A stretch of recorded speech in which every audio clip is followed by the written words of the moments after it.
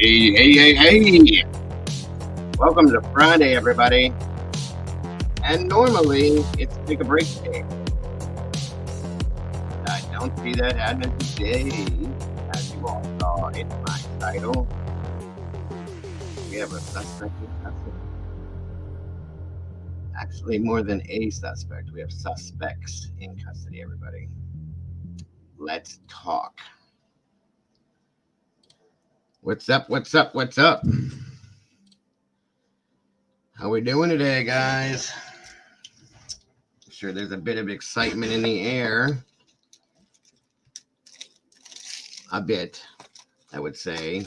Not for a good thing. Well, it is a good thing in a way. Let's hope. That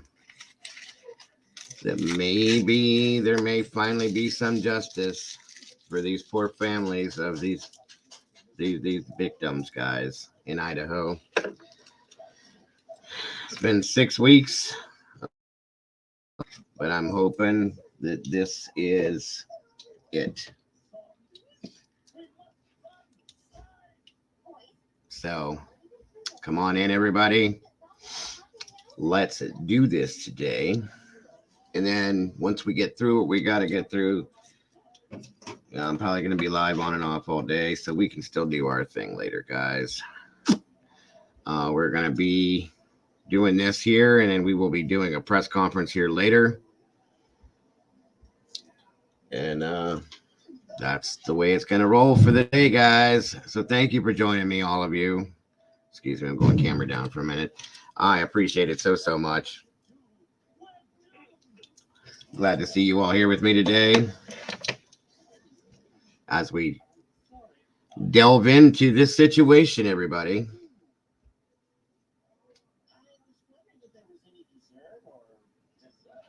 It's great to see you guys here. Come on in. Grab your drinks, get comfortable. We're going to be here for a while, guys. We got a lot to talk about, it seems, and later on, we will be right back into this. So like I said, I'm going to be on here on and off all day.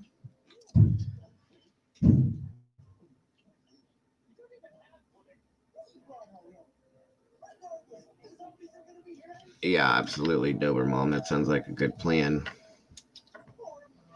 How are all you meatballs doing today? It's great to see you here. Make sure you guys let me know if everything is working correct today. Hopefully we don't have to deal with any of that. I just want to make sure everybody is everything's working well, per se, I should say.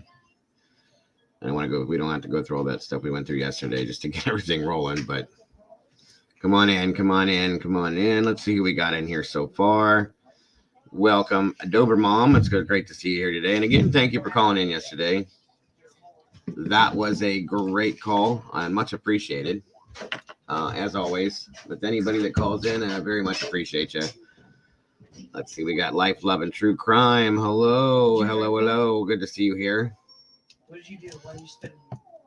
Absolutely, Miss Boone.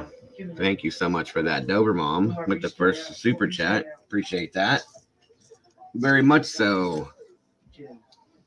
Start the day off good. I appreciate that. Thank you so much. Oh, it's okay, Dober Mom. There's a bit of anxiety going on today. One moment, please.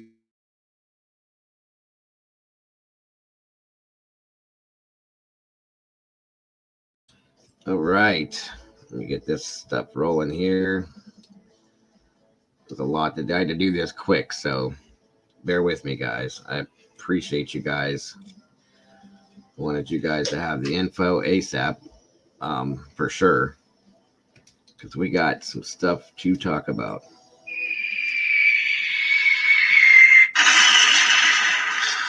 A couple bombs to drop, of course, and where's that at there? I was trying to find.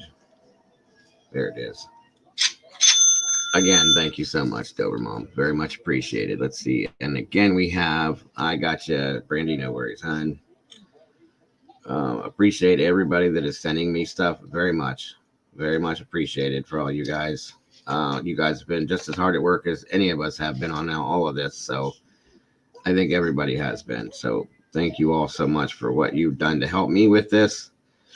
Each and every single one of you guys.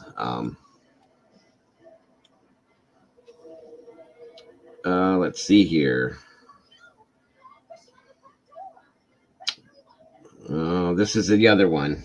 This is one of the other ones, Brandy. What did I just do with? Oh, it's over here. That's where it went. Sorry about that, guys.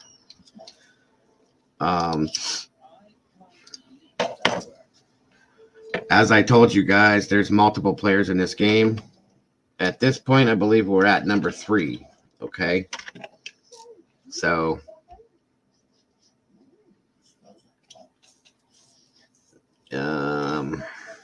press conference today will be at 4 p.m. and I will be live for that as well, just so you all know. We will be watching that live as it happens. It's all good. It's all good. So again, we have Miss Anna Moy here. Miss Brandy, thank you so much. Miss Boone, welcome. Good to see you. It's hard to tell, Miss Boone, but we will find out. Miss Alexis, thank you so much for joining us. And again, Miss Mama Bear, thank you for being here as always. Miss Brandy, Dover Mom. Let's see. Thank you, Brandy, for the DM. Again, like life, love, and true crime. Again, thanks so much for being here with us, Alexis. Let's see. Strike First. What's up, little brother? Good to see you. Thank you for joining us today. Cat K, good to see you. I'm glad you got a notification. Tasha, welcome back. Good to see you. Again, Miss Boone.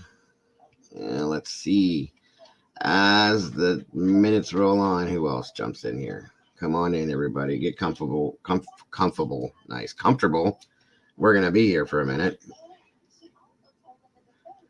Professional Paranormal Research.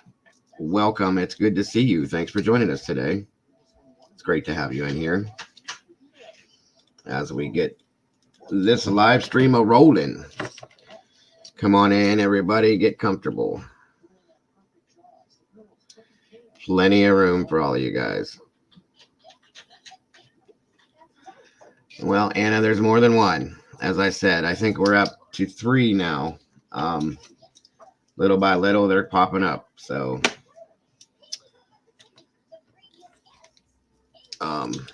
yeah. It's all right, Miss Boone. It's good to have you back. I'm glad that the replays were working. I think there was some problems going on with YouTube yesterday because we had some other problems too. I had to reset a bunch of stuff, but we are here. We are back. Welcome all of you. Deep breath, Miss Molly. It's all good. Good golly. We love you, my dear. Come on in. Breathe in, breathe out.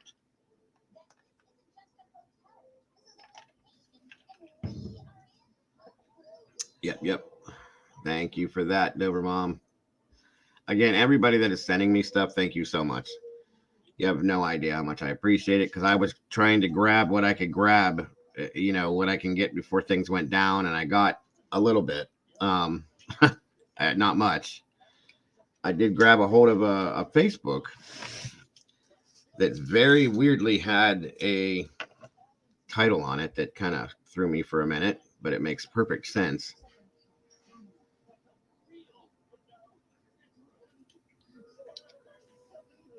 Good deal, Life and Love. I would love to subscribe to you and give you some help with that. No threat to the public, right? These guys are all over the place. Thank you, Miss Boone. I appreciate that so much. You have no idea. This is not easy stuff to do, guys, especially when you have to jump on it like this.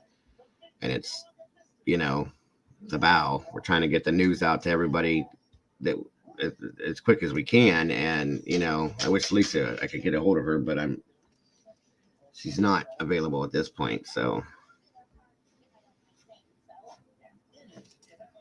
yeah, well, we'll see. We will see, Alexis. We will see. We will see. That's what we're here for. It's so great to have you here. Well, I guess I call you Professional Paranormal Research. I don't think I've seen you in here before, but I'm glad to have you. It's okay, Molly. Don't worry about that, hon. I appreciate each and every one of you guys. Oh yeah, we've seen multiple 4chan posts, Santa. What's up, Breezy? Good to see you. Welcome, welcome, welcome. I would love to be a guest host on a gig. Giggles and autos keep me busy doing my. You're welcome to join me today, Miss. If you'd like, Miss Dobermom. I'd be happy to have you up here with me if you'd like to join me. Two voices are better than one.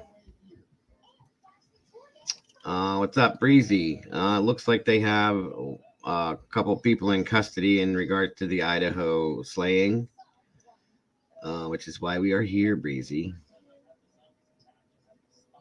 The name has dropped now, too. Oh, yeah. Absolutely. Absolutely. No worries, life, love. No worries at all. And again, thank you, Dobermom, for the super chat. I appreciate that so much. Come on in, everybody. Let's do this. Welcome, Mr. Tony. Good to see you, brother.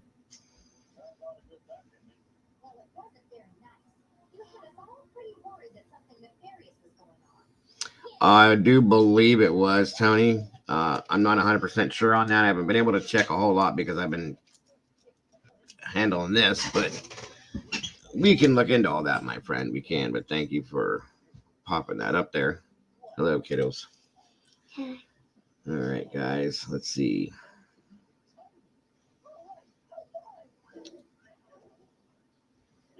All right. We got everybody coming on in.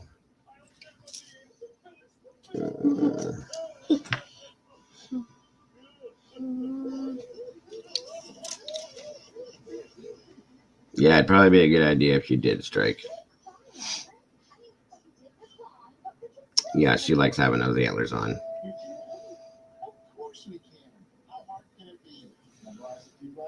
Yeah, this is my little heart here. She knows. This Papa's girl, huh? Mm-hmm. I'm his granddaughter.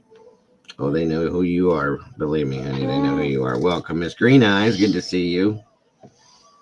All right, give me a second, everybody, here to set this up. Yeah, thank you so much, Dobermom. All right. Look at me, see her. Thank you, Green Eyes.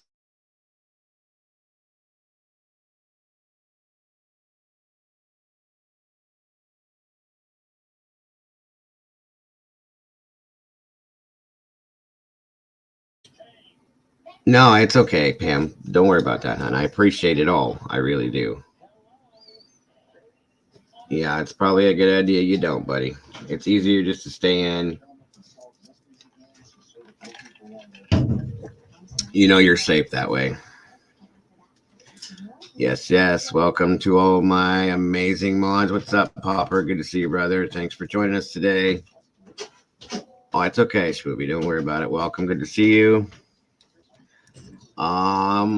Pretty sure, my friend, that there is multiple people in custody at this point. I think I've seen up to 3 now.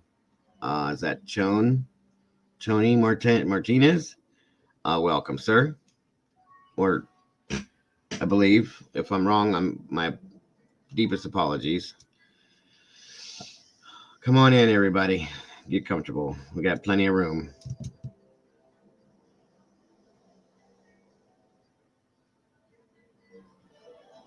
So far, the rumor is he's a PhD student, possible medical study also.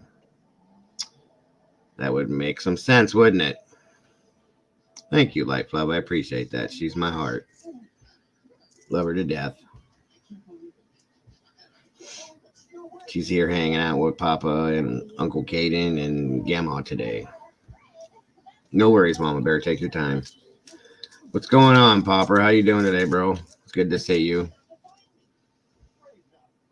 Hope you're doing well, my friend. Recovering after the Christmas foodaholic days. Welcome, Miss Susan. It's good to see you back today. And I know. I'm hoping that we get the full details today as to who and what the scenario is so that we all know where to go. And it's almost 100% life love. She's got me wrapped around both her little pinkies and her little toes and everything else. So, yep. That's right, Green Eyes. We got a few of them. Scranton, Pennsylvania. It's really not far from me. Literally, I can make that drive in 4 hours easily. So, and I'd like to know how this all unfolds and where this works out at, too. So, the one gentleman that they have in custody, the first one that was named off, as I said they would, Mr. Martinez, I knew that they were doing due diligence with this case. The police were. I don't know. I have not heard from Lisa. I'm thinking she's been having problems with her jaw again, everybody. So please excuse that. I know she'd love to be here if she could be. He did go to school at WSU. That's correct. The first gentleman that we had seen, well, I don't even think he deserves the title gentleman. The first boogeyman, as I call him, Mr. Elkins. I went to his Facebook and it kind of blew my mind. First thing I saw, I want to show this to you guys, is this. As soon as I clicked on the Facebook page, I want to show you guys this real quick. This is the first thing that I saw on his Facebook page. Look at that. That just it gave me goosebumps. It was fun while it lasted. Oh, absolutely, Dober Mom. Wow. Well, thank you so much, Mr. Martinez, for becoming a member. Welcome to the Meatball Crew. We have another meatball in the house, everybody. Good to have you here, sir. Thanks for jumping in the sauce with us today. Yeah, that's way creepy. Beyond creepy. I don't know how to pronounce the first name, sir. I hope is it Chone or is it Choney? I don't want to hack your name up, so let me know if I'm right or wrong, or I'll just call you Mr. Martinez. Whatever's easiest for you, sir. But welcome. It's great to have you here with us. That right there alone gave me the hair stand up on the back of my neck. It was fun while it lasted, as if he knew that this was coming. I mean, guys, come on. Oh, don't worry about that, Jennifer. There's never any apologies for being late. You're never late. You're here when you're here. Sauce is gravy today. That's right. That's right. Nothing but gravy today, guys. All a stupid game and fantasy feeling for these. Yeah. Yeah. I mean, and that's what gets me right there. And you see that he got all sorts of love from this one.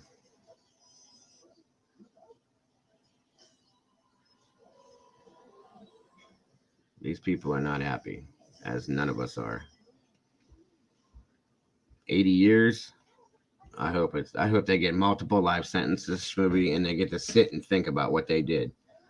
Oh, I told you, Breezy. I told you there's a lot of players in this game. I told you I felt like anywhere from between 3 and 5, okay? I still think there's more than 2, though, Izzy. I think there's at least 3 solid people. Yeah, Happy New Year's right, Brandy. Mr. Elkins is 25 years old. That's correct, Breezy. We have another one. His name is Brian. I can't pronounce his last name. He's 28 years old. And there is one other person that they had that I cannot find him right now. I do not know that, Pamela. I hope it's not. I hope it's, even if it is, I hope that they don't give them that. That's the easy way out. That's the easy way out. I don't know, Mr. Martinez. I couldn't tell you. Thank you, Dover Mom. Again, this is just disgusting to me, this whole Facebook thing. And then we got these 2 pictures here. Dylan White. That might be the other person, you guys. That might be the other person. I don't quote me. I'm not for sure. Well, you know, you were right, Sherry. You were right. This is just this whole thing turns me sideways. Like, what's going on here? One moment, everybody. I believe my mother's calling me. I'll be right with you.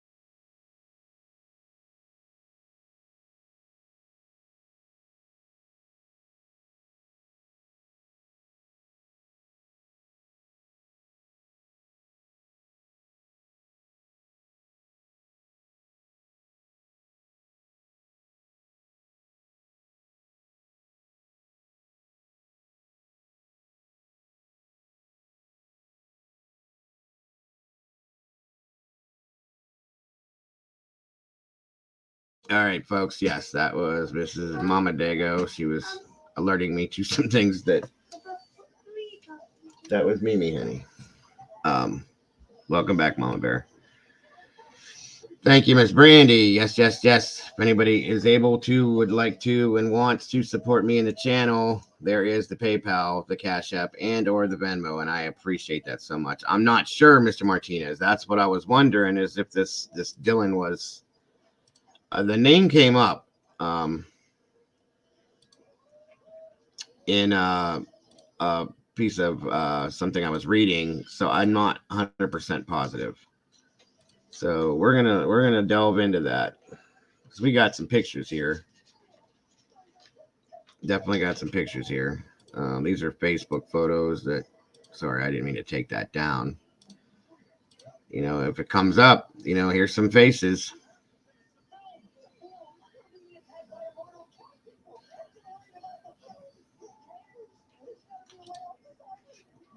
That was Miss Gina.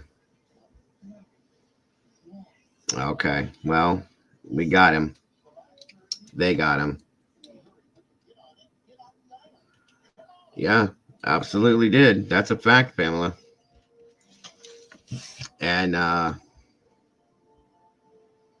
have a feeling of that too, Shmooby, that there's some kind of a connection there. I just can't let go of that for whatever reason.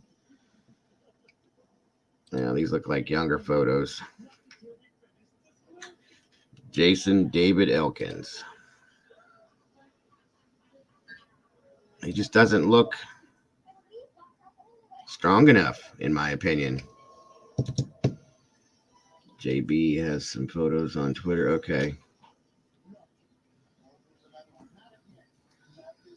Gotcha. They have one for sure. I think they're working on. I've been told there's 3 so far from what I've heard, Jennifer.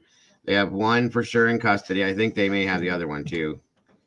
Okay, so then Dylan was arrested as well, Vicky. Okay, that would be this gentleman right here.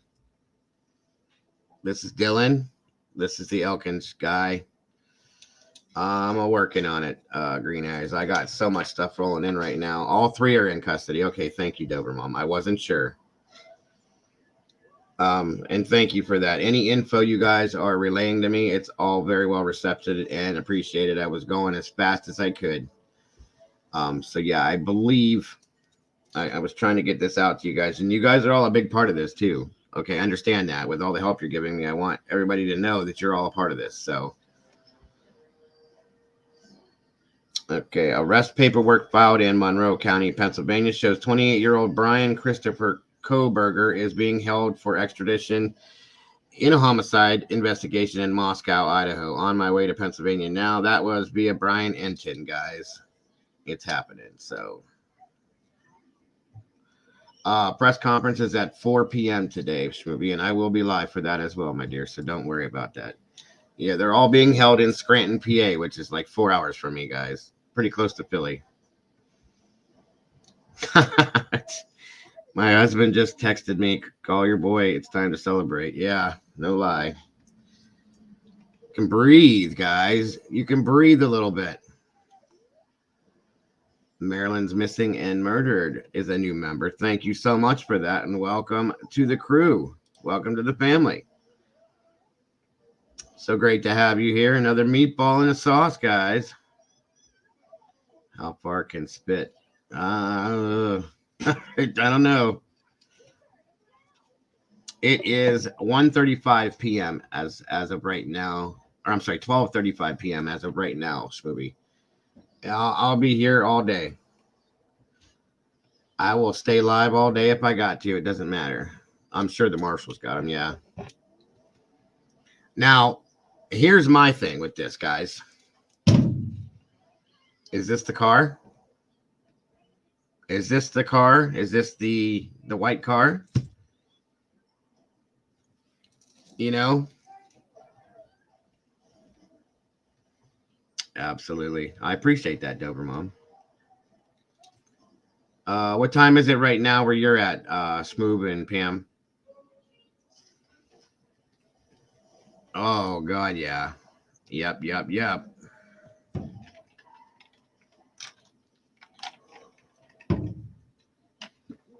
Amen to that one, Molly. Welcome to the new members, new subscribers, I'm hoping. 1740. Okay, so it's 5:40 p.m. where you're at. It's 11. Yeah, Brandy's an hour behind me. Maybe one of them in the car is what I was thinking too, Anna.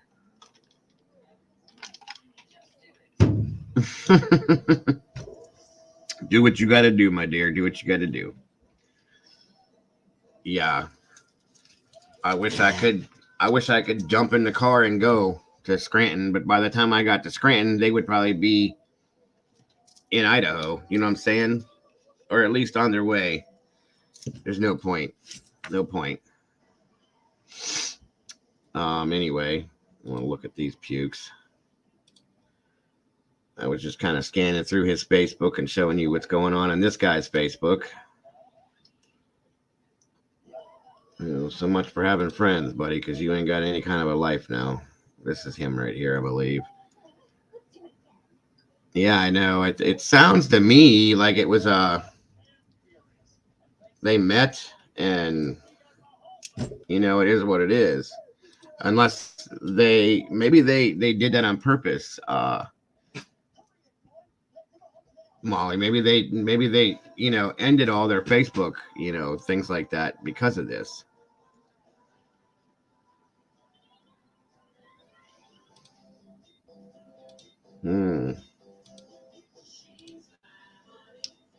This kid seems like he was intelligent. That's the problem. No, this kid's from Oklahoma, and I believe he went to school in Washington, which was right there. So, yeah, it very well could have been, Anna. Very well could have been. We'll find all this out. We will find this all out. This is just a little guy too, so I'm almost wondering. I'm wondering if he wasn't the hands-on guy. Yes, Susan. This one here, Sherry is 25. The other gentleman, not gentleman, but Brian is 28. The Dylan kid, I'm not sure his age yet. Trying to find that stuff, or I was trying to find that stuff as we spoke. Okay, so this is Jason David Elkins is the first one that was in custody, I believe. All right, Dover Mom, thank you for that. Just go ahead and send it to the email if you'd like. He posted the weapon. What an idiot. Yeah, see, that's what I was wondering, is if this Brian kid maybe was the possible, if he was bigger, because this guy's just a little guy, you know? It's kind of sick, but let me see here. Let's see.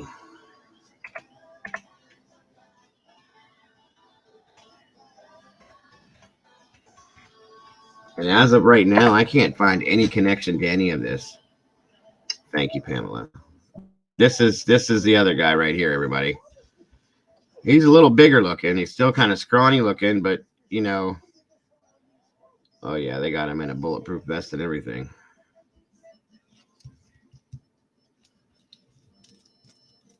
Yeah. Yeah, that's absolutely correct, Susan.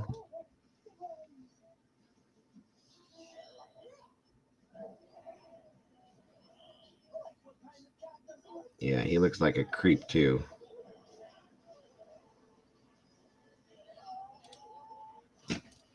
I want to know what the connection was. That's Brian. Yes, green eyes, turtle suit. Exactly, Molly.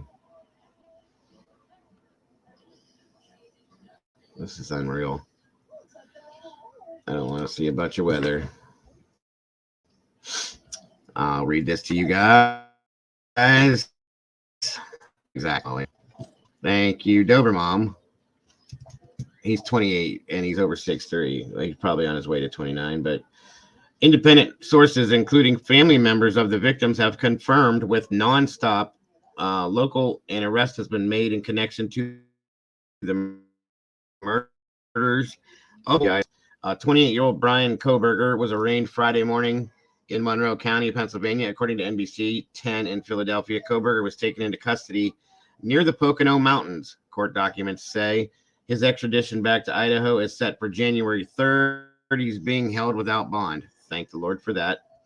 Washington State University has Koberger listed on its website as a graduate student. It's unclear if he still attends the school. So both these kids are from Washington State as of right now. Okay. And here we are, sadly. The Moscow Police Department is holding a press conference today at 1 p.m. Nonstop local KHQ will carry the press conference live. To watch, click here. Now that's 1 p.m. their time, 4 p.m. my time here. Yeah, these definitely weren't young kids. We all knew that, I think. So what I want to know, the thing that's driving me nuts is the connection to this, how and where it came upon. Okay. It was found in Oregon, Maryland. It was found in Oregon. I want to know the connection, guys. That's what's irking me, is I want to know how this came about. Okay. You're not lying, Strike. You are not lying, my friend. No, they went to Washington State. Okay. Which is very close. Don't get that wrong, Anna. That's very, very close. And I wonder now, okay, let's go back. I don't think so, Breezy. I don't think so. I think there was one in particular. It's very possible, Green Eyes. It's very possible. It could have been an internet thing. You know, they were talking online, rejection, humiliation. Let's talk about humiliation again. Yeah, there was the football game. Remember that. There it is. There it is. Thank you, Susan. We talked about that once back there quite a while, but that was a very light fact, remember? That was a very, very weak fact, but there was that football game. Almost sounds to me like these boys came down for the game, maybe saw these girls. Oh, there's not going to be any deals, Dover Mom. No, not with this.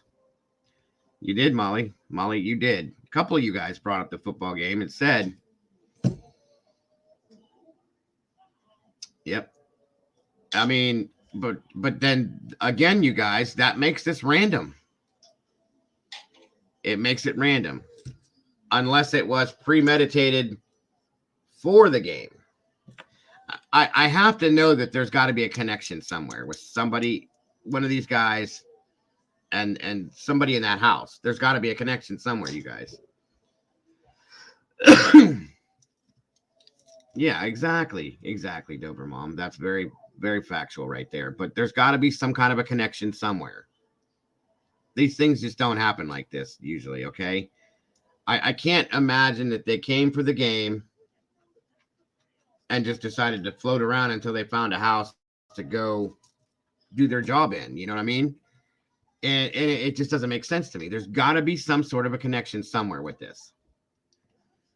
I'm sure we'll find it out, but it's driving me nuts right this moment. You know what I mean? UC Davis is who. Oh wait, you're right, Molly. UC Davis is who Moscow played that weekend. So yeah, something's not right. Not right at all. This can't be a random scenario. I'm just saying, guys, it can't be. All right, let me pull that down. I got to get into my email for you guys here, but there's some stuff in here there's a lot of stuff in here, actually. I'll be honest with you. All right, let's see what we got here. That I don't know about, Breezy. I don't know. One of these guys is a med student, so which I find this hard to believe that there's got to be something wrong up here to begin with. I mean, it could have been something like that. That I don't know yet, Miss Boone. I don't think it is random though, Mr. Martinez. I really don't. Okay, so this is what was flashed. This is crazy. This doesn't even fit anything like what they were saying, you guys. This is what was shown. This kid's got some mental issues for real. Okay, this was posted and shown, and he said, "Merry Christmas." This doesn't look anything like what they said it was. I don't, Marilyn. I'm sorry, but that does not look like. That doesn't look like this. What they're saying was used to me. It looks like a standard large kitchen knife, everybody. You know what I'm saying? And he put Merry Christmas underneath it. Like, what is wrong with this? Well, we know there's something wrong, but still, like, this is sick. What's up, Cece? It is not a K-bar, and it does not have, that just seems crazy. Yeah, my thought too, Dover Mom. My thought too. I don't get it, guys. That's crazy. Sorry, everybody. Okay, let's get out of this here.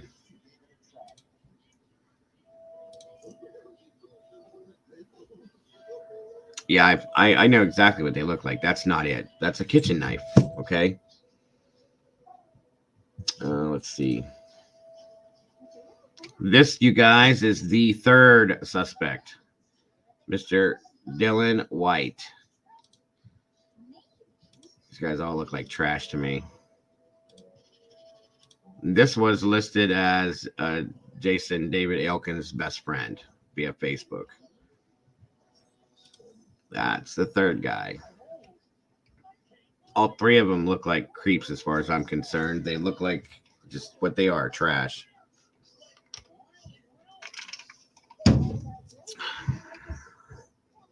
Good for law enforcement.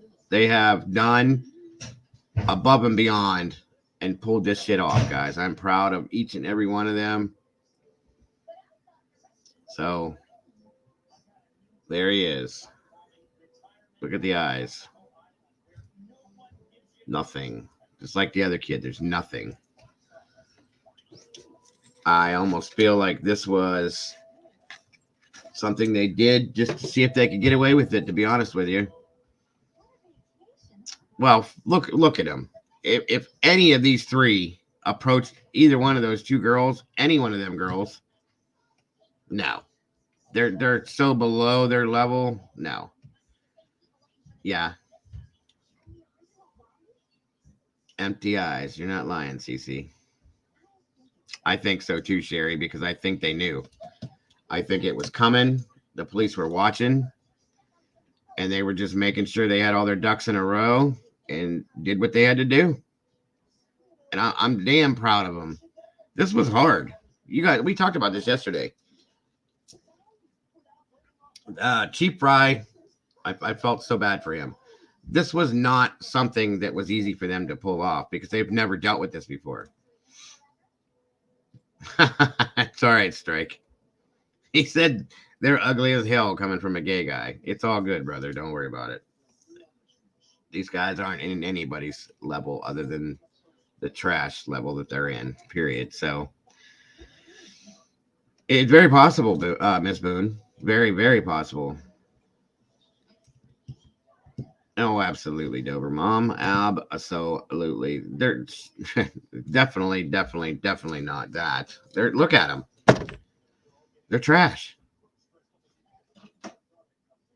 White trash. This is what this is to me, you guys. Sorry. Mr. Martini, he said that earlier that maybe it's a hate group, or maybe this is an incel group of guys that have been rejected multiple times by the pretty girls. They saw them and didn't want nothing to do with it. Thank you, Mama Bear. That's very much appreciated. Again, guys, anybody that could or would want to support me in the channel, please feel free with the Venmo, PayPal, and or Cash App. It's very much appreciated by myself and my family. And it will definitely keep the bills paid to keep me rolling, guys. There's no excuse for anything that has anything to do with this, Breezy. You're not lying. None. Nothing. I don't care what you come up with. You had a bad childhood, this, that, anything else. No. I mean, it could be Mr. Martinez, but what are they proven by doing what they did with these girls and Ethan? That doesn't show any kind of a protest in regards to what Antifa usually does. And I respect your opinion, sir. I absolutely respect your opinion. It just doesn't. I can't see it at this point. What it would do. You know what I'm saying? But it's a good guess, my friend. Very good guess. Yeah, they are nothing but the bottom of the barrel monsters. Bottom of the barrel. It's so great to have all of you you new people in here. Thank you so much for deciding to become part of the family. We love that. Miss Susan, thank you again for calling in yesterday. I very much enjoyed your call. Yeah, you know what, Sherry, you're absolutely correct. I'm not gonna lie. That's what it reminded me of. I was thinking that a little bit ago. She says that they look like Manson followers. They really do. Maybe they're part of something like that,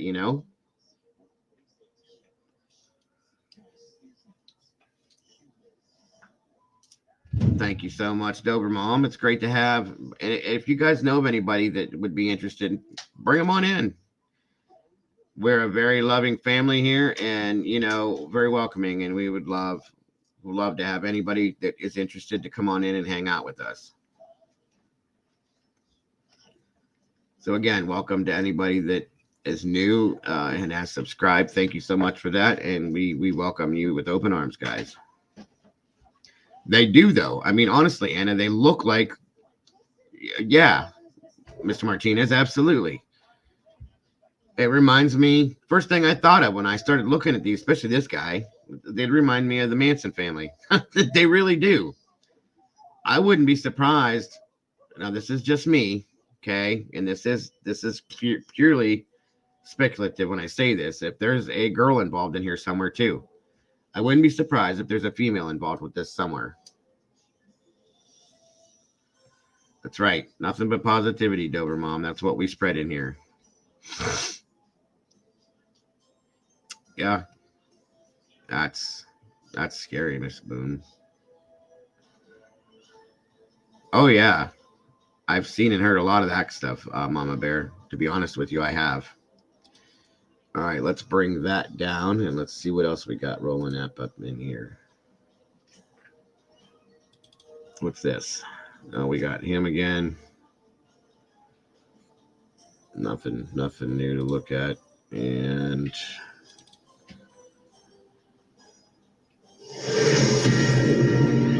a Fox News alert. I'll throw this up for you guys just in case nobody saw this morning. I'll let you guys check this out.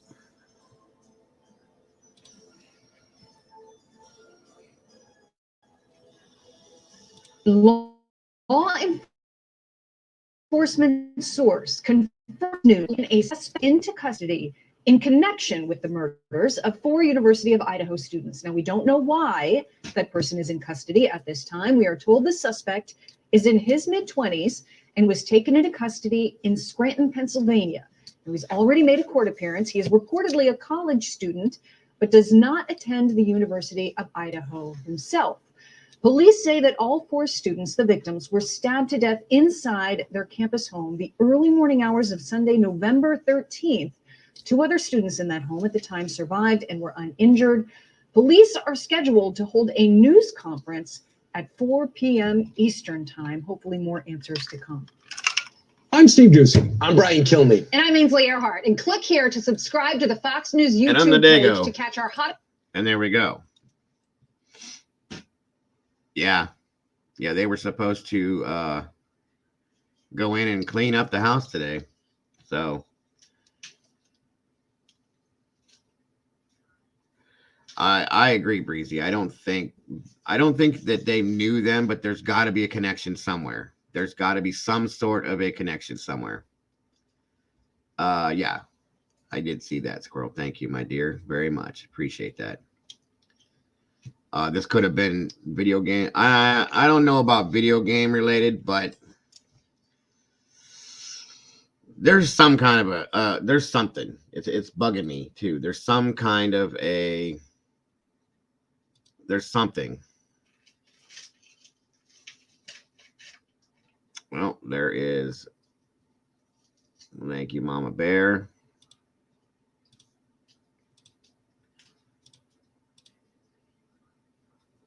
Pullman, Washington, 12 minutes.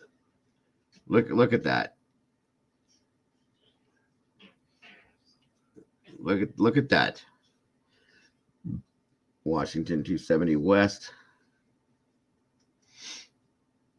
Wow. 12 minutes, guys. 12 minutes. 1 second, everybody.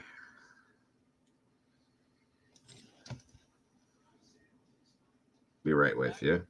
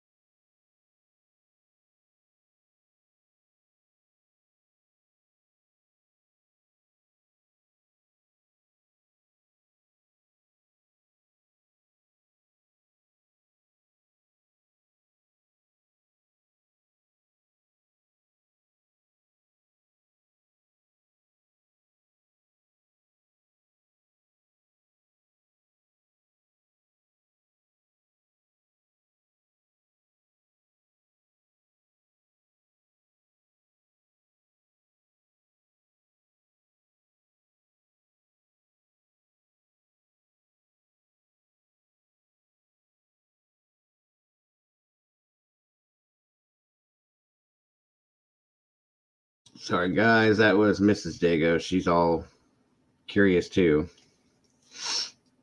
Let's see. Red. What's up, Red? Thanks for joining us today, bro. It says, I found that he followed the girls on Instagram. Imagine that. If this is all based on seeing these girls on Instagram and following them, I mean, really? Unreal. Unreal.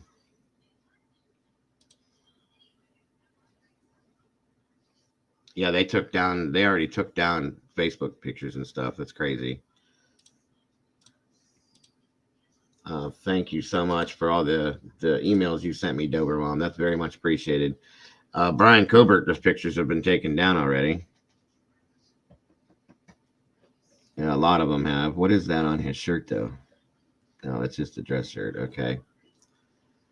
He has a couple accounts he followed them on. So this was, I wonder if this has anything to do with the stalking scenario. I wonder if this was the stalker, maybe. This is a 12-minute drive. I mean, this guy could have been back and forth, back and forth, back and forth. You know what I'm saying? Absolutely. Like Molly said, like I said, a game and a fantasy. Amen to that. 100%, Molly. 100%. Thank you, Red, for that. That's good info, brother. Good info. Good to know.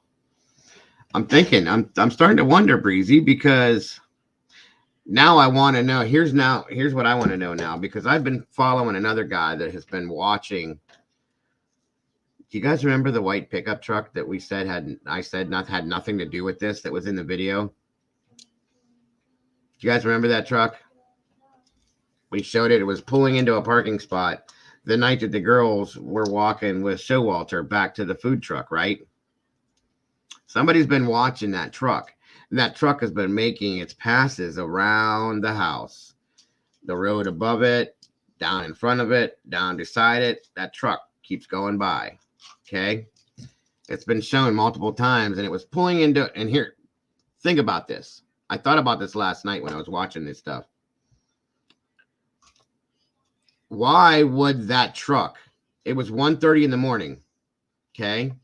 As the girls were walking down the road, that truck goes by them slowly, and it pulls into a parking spot. Where in the hell are you going at 1:30 a.m. to park in front of a business?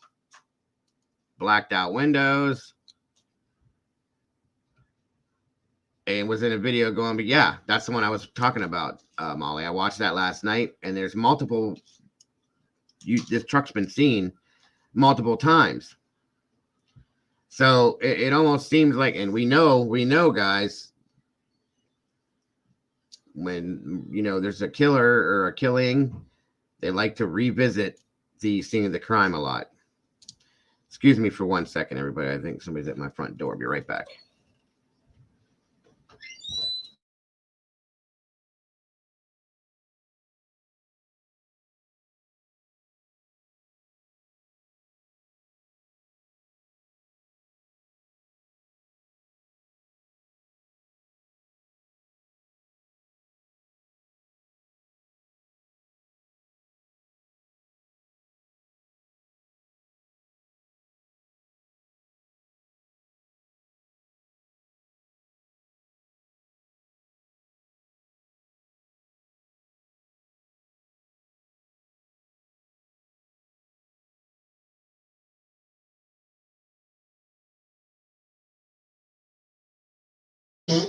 Okay, so Red's saying he had the white Elantra. They towed it, I guess. Okay, well, there goes the truck then. Interesting. And and that proves right there why they've been so quiet. They've known what they're doing. Like I said, that's why they've been so quiet about this. And again, I feel like you guys, whoever said that is absolutely correct. That's why Steve got quiet too. Because he knew. They probably told him, we got this, we just got to do it the right way. That makes sense. That makes sense.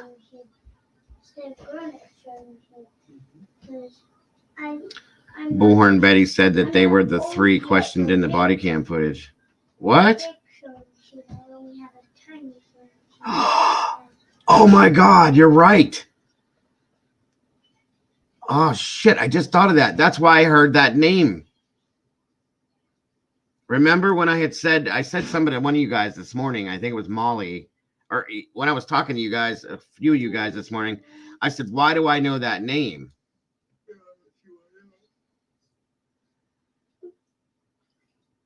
Oh shit. You get my baby.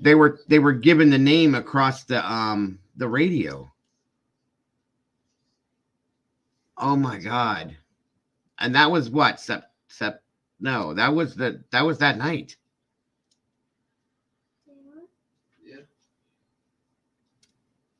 Oh damn, that's why I knew that Elkin's name. Oh wow, what's up, T? Welcome. That's crazy. Because I remember as soon as I heard the name, I'm like, why do I know that name? When they saw the underage drinking. Right. Yeah, let me see if I can find it. God, I had to delete some things because I had, overflow. Where is it? One second, everybody. It might be. Hold on.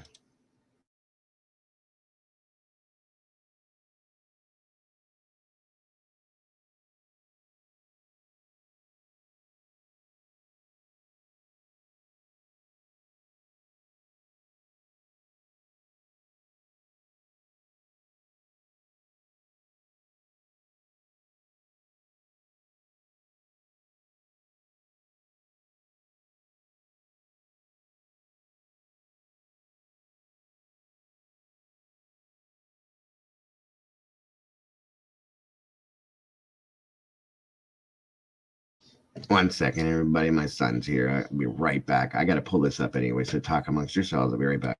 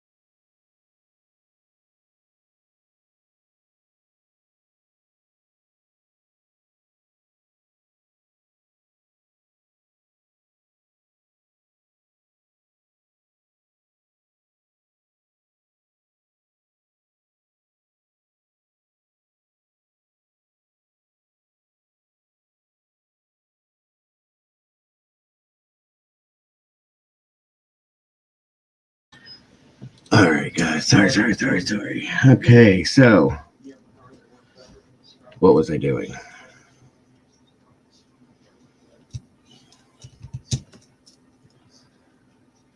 Oh, that's what I was doing. Sorry about that.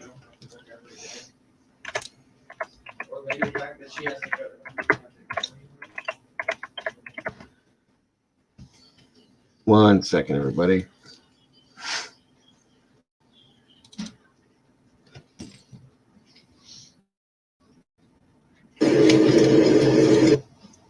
Hold on, everyone.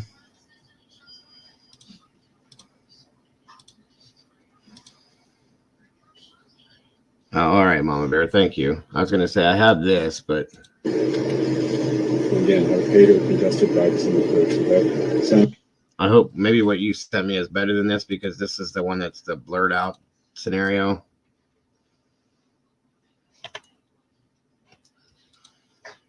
Give me a second here.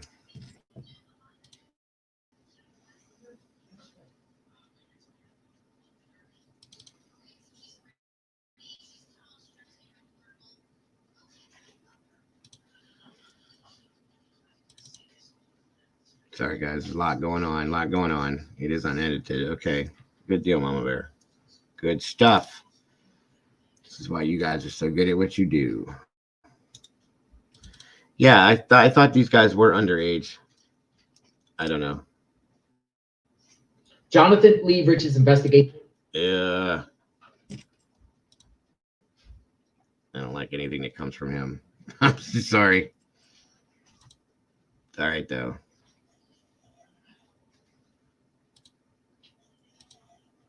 I don't know. These guys don't look the same to me. Hold on. I don't think this is it then. Where the hell did I hear that damn name at then?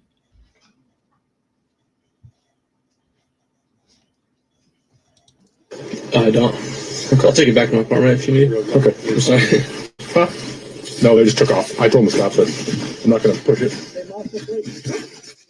Well, this guy wasn't involved in anything, so. I'm going to grab your info just because you got beer and you're walking around with it. No, it's closed. Okay. Sorry. No, you're good.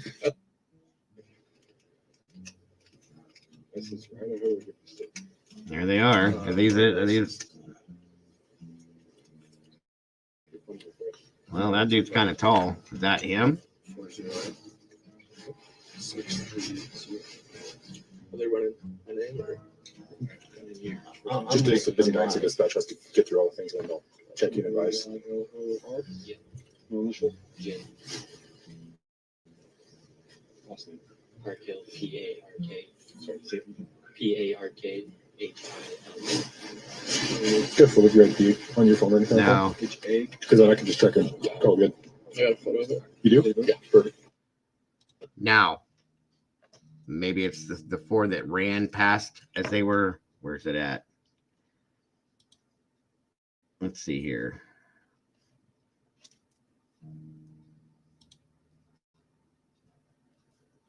These guys don't look like them. That's him. No. Maybe it was the four that went behind them.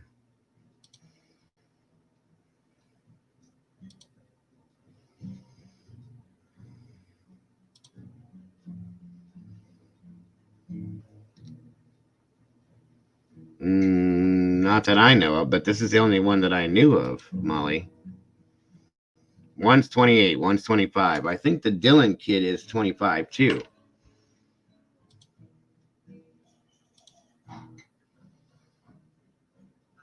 Did they show? There was four guys that went. Remember you guys that they ran behind? It's not them. These guys look completely different. And these guys were listed as underage, remember? But anyway, get off of there. Dylan's 23. Okay. So unless it was the guys that were running behind that, I don't, unless there's another body cam, but that I don't think there is. I'm pretty sure it's not these guys though, because these guys don't look anything like them. Unless it was the guys walking in the background, right? That's what I'm thinking. And I bet you it very well could be.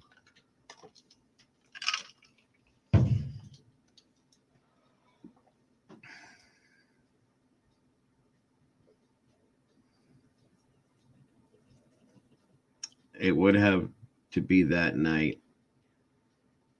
No, wait, it would have to be that is the only, but yeah, And Red says, I believe someone just looked up who was arrested and got those two wrong, bud. Okay. Okay, so you're talking about the people that were arrested in PA are the only person arrested on this case is Brian Koberger. So the other two have not been arrested. Dylan and the Elkins guy wasn't arrested. Well, there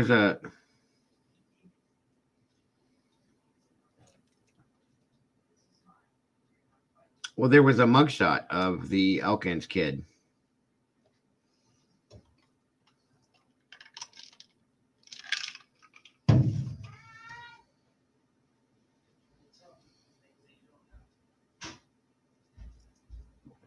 This is going to be confusing for a little while, you guys. There was one from the night that there was one from September. Papa, Yeah, because NBC put that out. 1 second, everybody. Papa.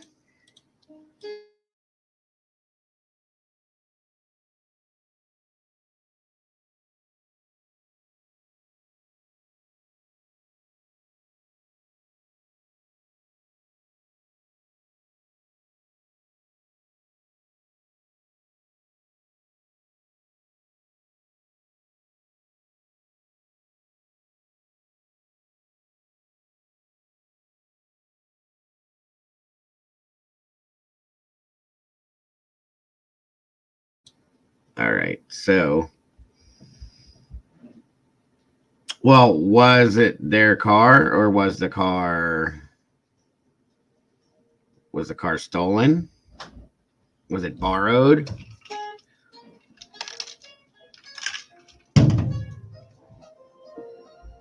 The 28-year-old is the arrested killer. The others did a different. Okay. The car belongs to the Brian, the guy the Koberger guy. Okay. Well, maybe they're all connected eventually. I don't know. I knew that this was going to be a little bit. It's for stealing cars. Okay. Well, didn't NBC put out the Elkins kid first?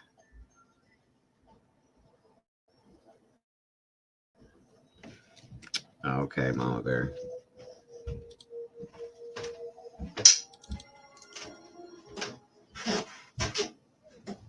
Let's see here.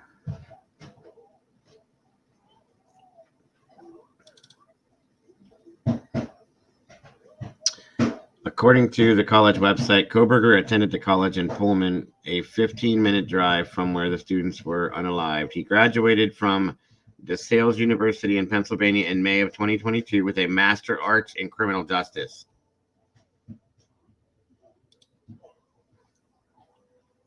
Well, that would explain how he maybe got away with it this long. I knew this was going to end up being a mess. It is a right old mess, right, movie? Rumor is YouTube broke the story before the red networks. Oh, really? Good Lord. Always something. Always something. The presser's what's going to tell the facts, but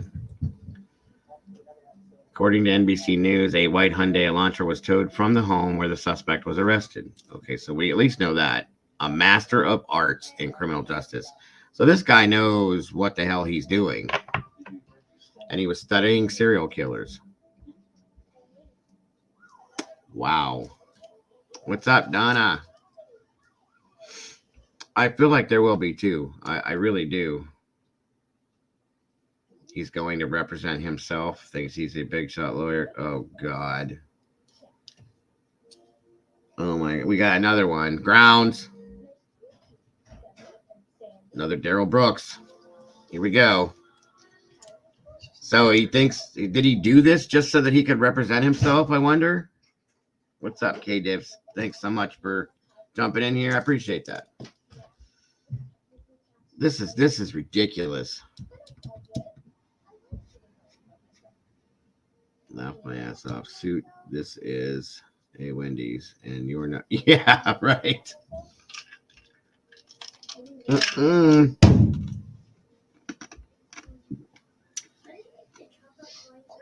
Now I got you, Smoothie.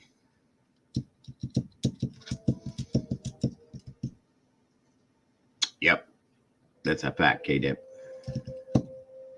He put a post on Reddit. Does anybody have the Reddit post? I don't go to Reddit.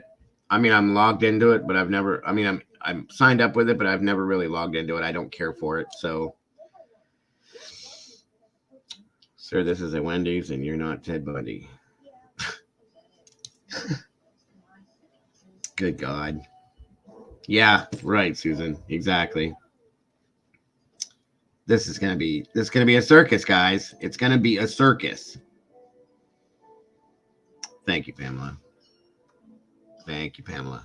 Thank you. All right, let's go see here what we got. Good Lord, what a mess. Already.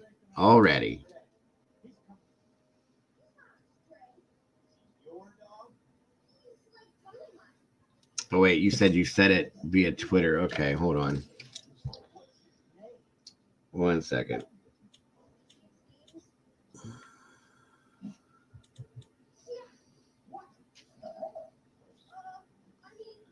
And Sherry sent me something too. Research participation needed. My name is Brian. I am inviting you to participate in a research project that seeks to understand how emotions and psychological traits influence decision making when committing a crime. In particular, this study seeks to understand. Oh my God, you've got to be kidding me.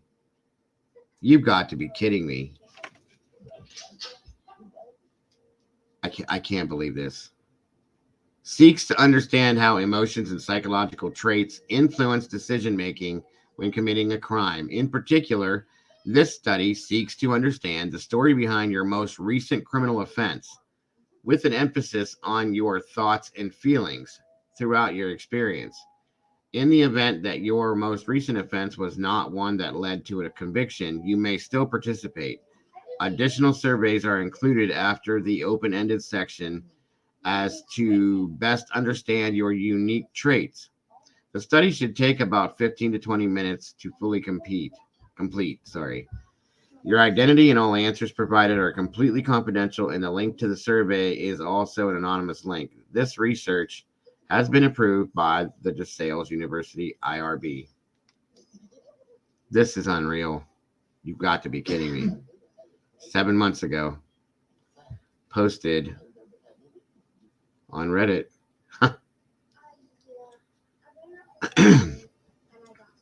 This dude's a mess. This dude is a mess.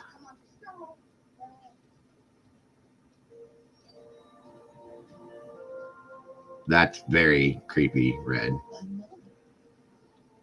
Good God. What do we got here? Court of Common Pleas, Monroe County. Judge assigned to Brian Christopher Koberger. Initial issuing authority, Michael Muth. Originating PSB Hazleton. Police. Confinement information, status information. Date filed was at 12:30 today. Originating docket. 1 second, everybody. I'll read it and then show it. Case status closed. Status information completed. Awaiting extradition. Confinement known. No, I put that back in today. Date of birth. Born in 1994.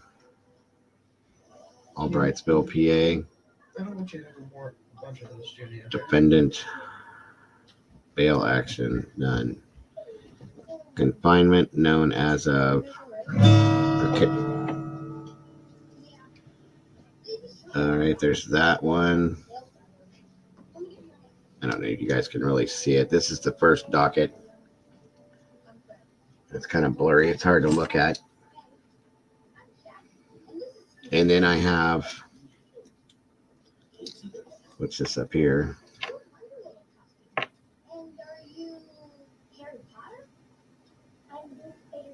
They're not showing. All they're showing is an extradition charge.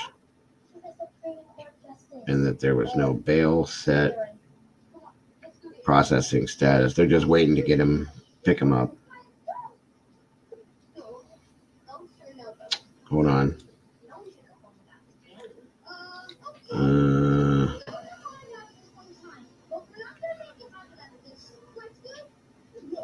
Supreme Court number. Denying motion to set bail. Yeah, well, of course they're not going to set bail for him. Disposition, incarceration, okay. Arrested prior to requisition, sentence conditions. Okay, yeah, these are just.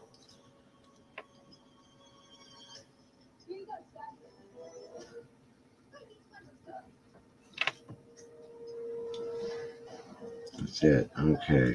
Thank you, Sherry, for that, by the way. Where are we at? Sorry, guys. I was reading something. I didn't have to catch back up with you guys. Maybe Prescott. Yeah, I definitely think it will, Sherry, for sure. That I have not heard, Mr. Martinez. But everything's on the table till law enforcement takes it off. Remember that. So, for whatever reason, though, that Elkins name sounded really familiar to me. It's weird. The whole 15 to 20 minutes to complete thing is nuts. Thank you so much, Mama Bear. Again, anybody that would like to support the channel via Venmo, Cash App, or PayPal, there is the info, and I definitely appreciate it. We all do so much. I feel like there might be two, Donna. Jake was helping plan their wedding. And Jack D and Jake as well. Okay. This brings a small relief to the family. Nothing more. They will go through the trial. Will bring a whole other pain. I feel the same way, Breezy. It's gonna open the wounds back up. I still think there's more to it too. Right?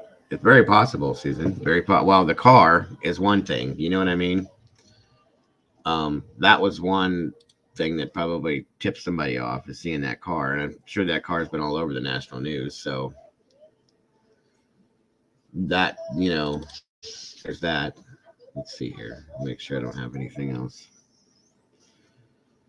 No. Twitter feed. What's this here?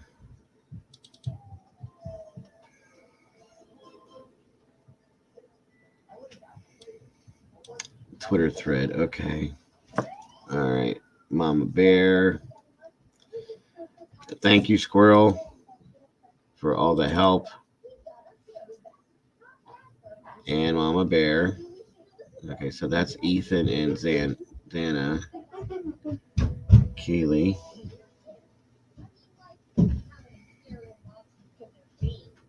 He followed Xana, but not Ethan, and he followed Kaylee from 2 accounts. And it shows it right here. It's hard to see, you guys. I can't get it any much bigger than what it is. Welcome, Cream Puff. They probably should have been on him. I would think Red for a while. Yeah, Jake was engaged to Madison. All right, and let's see. Okay, what do we got here? Give me 1 second. Yellow. What's up? Oh, okay. Can I give you a call back here in a minute? I'm right in the middle of my podcast. All right. I'll call you back though in a little bit. All right. All right. Love you, bud. All right. That was my son, everybody.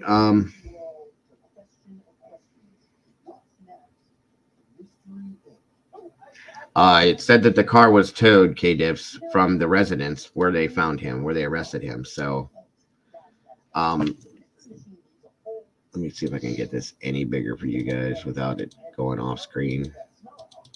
I think that's it.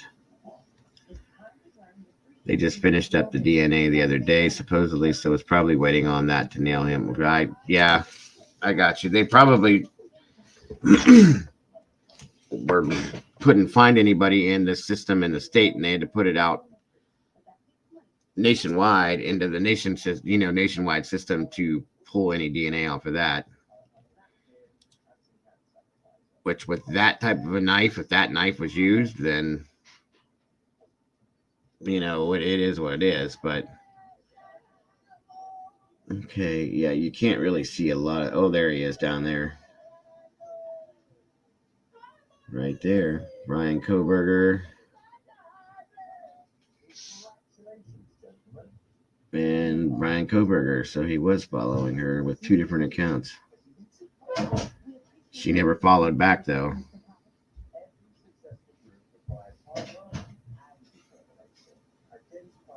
And he followed Xana.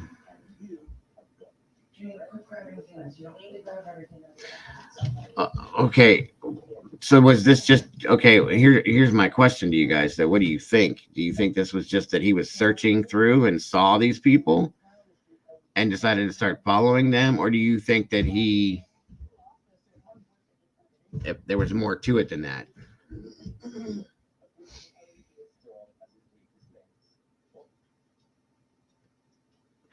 And here's the thing: if it was a big party house, he lived 12 minutes from this place.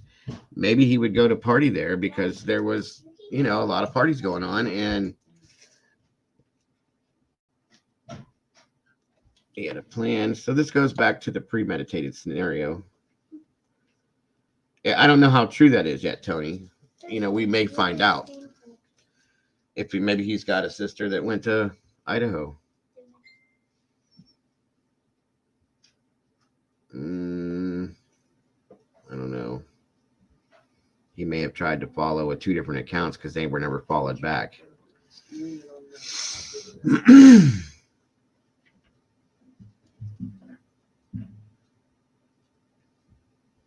That's crazy, Dobermom. That is crazy. That's going to some limits right there. I've had a Facebook stalker damage their vehicle to hire me for repairs and follow me to, but yeah, see, that's no. That's bad. 17 is usually age, so I don't know. Yeah, I agree with that one, Breezy. Yeah, oh yeah. As I said, law enforcement they've done their due diligence. I'll say that much. Super proud of how they did it too. I'm a very scary person. I got you, Dobermom. Let's see. Let me double check to see what else I got in here. 230, 132 here.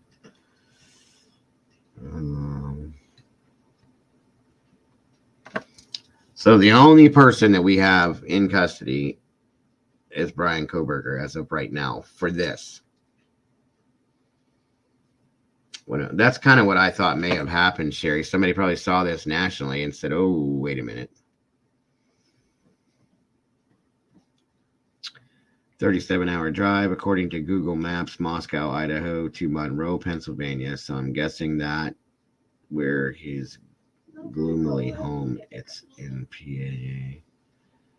Was studying in Washington, yeah.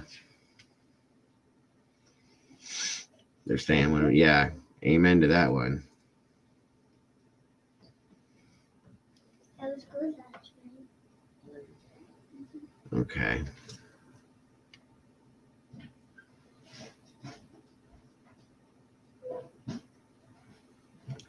Okay, Molly, thank you, hon. Hold on.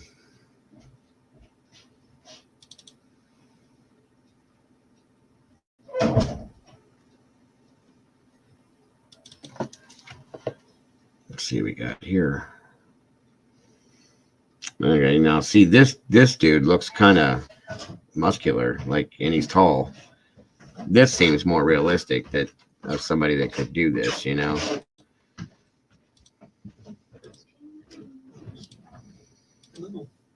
He don't look like he just. I don't know. There's something about him that don't. He's definitely like Oh, it's delicious. he's got some muscles going on here. That looks Watch what WSU. Does it? Thank you for that picture, Miss Molly. 3-8.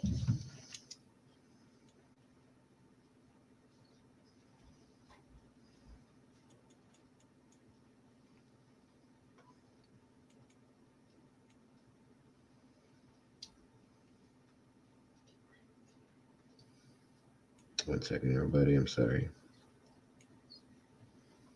Dad, I know how to beatbox.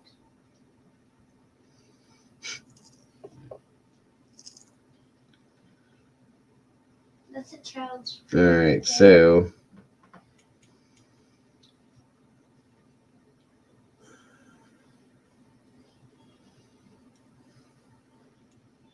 The oldest. Meantime, we're going to bring in my colleague, Ashley Banfield, host of Banfield. She is on the phone. all right. Hold on, everybody. Get another one? Again, thank you for that picture, Miss Molly. Why does it get 2? Red and gray. Just like Alabama. Yeah. Alabama. They can draw that, they can cut it off.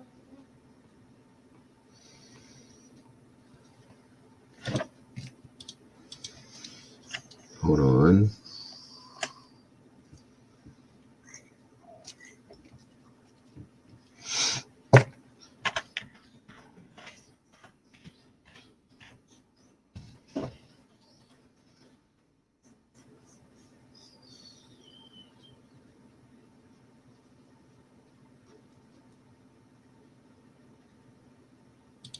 All right, here, Gabby, this is new.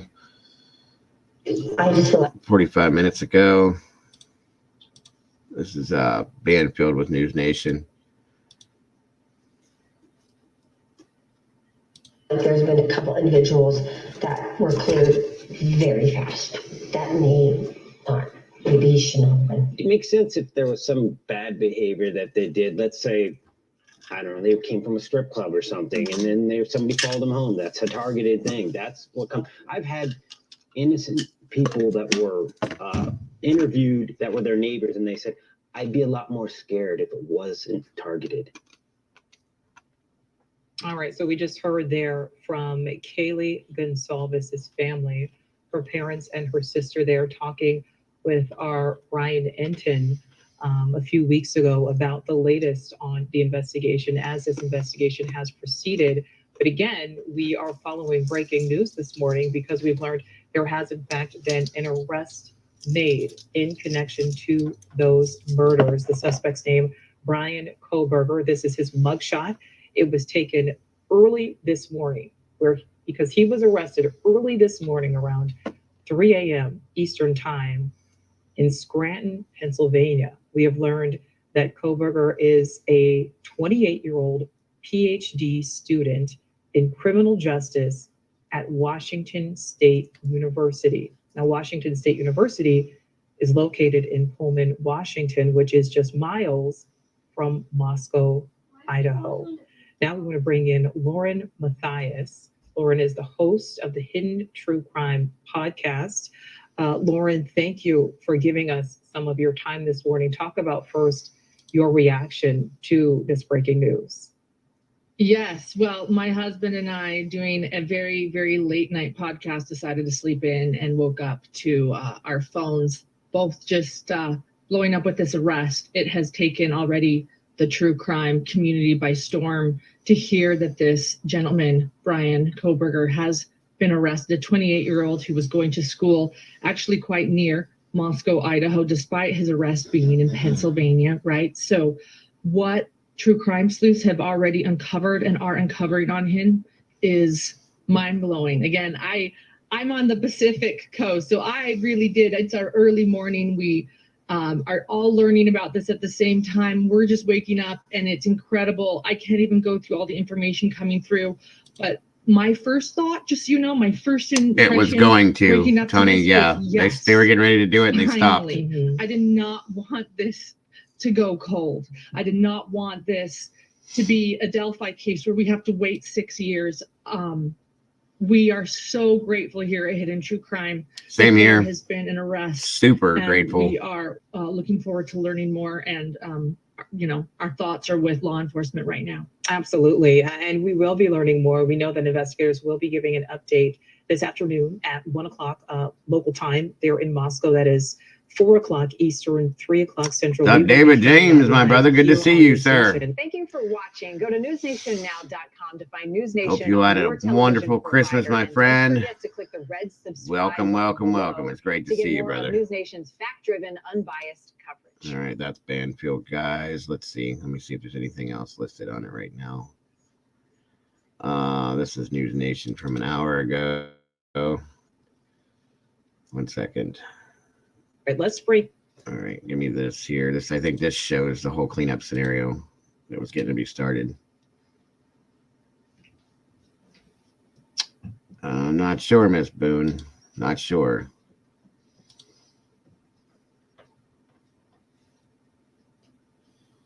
In correspondent Nancy Liu. Nancy is live on the ground there in front of the house in Moscow. Nancy, what can you tell us? Well, Nicole, we can confirm, yes, indeed, an arrest made yesterday morning in Scranton. We know it's a man in his 20s. He's already been arraigned, but we don't know on what charges. But I can tell you that here at the house, the murder scene, a completely different scene this morning. You see this disaster response cleaning crew. They are now moving a large vehicle into the home, the parking area. 2 other trucks came in earlier. The police chief had said yesterday that the cleaning of this home would begin a remediation process, and that's largely because of all the chemicals that had to be used during the investigation. It takes a certain type of chemical to lift fingerprints. These are hazardous chemicals, so it does take a special type of cleaning. And you can see this company called Disaster Response here in Idaho now converging on the home. They arrived probably less than 5 minutes ago. But the chief had said yesterday that this remediation process will have to go on. We don't know how long, if it's a matter of hours or if it's a matter of days. But as soon as this house is cleaned out, it will be turned back over to the management company. And the fate of the house, we really don't know. But yeah, a lot of activity right now. And, there was a lot of speculation yesterday because people were, noticing just the demeanor of the police chief in his YouTube video yesterday. He seemed to be, just had a lighter demeanor. Yeah, I kind of agree with that, Breezy. Face, and people did speculate that maybe there was a major break in this case. And there was concern about turning over the house. I mean, if there was still evidence inside. And we did confirm with police that they had concluded all evidence collection inside this house. So we really don't know what is still inside the house. Or are there large pieces of furniture that will need to be removed?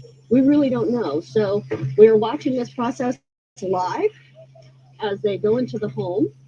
We see here, let me gotta get off a snowbank here. As we see the crews open the back of that trailer, and then they're about to head into home. They're here with Moscow police, and as you all have heard, there is a news conference scheduled in just a few hours, 1 o'clock here, Moscow time, at City Hall. We expect to hear from the police chief as well as the University of Idaho. And we anticipate, maybe the university encouraging kids to come back, now that there's an arrest, come back to this campus. A lot of kids never returned after Thanksgiving break. There will be still increased patrols, increased campus patrols, but there's been a concerted effort by police to tell kids to please come back to campus. Obviously, life has altered here in a big way, but this morning, this murder scene where 4 kids were stabbed to death inside 2 of the bedrooms, just a completely different scene. We've been watching it for nearly 7 weeks now with just a security guard parked in front, the yellow tape surrounding Nancy, the entire can property. I know we're taking a look to see what comes off the back of that truck, obviously waiting for that cleaning crew and their supplies and whatnot Yeah. to enter the house. But are people starting to gather there? We could see some people, it looked like on the street. I can't tell if those are investigators, police, or now that word is starting to spread, are people starting to come to the home? I see perhaps one podcaster type, but other than that, it is largely traditional media that is here.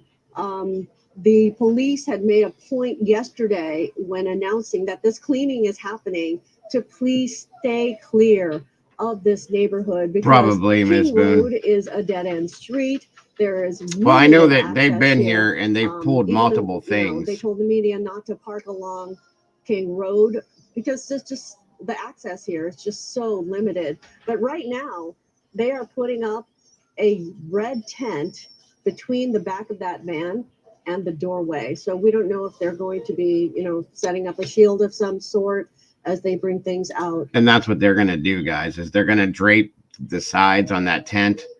This is how they clean set scenes like this. And they will take everything from the inside of the house through that tent into the back of that trailer. And then they'll take it to a different area and they burn it. Typically, it's what they do once they're done cleaning everything. Now, I would imagine that the crime lab has pretty much everything they need. But if there's a new arrest on this, maybe they needed something else. They should be wearing tie-back suits, though, I would venture to say.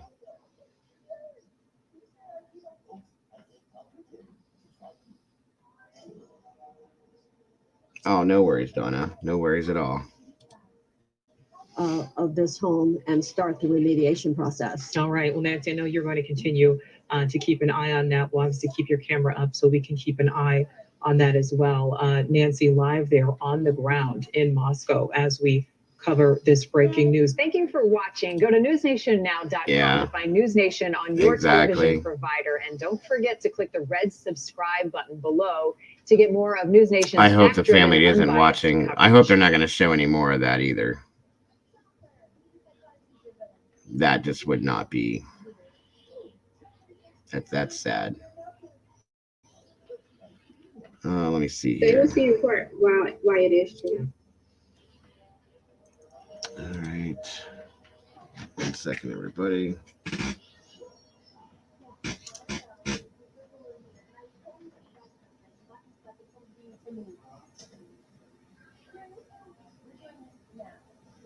All right, so this is the map. It's a mapped area. Oh, they're back to that. Banfield, she is on the phone. We also have former FBI agent Tracy Walder, CIA agent as well. She'll be joining us live as well. Ashley, let's start with you. I mean, this is all.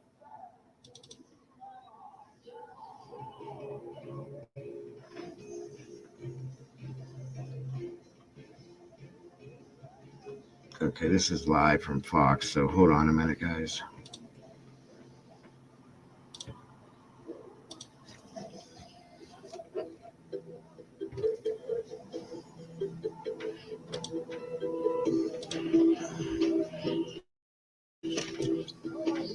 That's my thought, too. They should just tear the house down, in my opinion.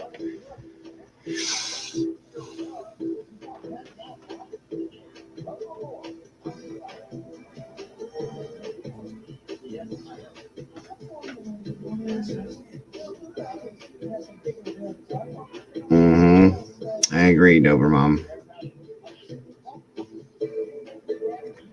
I think they have to disclose that anything like that, Mama Bear. I would think.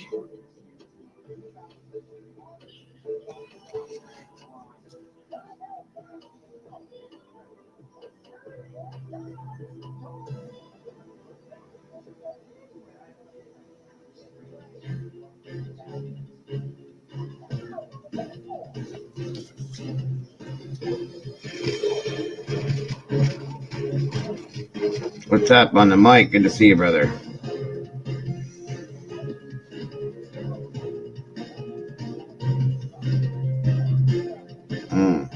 That's horrible, Molly.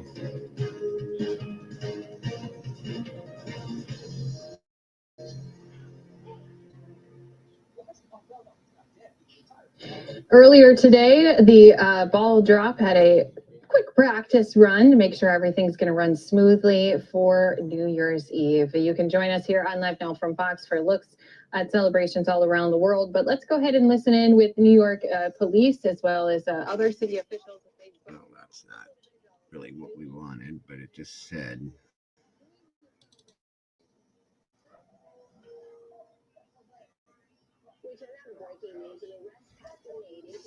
Murders of the 4 Idaho college students. NBC News correspondent Steve Patterson joins us now with the very latest. Steve, let's start right at the top. What do we know at this point about the suspect in custody? Yeah.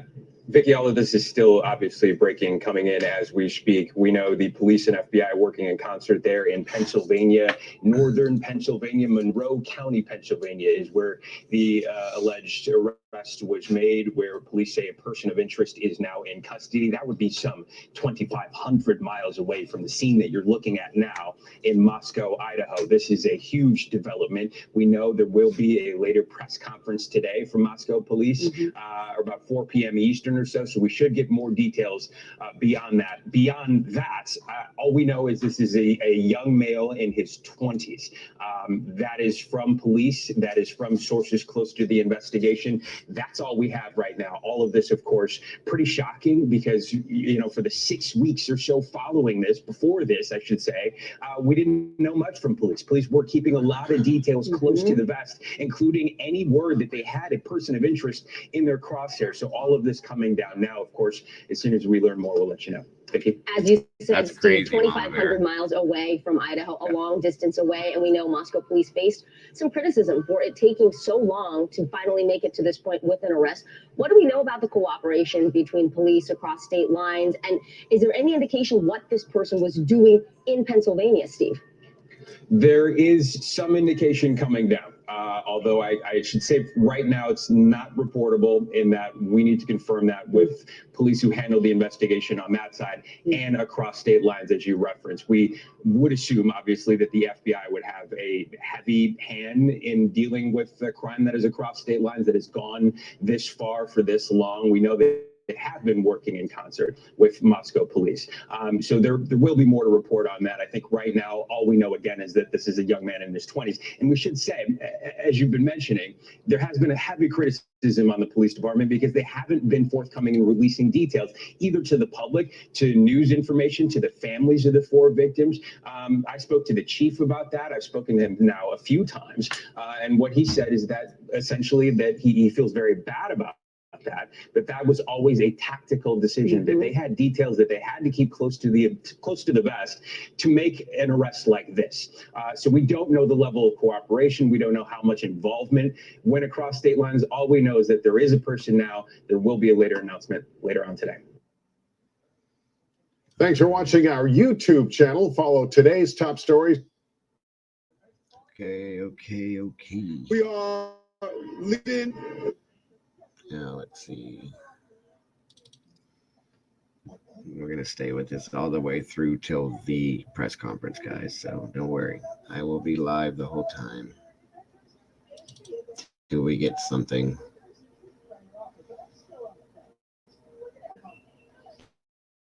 Meantime, we're going to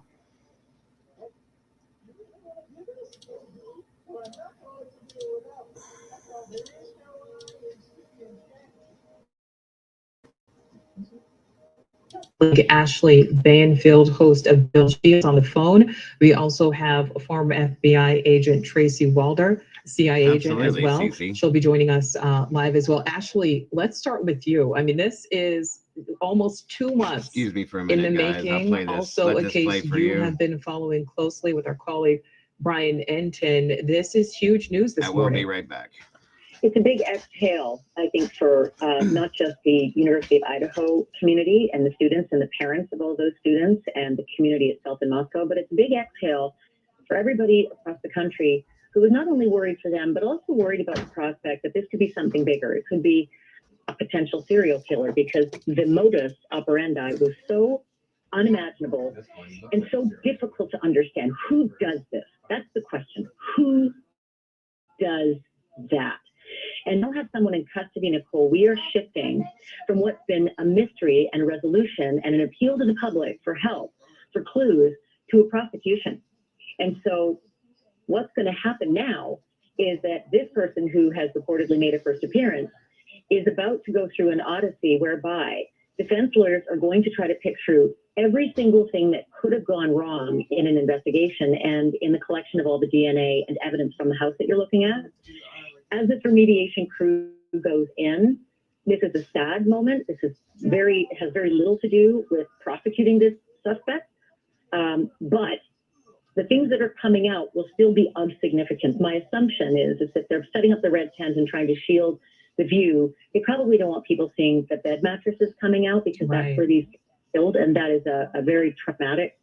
Even if it's covered, it's still a traumatic image. But defense attorneys will want to know. Defense attorneys will want to know the handling of every single thing that went out of that house at every single time, and how it was handled, and who wore boots, and how many potential DNA transfers might have happened or contaminations would have happened. And that's why we've been so curious about the 113 pieces of evidence that they collected before they, did what you're seeing now, and that's the turnover to remediation and cleaning. But this is absolutely fascinating. The extradition of this suspect from Scranton, Pennsylvania authorities across the country. I am so curious to find out what kind of trail did they follow? Did they follow a video trail? Because we lost them 2 towns out of Moscow, right? They were looking at 2 towns east of Moscow and a couple of gas station cameras. Did that suspect drive, let's say, a white car and make a trip across the country that is measurable by video surveillance? That will be part of this prosecution. But it is absolutely fascinating to see that almost 7 weeks later, finally a suspect in custody and the prosecution is in earnest. Well, and certainly, Ashley, we know that these investigators know what they're doing. We know that there was so much work going on behind the scenes. People became frustrated thinking that the lack of updates meant that there was a lack of progress being made. We see now with this arrest that, in fact, was not the case. But when we see this cleanup starting to begin, there's a lot of people who theorize, and don't know, but theorize that this suspect could not have acted alone. Do you think we'll potentially see more arrests coming? That's a really good question. But no one till now has suggested that this is anything more than one weapon and one suspect. In fact, it seemed as though they were speaking in singular quite frequently. I was fascinated just to hear last week. We don't know if the suspect or the person or the guilty party is still in town or not. That was just last week. Now, I don't know if that was a red herring because they're still trying to catch the person, or what it was. But I think in order to commit something like that, unless you're a drug cartel, I think they would have said by now, we're looking for multiple people. But they kept their cards pretty close to the vest, which, by the way, let's go back to that prosecution piece. That is a really good thing. Right. If you keep your cards close to the vest, it means that pretty much everything we don't know is everything the killer does. So that is extremely helpful, especially, Nicole, especially if they Mirandize him or her, and it's a man, if they Mirandize the suspect right away and still were able to have some form of interrogation, because then you are on the record for everything you say and you can't change it later, not without consequence. And so whatever this person said upon arrest, and here's the number one thing that I'm hoping for. I'm hoping this person said, I was never in that house. I don't know who you're talking about. I've never met them. I've never seen them. Because if that's the story, then that's the story that's on the record. And there better not be any of your DNA in that house, or you're going to have some explaining to do, and not to Nicole Burley, but to 12 jurors. Thank you for watching. Go to newsnationnow.com to find News Nation on your television provider. And don't forget to click the red subscribe button below to get more of News Nation's fact-driven, unbiased coverage. All right.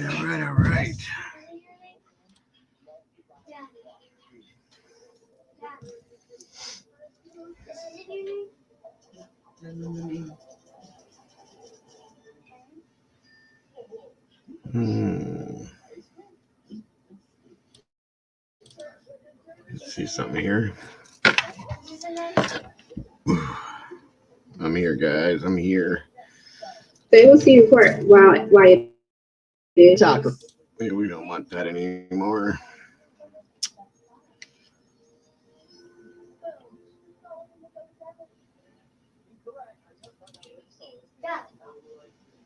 Let's see if I have anything else live from Fox, maybe. We've been talking about how there's now been an arrest in the case of those Idaho murders. Anything's Again, possible, 4 Hannah. students murdered on November 13th. We do Anything is have the possible at mugshot this of point. the individual who's now been arrested in connection to that, and want to put it up here on your screen. So this, again, is just a developing story. We're keeping track of right here for you on Live Now from Fox. A suspect in the killing of those Get my students drink refilled, was guys. arrested in eastern Pennsylvania, and law enforcement has been confirming that with our Fox News digital teams. Now, arrest paperwork filed in Monroe County Court said Brian Christopher Koberger, 28 years old, was being held for extradition to Idaho, where he faces a first-degree murder charge. A law enforcement official did confirm the arrest, also with the Associated Press, on condition of anonymity, because obviously they have a lot of work ahead of them still to do, and they said they could not publicly discuss details of the investigation ahead of a formal announcement, which is expected later here on Friday. Now, those 4 students, again, were stabbed to death in a rental home near campus sometime in the early morning hours of November 13th. And the Slayings initially had mystified those in charge of the investigation. They did say that they were not able to at first name a suspect or even locate a murder weapon for multiple weeks. But as this case broke out, law enforcement had asked the public's help, which did mean that they then had thousands upon thousands of tips come into the police department. They combed through those tips to search each and every single option. FBI call center had to also help be directed to help with these tips because there were so many of them coming in. So they had worked through them. Autopsies also had shown that all 4 students were likely asleep when the attack happened. Some did have some defensive wounds. Each of them were stabbed multiple times. There was no sign of sexual assault, according to police.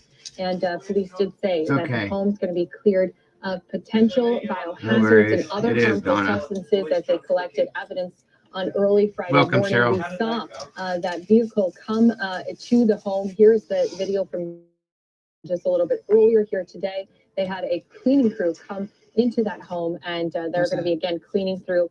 They did say it's unclear how long this work is going to take, but in a news release, they did say the house will be returned to the property manager once they are completed here. So this, again, stabbing death taking place in Moscow, Idaho, in a farming community of about 25,000 people, including Cheryl. roughly 11,000 students.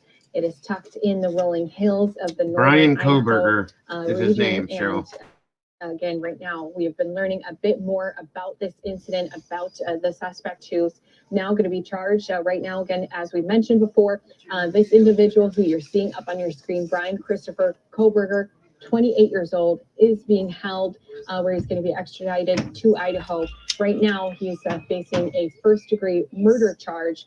Of course, we'll be bringing that update to you once it does happen. That is set to take place at 4 p.m. Eastern Time. Live Now from Fox, always bringing you the very latest news conferences. We've been talking about this timeline ever since November 13th. Police have been trying to work their way through those tips. They've been gathering different video evidence, even including evidence of what happened the night before, leading up to their investigation taking place on the 13th. They know all of these different students who were inside of this home were out the night before. They were sleeping on multiple different levels, and it was 2 others who were inside of this home on the basement level who were left unharmed. Of course, that doesn't mean that they're going to have a lot to deal with here in the future with trying to work through the emotions of going through an incident like this. I'm sure family and friends of these students also going to be thankful that they do have an arrest that was made this morning. We know that, again, there was an arrest made out of Scranton, Pennsylvania, with law enforcement as well as the FBI. This person, again, is 28 years old. They do say that he was a student, but not at the same university where all of these other students had went to. So again, we send out our thoughts and prayers. We're going to be giving you more information once we hear that news conference by officials in Idaho at 4 p.m. Eastern. We'll bring it to you live, raw, and unfiltered right here on Live Now from Fox. All right. This guy has a PhD. Sorry, guys. A PhD in criminology, everybody.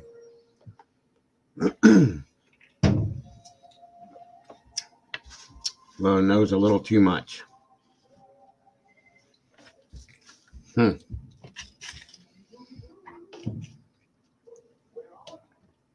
Oh, it's okay, Dover Mom. I appreciate that, though.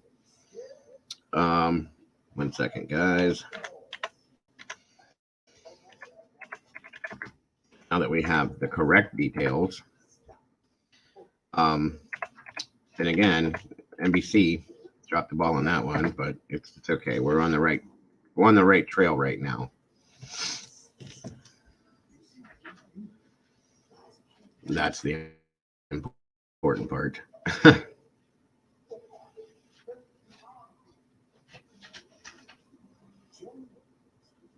But doesn't list a practice. Said, yeah, well,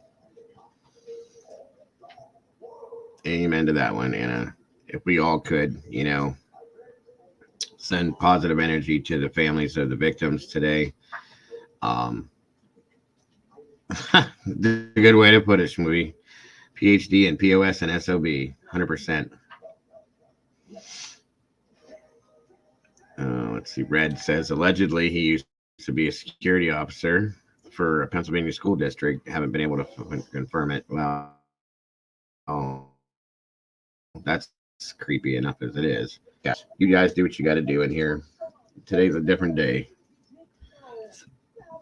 The caps thing never really bothered me anyway. This guy, I know there's something about this face of his,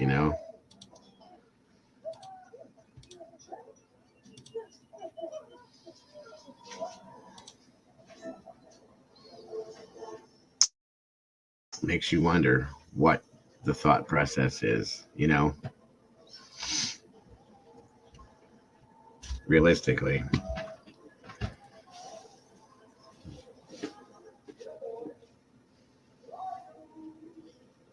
He doesn't look nervous. He doesn't look scared. He doesn't look, he just doesn't have, it's so weird. Yeah, you guys can type in caps if you need to. That stuff doesn't bother me, okay? As long as you're not like screaming at somebody else personally, it's fine. Yeah, he's from Scranton, Pennsylvania. Was going to school in Washington. He's got to be, Lena. He's got to be. There can be no. There can be no morals. You just can't. He does. He looks. That's the best way to put it, Pam. I was sitting here looking at his face, and he looks devoid of everything, any kind of emotion. It doesn't. I've seen. Well, serial killers. I've seen regular, people that have had, a singular murder, things like that. But this guy, some of them will smile. Some people, yeah, that's a good way to put it, Mr. Martinez. Look at his eyes. He's looking through whoever was taking that picture. He does, Smoothie. He's got that stare. Bundy had that. Ramirez had that same stare. Empty, skin suit. That's what he is. It's a skin suit. Nothing inside there. Yeah, he graduated from PA with a master in criminology, mind you. What? That's just scary by itself. I hope he is. I hope he is. Looks like that guy's eyes who boiled his. Yeah, well, I'd like to know more about his family personally. I would. My neighbor's bawling. He was the security guard at her niece's school. Good God. Wow, Anna. I'll bet. That's scary. Dad, did you know that tomorrow's New Year's Eve? What's up, Steve? Thank you. Dad, Yeah, that's scary by itself, Anna. And you know what I mean? Like, our party's gonna be in there tomorrow because it's gonna be New Year's this Eve. could be any one of, if not all, right, Red, that confirms it right there. This could any one of those children, if not a whole mass scenario. I'm not saying he made the right choice. You know what I'm saying? It could have been way worse. Not that it you know what I mean? This is horrible in any way, shape, or form, but like this is just crazy. Thank you, Miss Brandy. I appreciate that. Scranton, PA. Yeah, Steve. That's who it is. Crazy. This is just crazy. Oh, you're good, April. You don't have to apologize at all. Real life comes first. You know that. Yeah, there's something dead inside this freak. There really is. It's just if you look at his eyes, there's no background, guys. There's nothing back there. There's nothing inside. He's just done. Skin suit, and the sad part is the intelligence level that this guy probably has is just that's scary. Yeah, near the Pocono Mountains is where they said they picked him up at. It's crazy, completely crazy, you guys. Completely crazy.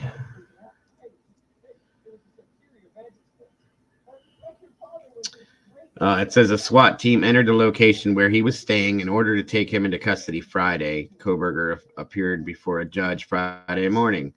He was picked up about 3 a.m. Thursday night, Friday morning. Yeah, lights are out 100%, Lena. One second, everyone. I'm sorry.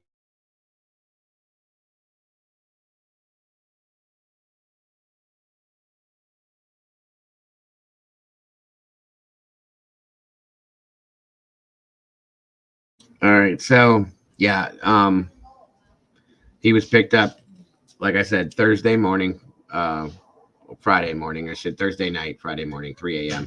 So, they were watching him and probably waiting till he had settled down at a time. And that's why they went in when they did. They sent a SWAT team in after him to grab him just in case, because, obviously this guy's dangerous. So,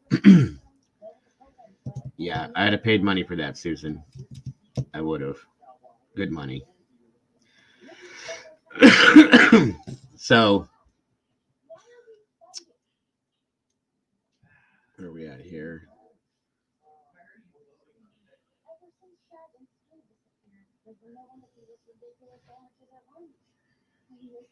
Well, I guess it kind of throws all the other theories everybody put together to the backside, guys. And as we said, they're going to keep this guy in protective custody, Mr. Martinez. You know that. There is no way on God's green earth that he's going to be put in general population anywhere. He's going to be kept in protective custody. Through the whole trial. And it's a good thing they got a hold of him before he was able to unalive himself. But see, here's the thing. This guy, looking at his picture, he looks like he's too cocky to do that. And it seems to me that he's been watching all of this and not probably getting a kick out of it. Yeah, right, Smooth. Exactly. Oh, they had him vested from the moment they grabbed him, Red. But yeah, that's what I'm saying, guys. Like this look at him. He just looks so cocky and arrogant, like he's not even worried about any of that, you know? But he'll be in protective custody day one, as he is now. And I don't think he would have unalived himself because he's just too arrogant for it, you know? He wants people to see and to know what he did. He's the toe to convince himself he'll walk. Oh yeah. He, in a way, he probably did, Red. You're right. So that he could go to trial, so that he could, you know, be his own attorney and show off and all this stupid shit. That's what it's going to be about. I got you, Martinez. I got you, Mr. Martinez. I do. Yeah. How many people probably are freaking out right now, neighbors of his and stuff that have been around him for the past 6 weeks and walked past him and seen him? I mean, it's crazy. It makes me wonder if he's got a girlfriend, you know? Right, Brandy. That's it. Yeah, you caught me. Okay, and we'll see who gets out of it. I guarantee you he's going to try. That's another good question, Ms. Boone. How much money does he come from? Well, I mean, if he's got that kind of a degree, I don't know what the schooling costs, but, you know, he's been going to school for a minute. Yeah, I agree with you on that one, Red. I've been looking at him to see if there's any marks like on his face or his neck or anything. I don't see anything. Can't really see his arms. Yeah, narcissistic psychopath. 100% movie. We don't know yet, Lena. I don't know. Oh, if she's smart, she would strike. If he has one, he doesn't look like he looks like one of these guys that thinks he's too good to have a girlfriend. You know what I mean? That's what I'm getting from looking at this guy. Yeah, so much for that, right? So much for that school loan. I mean, this guy looks like he's probably smart. Got a law degree, whatever. I mean, you could have been an attorney. Why do it's like I think he's trying to prove a point, you know? Yeah, very possible, Lena. Yeah, right, Smoothie. That's a fact. That is a fact. Let's see what else we got down here. Anything else?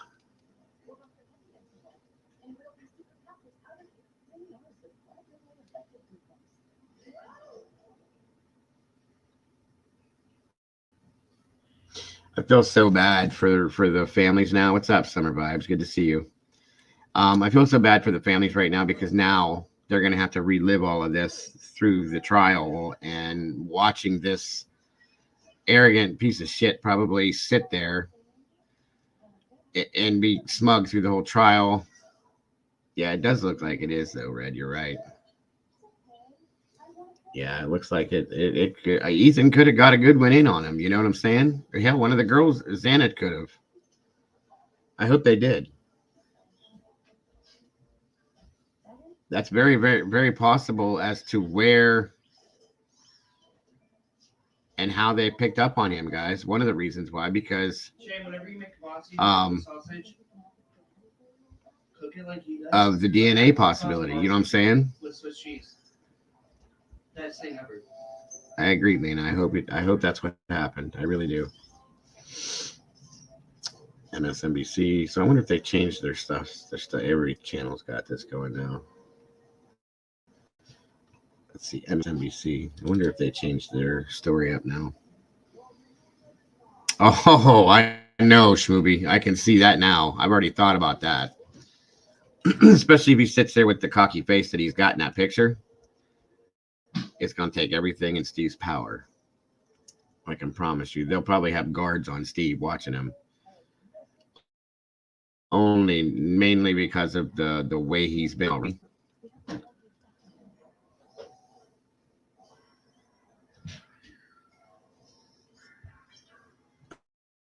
I feel like there should be more people involved still, though. I'm wondering. You know what I mean?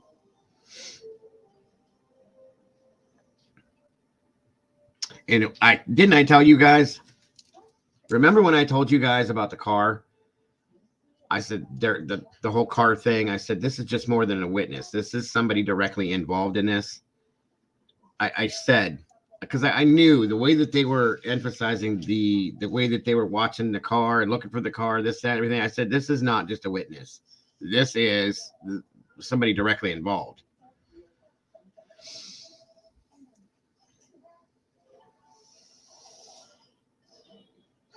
That's very possible, Red.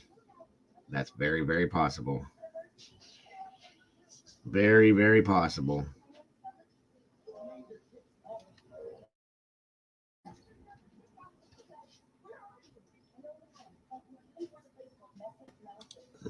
There's no volume to this. Okay, well, so be it. Oh, wait a minute. Someone in Pennsylvania. Breaking news. Officials say they have arrested someone in Pennsylvania in connection with the murders of 4 students who attended the University of Idaho.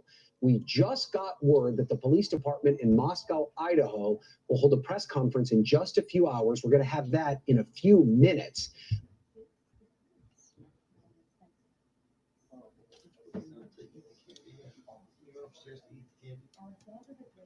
What's up, JJ? Welcome home, brother.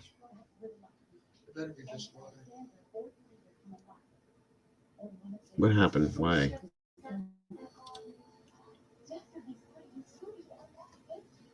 No, this is a bad.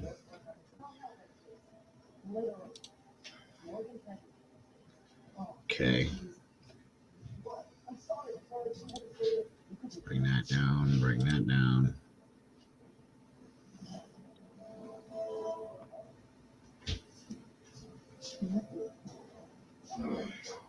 Oh, everybody's live right now.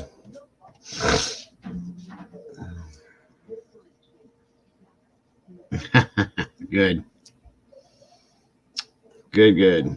Appreciate the compliments about the channel, brother. I really do. Let's see. Heather's got. Oh, okay. That's a good cut there, Heather. Thank you. All right. This is a better look, you guys, at the what we tried to look at earlier, and we can see it a little bit better here now. This is Kaylee's, as you should see her name up here. Hey, it's a Fugazi. Forget about it. All right, so we got, these are 2 different accounts. Almost, yeah, I almost agree with it. Was this guy on the food truck video? You know what? Welcome, Sandra. Good to see you there. Here's my quote. I was going to ask you guys earlier. He very well could have been. Also, there was a couple other people in the bar that night. Remember, as we were looking at that video at the bar, that we saw Jack and all the pictures of people in there. We thought so. Yeah, moderators handle that, please. And I'm wondering if he was there. That I don't know. If that was the case, Sandra. It would be interesting to know, though. Welcome, by the way.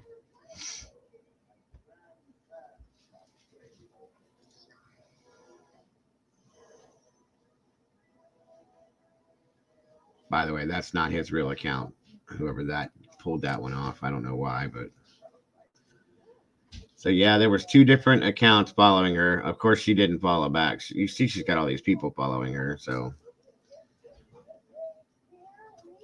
he was really inquisitive on September 1st. What do you mean by that, Sandra?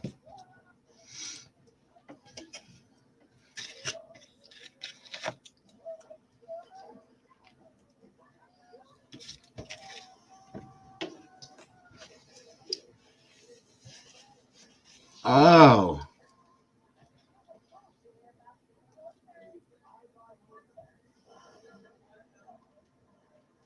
Oh, wow. I never thought of that. Oh my God. Huh. Mm-hmm.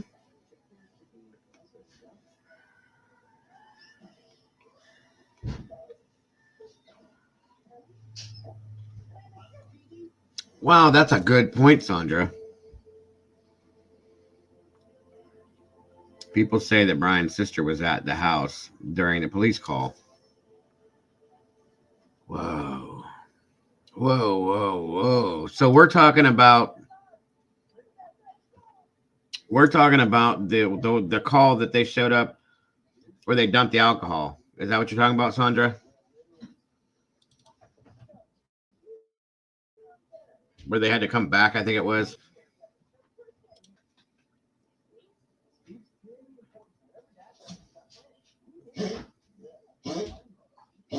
Sorry, my dog's quacking again.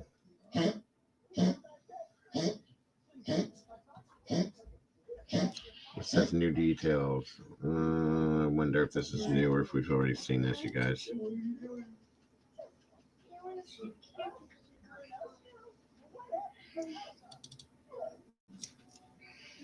Hey, Rachel. We have now on standing by Evan Lambert, correspondent there in DC. Evan, I understand you have learned some more background information on this suspect, Brian Kohberger. Yeah, Nicole, we've been learning a little bit just over the last few hours here in kind of a drip situation from court documents, also from online records as well. Of course, we know that Kohberger is 28 years old. Court documents say that he is from Albrightsville, Pennsylvania. That is near the Poconos in northeastern Pennsylvania, not too far from where he remains in custody, according to those same court documents, at the Monroe County Jail, awaiting extradition eventually to Idaho, as we suspect, which would make sense here. We do know that there is a hearing set for the 3rd of January at 3:30 in the afternoon. And as we have started to learn a little bit more about this suspect's background, this coming from online records from Washington State University, where we know he was a PhD candidate in criminology and criminal justice. We also have confirmed that he graduated from DeSale University. Sorry, guys. Hold on. You guys need more than the audio. My fault. There we go. Sorry about that, everybody. In Pennsylvania, this according to a commencement program from May 2022, where he received his master's in criminal justice. So that program confirming that, and we actually just not too long ago did get a statement from DeSale University. They say on Friday, December 30th, DeSale University learned of the arrest of Brian Kohberger in connection with the murder of 4 University of Idaho students. Kohberger received a bachelor's degree in 2020 and completed his graduate studies in June 2022. As a Catholic Salesian community, we are devastated by this senseless tragedy. Our thoughts and prayers are with the victims' families during this difficult time. And we also know it appears, according to online records and searches, that Kohberger, at his time at DeSales, he posted on Reddit seeking volunteers for a research study. That study was trying to find out about the emotions and psychological traits and the influence that that has on people when they decide to commit a crime. So that post was actually in a channel for ex-felons. I believe it was ex-felons or ex-cons. And he appears to have posted in Reddit asking about volunteers for this research study. We don't know if that was a central part of his master's work, but again, according to the university and that 2022 commencement program, he did graduate from DeSale with a master's in criminal justice. Nicole? All right, Evan Lambert with some more information on this suspect now in custody. Evan, thank you for that. Thank you for watching. Go to newsnationnow.com to find News Nation on your television provider. And don't forget to click the red subscribe. I really think he did. I mean, he just has that arrogant look about him, you know? I wouldn't put it past him. Unreal. Let's see, what do we got here, Heather?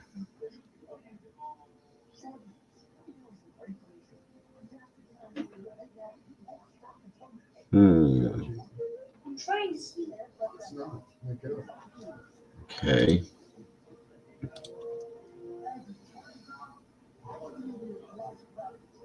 How do you know? Oh, thank you, Miss Heather. This was put up too.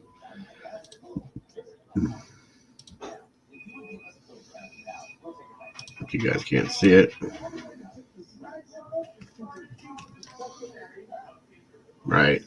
Okay, let's see what we got here. DeSales University. What was the first move you made in order to accomplish your goal? Please detail any thoughts and feelings at this point. Did you prepare for the crime before leaving your home? This is part of that thing he was doing, that experiment, right?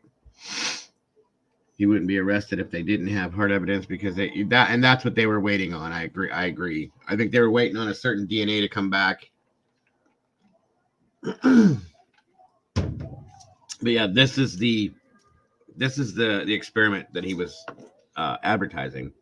Did you prepare for the crime before leaving your home? Please detail what you were thinking and feeling at this point.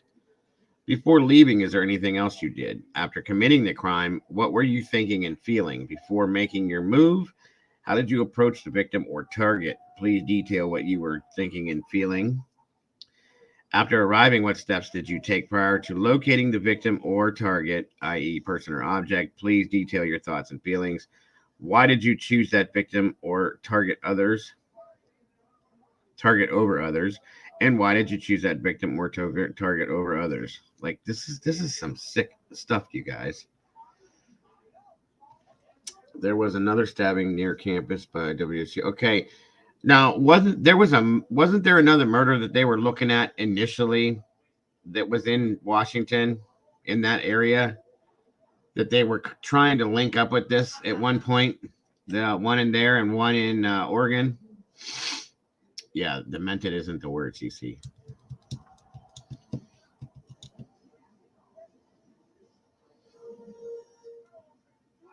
You never know. That's what I'm thinking, Donna. I'm wondering if this is linked. You know, like those were practice things. Bunch of women in Philly too. I wonder, guys, if this is it. Let's go. This is taking us back to the. He's not an incel by any means. Kealani, by the way. No. Welcome, Kealani. If I said that correct, I hope. Yeah. Yeah. But we see the level of education that he went for, correct? Okay. There's that. And I think that he's like you said, he's obsessed with the criminal basis of this. Sadly, you know, that's the only way to put this. That's well, yeah, Brady. That's being basic with it. Yeah, he's definitely sticking ahead. Kealani. That's very pretty, whatever it is.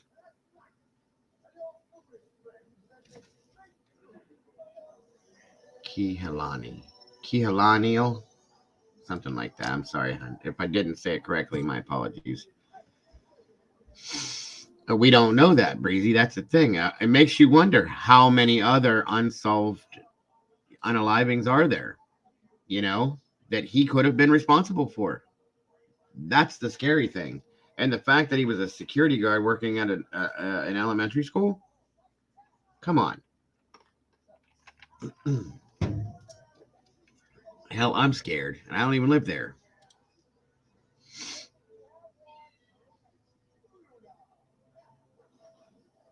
That's a really good question, Breezy. A really, really good question. I'll be honest with you. That's crazy. Yeah, he was a security guard at an elementary school, Lena. That's crazy, guys. Oh, and there's Miss Heather again. Let's see, guys. Where's he at?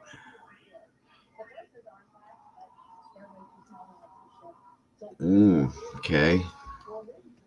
This will definitely give you the creeps, cat. Hold on.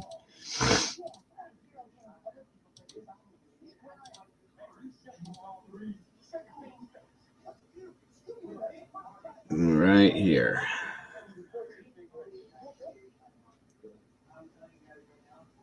I got you, Lena. There he is, right there. That was high school, I'm guessing.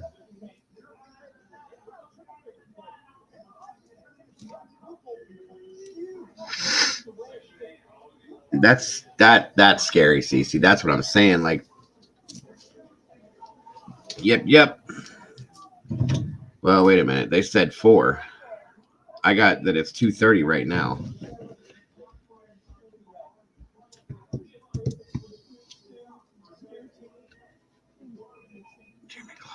This guy looks really familiar too.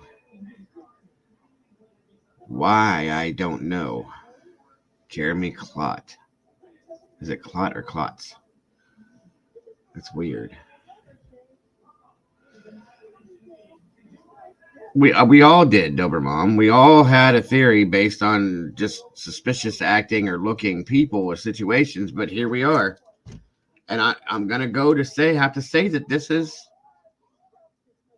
is or was either the start or part of a serial killing. I have to say it.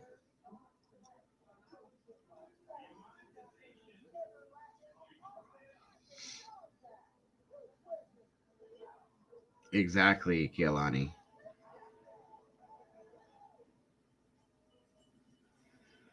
Right. I mean, that's why I was easy with what I was saying. It just looked to me like I feel bad that I thought anybody at all was involved in this at this point, but they kind of made themselves look that way in some senses. I'll be honest, they really did. He wouldn't have. You're absolute. That's what I'm saying, Kehlani. This could have if he wouldn't have been caught. I think he would have continued until he was caught to prove, because of the arrogance that he probably has, what he can do. Why does this guy look so familiar? Jeremy Klotz. Why does that name sound familiar?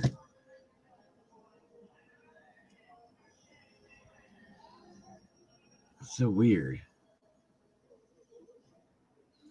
But this is him over here, you guys. The 4 victimologies there could have been anything. Right, Susan, I agree.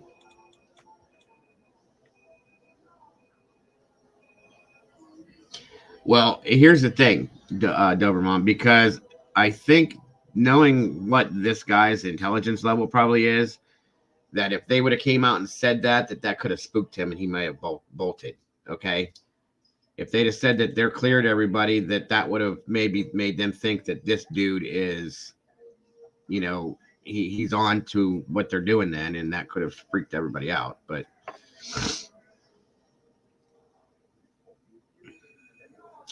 oh yeah, it happens.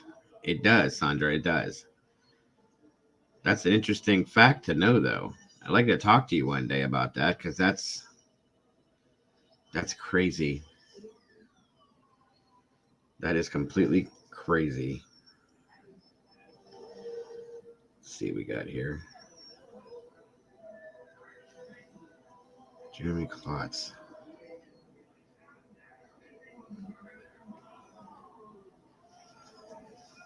Nope, different kid. This guy just looks like somebody weird. Something weird. I don't know what it is, but it doesn't matter. And faking an alibi is the least smart. Yeah, that's true too. Well, he's using himself as his own defense, Lena. He's defending himself. That's what's been said. That's what's been said. So, oh, well, here's that picture you were talking about, Red.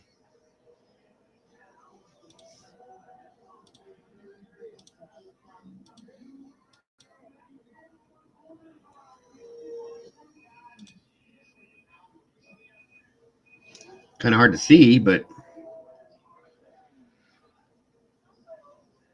yeah, I'd love to have you on here to talk about it, Sandra. On panel, and we could talk about it, make a whole show out of it. I would be definitely interested in that one. In a Wendy's. Yeah, it's gonna be just like the Daryl Brooks thing. I think this guy's more intelligent than Daryl Brooks, sadly. It's gonna be an interesting, more grounds and all that other fun stuff. So there's that picture, Red. What do you think? You know what, Susan? I was thinking about that as soon as I started seeing this stuff. I wonder if he was, since he seems to be obsessed with this type of stuff, if he was, a Bundy fan. That's a very huge possibility. Okay, big guy. Somebody remove him again, please. Sorry. Yep, supposedly you could see a knife in it at some point, perhaps how they knew the type of knife. I guess, I don't know. PA court system won't let him represent himself. Well, he's going. They're extraditing him to Idaho, and that's where he's gonna hold. They're gonna hold him, have the trial as in Idaho. So it ain't gonna be in PA. Ding dong Dutch. Yeah, I mean, this here alone, like this dude's nuts. Hold on.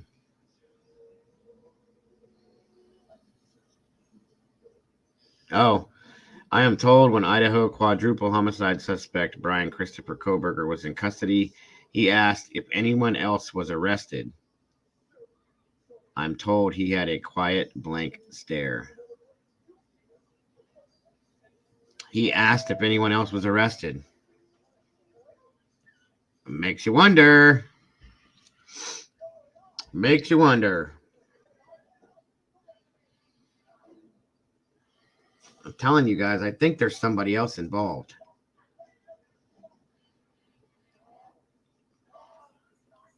I'm saying.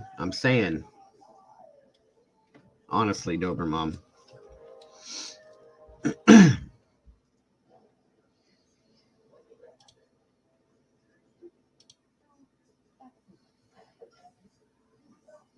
I like gold and silver. I guess maybe they aren't that valuable since they can be recreated in labs. God, this dude is a freak. Favorite memory or quote? It is the mark of an educated mind to be able to entertain a thought without accepting it, Aristotle. Good Lord. What the hell is the deal? Where are these people coming from, you guys? I still think that there's more people involved than just this one guy. I do. I'm sorry.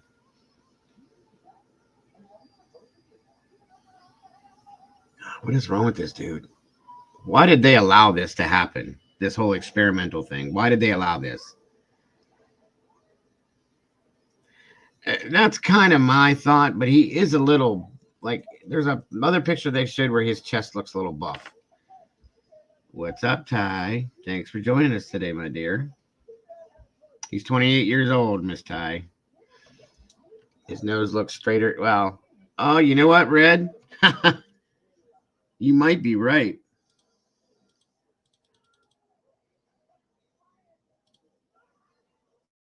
You might be right. The nose. Let's see, I got a call coming in, everybody. Let's see what we got here. Hello? To accept, press 1. To send a voicemail, press 2. Hello? Hey, What's up? so what if this guy is exactly what everybody's saying? This total narcissist who thinks he's like a Ted Bundy type genius. He can represent himself in court, but guys like that tend to think like certain things are beneath them. So there's every possibility he got some lackeys and losers to steal a car for him or play lookout or whatever, and then he could try to pass the buck. And maybe that's what he's thinking he's going to take to court as a strategy. It's very possible. It's very, very possible. I can't. I think this guy is real smart, but maybe is lacking some common sense. Because he's overthinking his stuff. Like, you know, he's somebody important and he's really not. But Scumbag. I mean, yeah, I mean, he's obviously, you know, but he kind of comes off to me as if he could be, you know, one of these Bundy freaks. yeah, absolutely. Yeah, Lena said the same Guys like thing. that seem to think like they're too good. Like Ted Bundy had this whole fake life where he pretended he was like rich and important, and you know, he never told anybody that he was born out of wedlock because he was like so ashamed. He thought that was beneath him. You know, come on, dude, get a grip. But anyways, you know, that seems to be this type of narcissist and this type of psycho. Okay, Sandra, you're saying that he was in the food truck video? Wait, what? Sandra's just coming in with all the wins today, girl. I know she is. It's the first time I've seen you here, Sandra. Today, so thank you for all of this. Let me get back to this video then. Yeah, I'm gonna let you go, but I just want to throw that out, like that whole like doll. So I puny little like peons to do all my dirty work, and then I can try to pass the buck off on them. And I guarantee you, that's probably why, if that's the case, he said, "Has anyone else been arrested?" Right, because he probably didn't do the physicality part of it. You know what I'm saying? If that's he did the deed, but I don't think he did the boot work. that's what I mean. Yeah. Yeah, he had boots on the ground for him. He did all the mental, you know, the smarts of it, the mental part, and sent in muscle for it. You know what I mean? Absolutely. That's- I'll let you go and get to the video because I'm excited to see the rest. Oh, absolutely. Thank you so much for calling in again. Be safe. Yep, you too. Bye.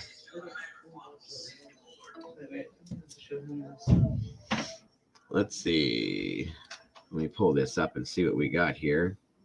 No, Ty, he's from, yeah, very well could be, Lena.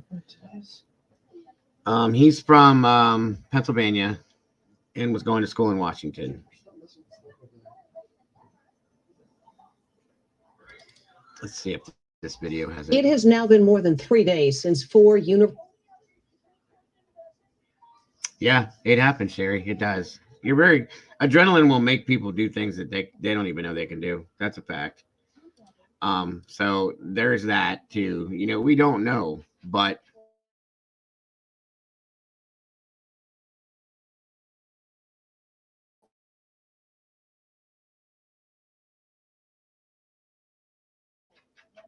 freezing up again. All right, let's see if we can see this here.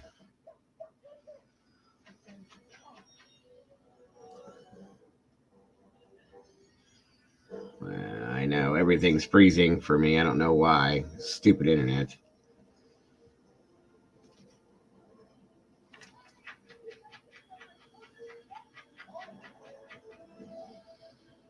Come on. University of Idaho students were found murdered, and police are telling students and residents they shouldn't be concerned for their own safety. But that is hardly reassuring for the rattled community or for the victims' families who are vowing to find the assailant. Now, just surfaced surveillance video is helping piece together a timeline of the hours leading up to the slayings. Here. It's chilling video of two University of Idaho students hours before they were brutally murdered. Kaylee Gonzalez in the white hoodie and her friend Madison Mogan were at a popular food truck near the campus. I would like the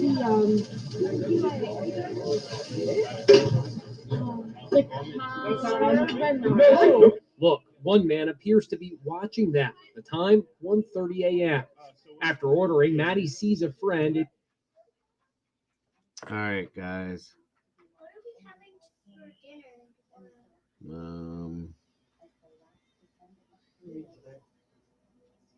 That's kind of what I'm thinking, Molly. Oh, what's up, Izzy? I'm sorry, hon.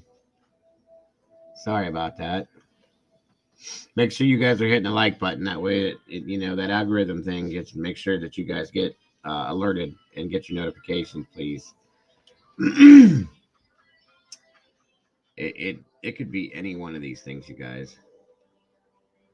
That's my thought too, Lena.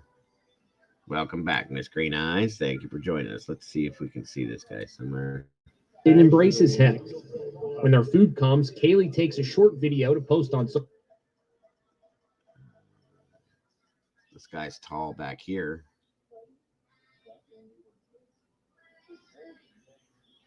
I don't see anybody though. Social media, and they walk off together. Look, the man gestures towards them and then heads in the same direction. This guy's kind of tall. These two back here are kind of tall, because this guy is tall, by the way, guys. It's very easy to see. He's like a sore thumb. It's believed police know who he is. Kaylee's sister Olivia watched the video. Kaylee was aware of her surroundings, maybe a little overly aware, which is also why all of this is so confusing to us, because Kaylee's not stupid. She's a smart girl. She's a strong girl. She's a mean. Stopped by the food truck. 150 girls take an Uber home. They were stabbed to death between 3 a.m. and 4 a.m. that morning, along with their friends Ethan Chapin and Xana Kernodle. Very interesting.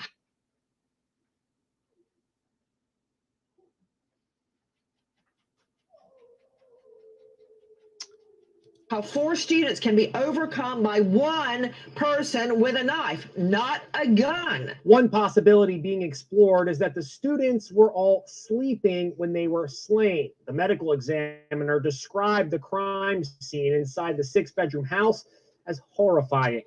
It was very, very traumatic. All right, so I didn't see anything in that video of the food truck video that side, but let me see. Jerry, what are you messing with? Leave that stuff alone. Do not touch it. Let's try this video. This is a different one.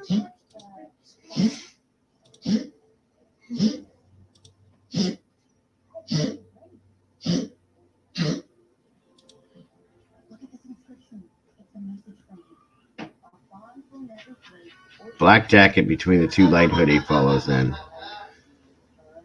So back here, Dobermom. Yes, Sandra, I do.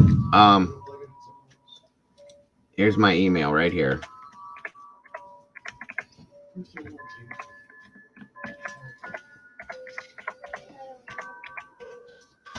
There it is, right there in the chat. And my dog is a mess, bro. Sorry. He has the only blurred face. Right here. And right here.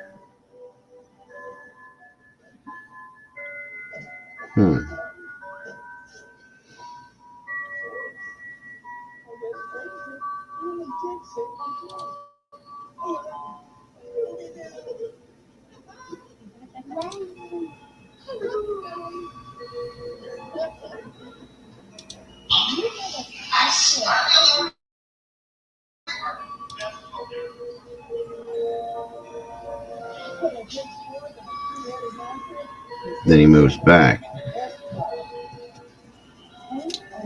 He followed Kaylee on whatchamacallit. He's kind of stalked her, Ty. So that's kind of what I'm thinking this might be, partially.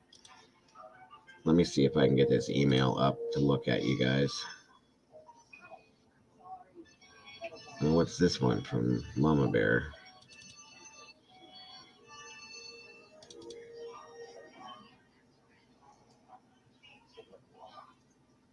Yeah, because this guy is tall.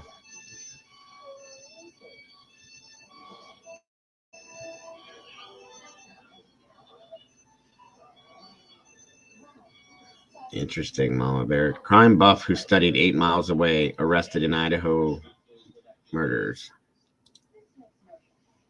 Let me pull this up first real quick to look at this, and then we'll see if we get that email from Sandra, and we can check that out too. Sorry, guys.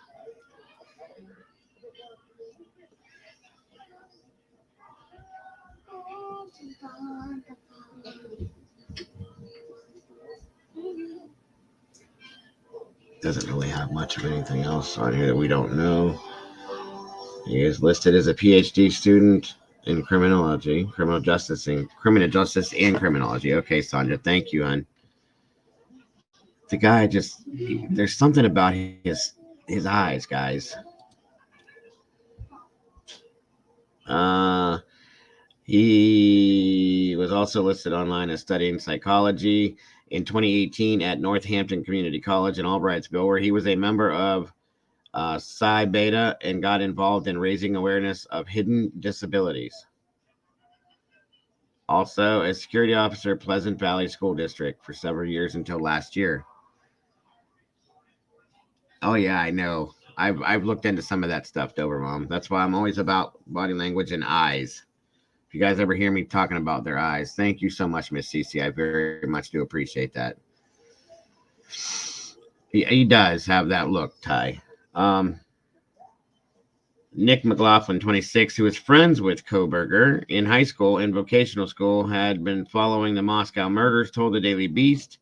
He was floored to see Kohberger had been arrested. He described Kohberger as a down-to-earth member of his friend group who was overweight and when they graduated junior year, but at the start of senior year, Kohberger was thinner than a rail and turned aggressive. He said he'd also picked up a new hobby, taking boxing classes. So the guy had some strength.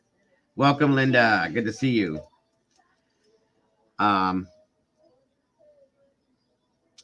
He always wanted to fight somebody. He was bullying people. We started cutting him off from our friend group because he was 100% a different person, McLaughlin said. Asked what might have contributed to the change that summer, McLaughlin said, "We have no idea." McLaughlin went on to say that he and Kohberger would spend half the school day at Pleasant Valley High School before heading to Monroe County's vocational school, where they took classes related to heating and air conditioning work. He said Kohberger also took criminal justice courses to potentially become a cop. McLaughlin said the friendship ended when Kohberger began putting moves on his girlfriend. He was like reaching out to her saying, "I can get us a bottle and we hang out tonight." The arrest signifies a long way to break through after four friends were... Yeah, we know that story.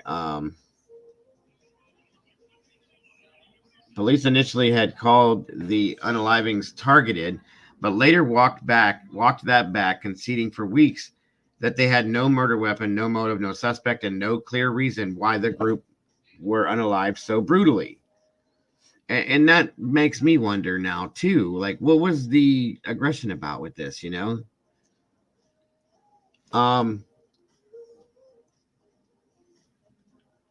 Adding to the mystery, two unidentified roommates slept through the entire attack, only called police hours later, blah, blah, blah. We know that, too. So, there is that, everybody. Interesting. Very, very interesting, everyone. Okay, let me go check out Sandra's email here. Be right back with you guys. Here we go. You think that's him, Sandra? I don't know. I don't know. This guy looks a little bit different to me, but it could be. I don't know. What do you guys think? Whoever this guy is, he looked right at the camera as if he was saying hi. Yeah, I think he looks a little different. Let me see. That's about the best I can make it there. It could be.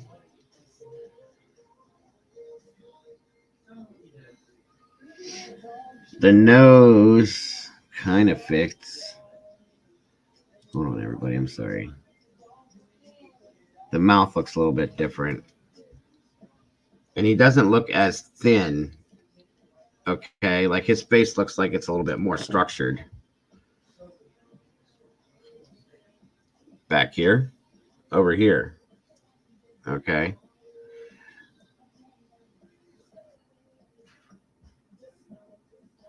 Right.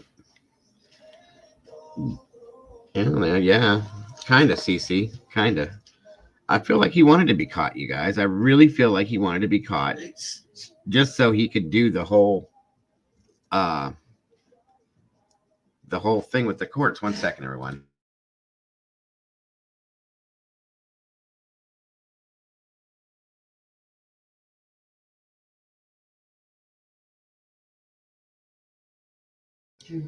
All right, guys, sorry. I don't know. I don't know. This guy looks a little bit thicker in the face to me than the other one. You know what I mean? I appreciate this though, Sandra. Very much so. I feel 100% like he wanted to be caught, truthfully. Yeah, right, Dover Mom. I agree with you on that one. Yes, thank you so very much, Sandra. I appreciate the input. I appreciate, you being active with us in here, and all of your input is so very interesting to me. So thank you so much for that. And thank you for just being here. I appreciate that too. Yeah, the picture of that guy there just looks a tad bit like the face looks more fuller, and you're right, Red. Right. Right, Molly. So therefore the premeditation fits 100%. It's crazy. This is crazy. All right, it's 3 p.m., guys. We got an hour. 1 hour. I'm going to ask you guys to excuse me for a minute. I need to go do something that I'm not going to tell you about, but I'm sure you'll guess. I'll be right back. Yeah, that was it too. The face was too young looking. This other guy looks a lot older than this. So I'll be right back, everybody. Excuse me.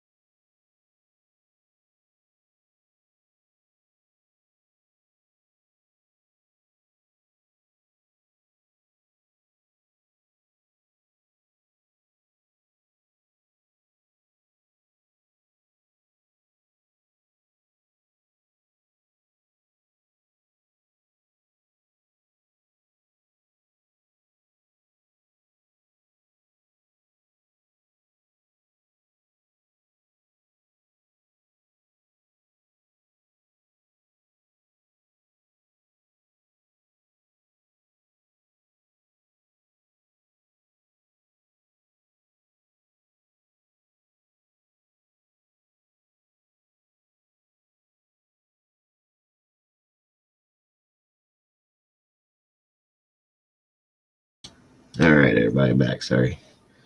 It is like 65 degrees and sunny outside here, everyone. It's like weird.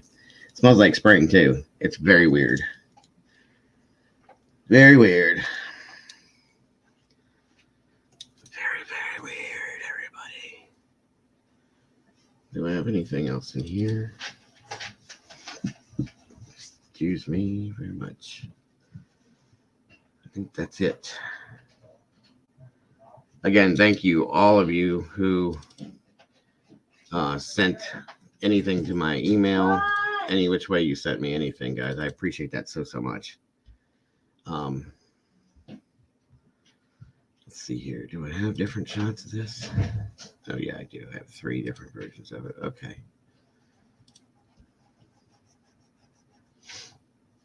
All right, let me see. What do we got here? Anything new? Anything old? Thank you, Miss Heather. Again, if you have not become a member, please think about it, guys.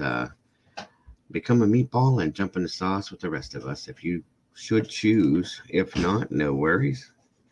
Still great to have you here as part of the family, whether you're a member or not.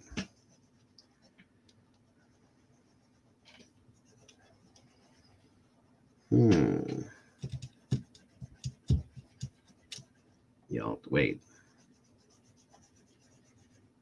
Hibachi. Oh, I'm jealous. I'm super jealous. That's like my favorite. Wait, are you like making something, or are you going to a place that serves that? Because I love that food. We got a place around here called Mizu's. It's like my favorite place in the world, guys. I love it. It's Japanese. My favorite food on the whole planet. But either way, thanks, Dober Mom. Hope to see you back again soon. I should be here. I will be here at least through the press conference. So,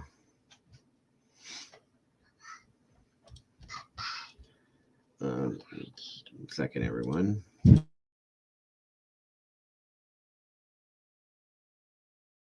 Sorry. Let's see. We all was right.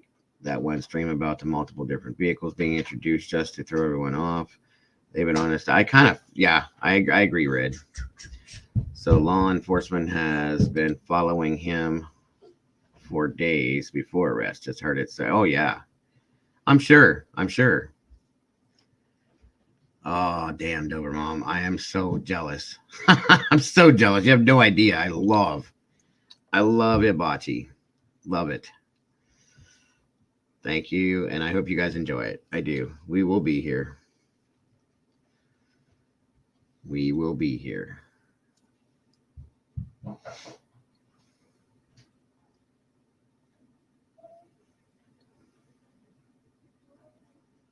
Well, damn.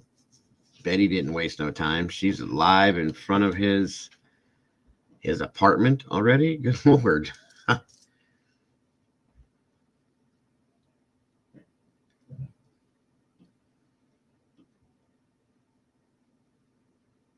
Let's see what ABC is saying now. Is there something new? Important, and the reason that Congress is involved, Congress doesn't usually get access to individual tax returns. The law prevents that in the interest of confidentiality and privacy. But if they're writing legislation about serious issues, they can. That's what happened here. The IRS, Congress has learned, failed to complete mandatory audits of the president, Donald Trump, during Trump's presidency. These newly released returns, they span nearly 6,000 pages, more than 2,700 pages of individual returns, more than 3,000 pages for Trump's businesses. So he died, he congratulated Messi and Argentina. And Diane Southwest says it will work on a from his campaigns. Temperatures likely topped 150 degrees.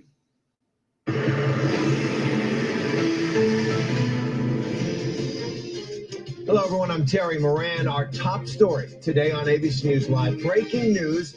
Sources tell ABC News that a man is under arrest. This is probably nothing new, but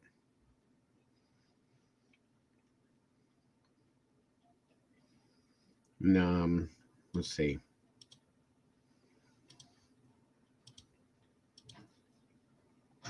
Probably not. We've probably seen all this already, but Arrest in the grisly murders of 4 Idaho college students. What we're learning about the suspect, where he was found, and what's next in the case against him. So we begin with that breaking news in this grisly murder case. 4 college students in Moscow, Idaho, on November 13th, stabbed to death in their beds. A crime that has horrified and mystified the nation. Law enforcement sources tell ABC News a 28-year-old man, Brian Koberger, is now under arrest in connection with the killings.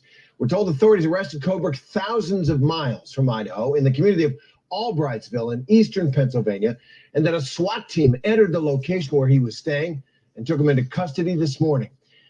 This comes more than 6 weeks now after investigators say University of Idaho roommates Kaylee Gonzalez, Madison Mogan, Zaina Coronado, as well as Coronado's boyfriend Ethan Chapin were stabbed to death in the girls' off-campus. You know what? I was just going to say that, Red. The day that I showed you guys that video where we saw the, we don't know if they were marshals, FBI, whatnot, but the guys with the cowboy hats on, I think that was right there. I think that was when they knew. I'll be honest with you. I was going to say that here a few minutes ago before I pulled this up. I was thinking it. My ADHD didn't allow me to speak, though. But yeah, I think that was right then and there when I think they knew. The van guys, exactly, Red. That's what I was thinking, because they seemed different from everybody else that had been there, and they seemed like they were on a mission. And I think that was when this started. It's been a minute, though. And if you noticed, that's kind of when Steve Gonzalez calmed down around that same time, and things got a little different with the investigation, if you guys remember right. That's what I'm thinking. I agree, Red. I do. I agree. Yeah, I think they were marshals.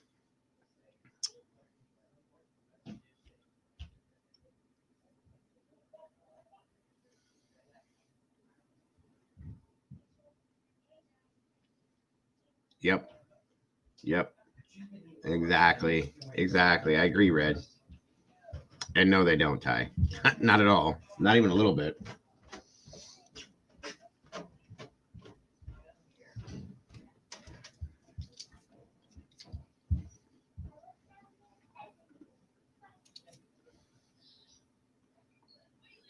Yeah, he really does, Heather. This house with me now for more is ABC's Kana Whitworth. She's live in Moscow, Idaho. She's been covering this for us, and former chief of the San Bernardino Police Department and ABC News contributor Jared Bergwan. Kana, first starting with you, police are set to hold a news conference, I guess, this afternoon, so we'll carry that live when it happens, 4 p.m. What more do we know about the suspect? What can you tell us? Well, let me first say, Terry, that I spoke with Moscow PD. They remain the lead on this investigation. At this point, they have not confirmed this arrest, but our law enforcement sources are telling us, in fact, this 28-year-old Brian Koberger was arrested in Pennsylvania, sort of near Allentown, and that he's already appeared before a judge this morning who ordered him to be extradited back here to Idaho to face criminal charges in these heinous murders that happened nearly 7 weeks ago. As you mentioned, of course, that this town has been on edge this entire time, and this is a day that many people have been waiting for, including the Gonzalez family. We already spoke with Steve Gonzalez, the father of Kaylee, who says they don't know him. At this point, this man means nothing to them, but they are looking into him, and they are happy that this day has finally arrived. And obviously, and Jared, I want to go to you on that. Often, when I believe he's from PA, Susan, and he went to school in Washington State, because he also went to school in PA too, where he got one of his degrees. I think he was just finishing his schooling in Washington, which is why he was so close to Moscow. Thinks and assumes that the longer that trail goes cold, the harder it will be to arrest the suspect. But earlier today, this man, Byron Koberger, appeared before a judge who then ordered his extradition to Idaho. So that means that they have presented a case that this is the suspect in this case. What do you make of this development 6 weeks after those killings? Well, it will be interesting to see what break they ultimately got in this case. 6, 7 weeks after a murder to finally make an arrest, in and of itself, is not necessarily uncommon. I really think it was DNA, guys. I really do. Because the interview we watched yesterday, with Chief Fry. He was talking about they were waiting on certain things, and I think that probably came through like right then and there, maybe, or relatively shortly thereafter that, and that's when they went in with this guy. That's my thought, was DNA. But in this case, it's been a mystery. The entire case up to this point has been a mystery, and there's been very little information that has come out of the authorities. Obviously, they didn't just settle on Mr. Koberger a day or two ago. They've had to have known about him at least long enough to confirm that he was in fact the suspect and to get a warrant in place and to do that. That takes a little bit of time. So they've obviously been sitting on this information for at least a few days. But it's good to see at least the family might get some resolution out of his arrest. It is, and obviously for that community, Kana, which has been, terrorized. Now, understandably, here's this horrific crime, this slaughter of young people in their beds, and no leads, it seemed, to the community that person could still have been there. So Moscow, Idaho's been on edge for weeks. What's the mood like after this arrest? There really was a tremendous concern, Terry, that this person could have still been in this community. And this is a city where the police chief told me himself, they typically respond to things like noise complaints. This is a safe college town where people want to send their kids to go to school. So to have to function under this fear and the unknown has been really hard. There's also, been a lot of questions thrown at authorities about their level of secrecy in this investigation. They have been withholding, if you will, a lot of information, but they said time and time again, it is pertinent to this investigation. We don't want to mess anything up. We want to make sure that we can, dot all of our I's and cross all of our T's and bring a case that will get closed to the prosecutor so that this person will face justice. And it seems that if this is the case today, that finally their secrecy, their hard work has paid off. They've also long said that they have FBI agents working across this country that we can't see. They're doing things that aren't privy to the public, and all of that perhaps coming to fruition today. Absolutely. And they did, Jared. It's not fair to say they stumbled out of the gate, but this was an overwhelming crime scene for a police department, which hadn't had murder in years, I understand. 6 weeks now after the killings, clearly they've been cooperating with Pennsylvania authorities and had assistance from federal authorities as well. Can you talk a little bit about, you have something that is as mystifying and terrifying as this is. What kind of process the police officers go through, the police departments go through, the investigators go through when they're stumped as they were at the beginning? Well, you've got to follow the evidence, and you've got to trust the process when these things happen. Every homicide detective, every department that does these things, there is a way to do these investigations, and sometimes it can be long and methodical. You've got to chase down every lead. You've got to interview everybody. You've got to put the pieces together like it's a puzzle. You've got to look for forensic evidence. There's just a long process, and we don't necessarily know what they dealt with up to get to this point. It's entirely possible that something forensically led them to the suspect in this case, and it's entirely possible they just got a tip a few days ago. It'll be very interesting to hear what happened at the press conference this afternoon. It sure will. And Kana, the area of Pennsylvania where the authorities say they arrested the suspect, that's Albrightsville, Pennsylvania. It's remote, and Pennsylvania is a huge state, and it's somewhere in the Poconos. I guess I'm just looking at the map. It's maybe an hour and a half south of Wilkes-Barre, maybe just an hour or so. So was there any indication before today that they were looking out of state that far even?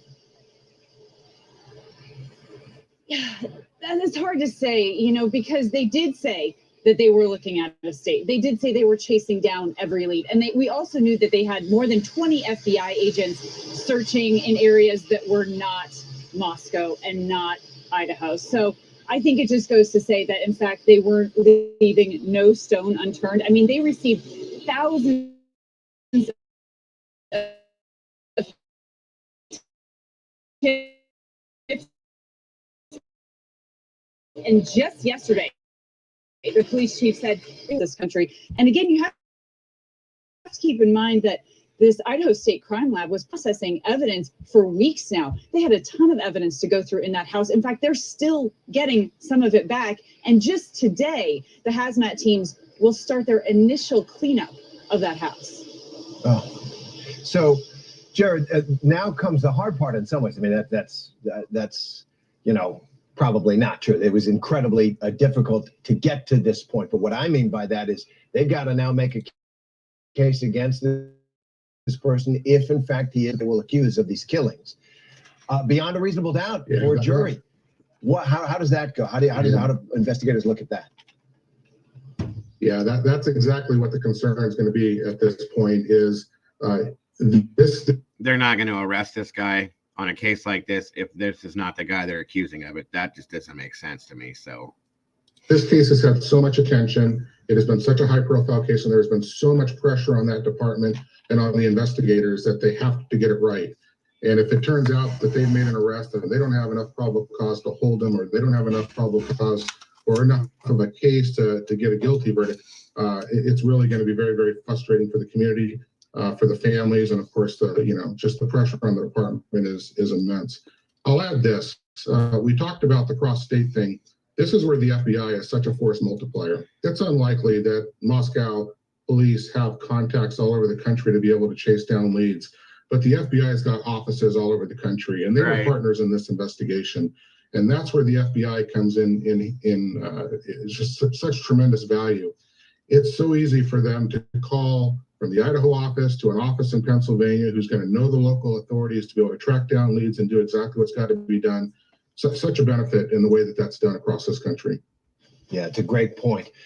And I want to go to Kana on just the sense in that community. Now, you've talked about it already, but I know that you know this community, having been there, what they've been through, and what this day might mean to them. So we've watched this community live in fear. Exactly, Red. That's what I was saying. Mourn. They're not going to spend all this time on this community stand by not as have it justice right. is served. And I think that is what a lot of people want. They want justice for these 4 very popular, innocent college students. They have been waiting for this day. Everyone here will together be waiting for this day. I also think that a lot of people are still. So that being said, going backwards now a little bit, I think based on what we've seen with the with the fact that he had followed Kaylee, I think she was the target. Okay. And I really think that everything else was collateral. That's my opinion at this point. I think that Ethan, in fact, may have just been a interruption. And I think, like I said, I think the rest of this was collateral, guys, because he was in essence, he was stalking Kaylee. Okay.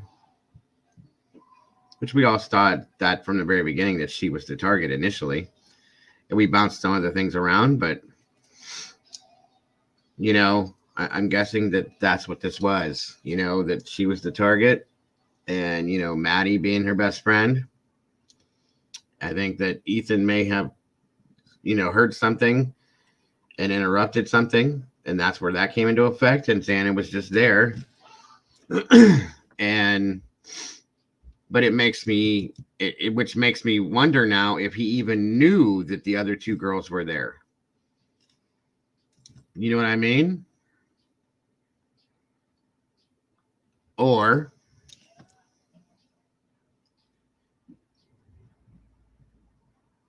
I don't know. I don't know, guys. This is a rough one. I mean,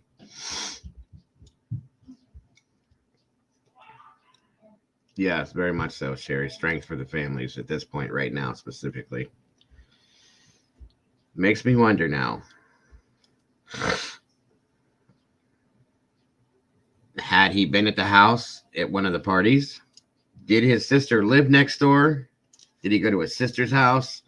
Go to a party? That's where he first saw Kaylee and decided to start following her on social media and stalking her. That's kind of my thought, Red. Well, yeah, he'd have been worn out after the 4 and just said, I got to get moving before somebody catches on to this. That would take a lot out of anybody. If, in fact, don't forget, guys, he asked that question, has anybody else been arrested? I still feel like there's somebody else involved in this. I really, really do. I wonder. I didn't think about this at first. So that little experiment that he put out there, I wonder if that was his way of maybe drawing some people into his crew to, think about it. He puts this out to find somebody that anybody that would respond to this, something's not right, maybe they would do this. And that was his way of hiring his crew, per se, if there is other people involved. That's what that whole thing could have been about. Now that I think of that, you know what I mean? He kind of put an ad out to see who it draws in and to see who wants to play his little game, his little experiment. And then he probably in turn has, talks to these people and says, hey, I have this thing I want to do. Would you be interested in helping me out with this? And I'll do this or that. 1 second, guys.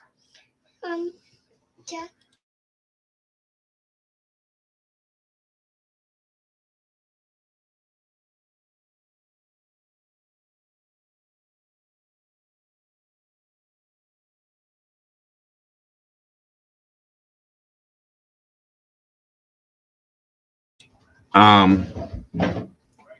Top stores here.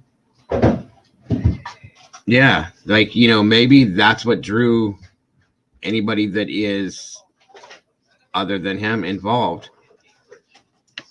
That's how he drew. You can't really put out an ad in the paper saying, I need help in unaliving people. Are you interested? You can't really do that. I mean, you're right, Red. Thank you. Testing their mental capacity and their mental states. And then moving forward, interviewing them privately and personally and setting this whole thing up. And, this kind of stuff happens, guys. No lie. And all that these people could have got for this was the thrill of what they were going to do. Or maybe he offered money. Who knows? He may have money. We don't know. For him asking that question, I started thinking maybe he was on his own. But why would he ask that question, you guys? Why would he ask? Was anybody else arrested? Where does that even come from? There might be, Ty. That was a mistake that was made by multiple news sources, media sources, I should say, that there was 2 other guys that were arrested. So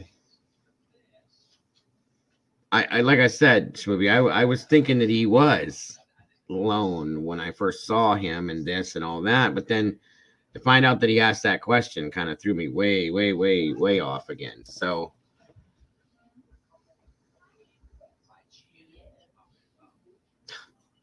you never know, Red. You might be right. You very much might be right, especially being that he's right next door. You never know. Jeff, I love it.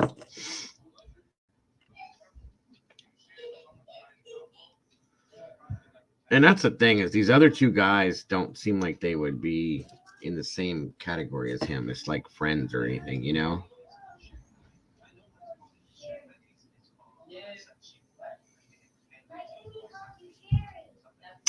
Right. Now, I agree, Smoothie. But in this situation, because of what he did, he set up this whole case study himself. And, it's just weird to me that he did that and now this happens. So it's kind of like, I wonder if it had something to do with it in that way.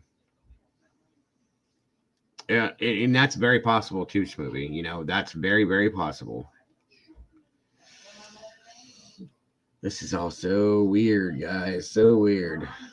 I mean, I I still feel like there's another twist to this somewhere. I really do. What it is, I can't figure it out. This is, who is Brian Koberger? Let's see if this is worth looking at. Authorities arrested 28-year-old Brian Christopher Koberger in eastern Pennsylvania Friday in connection with the stabbing deaths of 4 University of Idaho students. The suspect was taken into custody near Scranton. He is expected to be charged with 4 homicides. The development is the biggest in the case since the November fatal stabbings of Kaylee Gonzalez, Madison Logan, Ethan Chapin, and Xana Kernodle. The students' bodies were found at a rental home near campus sometime in the early morning hours. Autopsy showed all 4 were likely asleep during the deadly attacks. The case received international attention, and police say thousands of tips were called into a special FBI call center. Dina Demetriou, CBS News, Los Angeles. Look at this. There is FBI profile bearing one of the two names. Police can now confirm that the person in custody is that man right there, 28-year-old Brian Christopher Koberger. This is according to court record. We watched this already.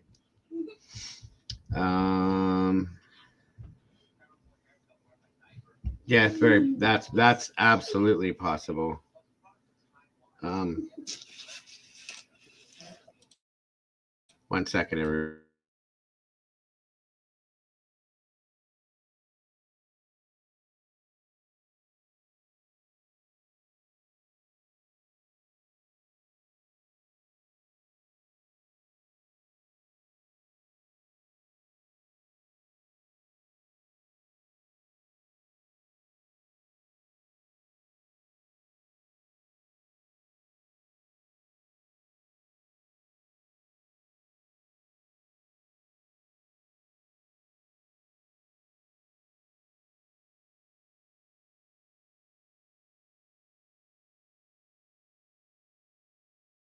Hold on, guys. I'm sorry.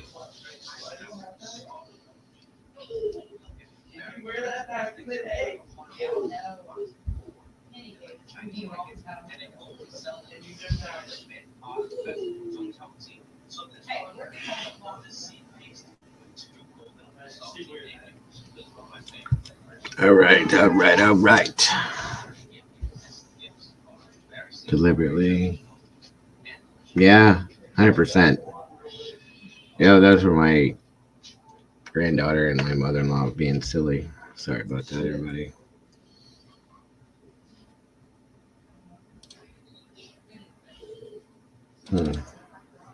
Killing time.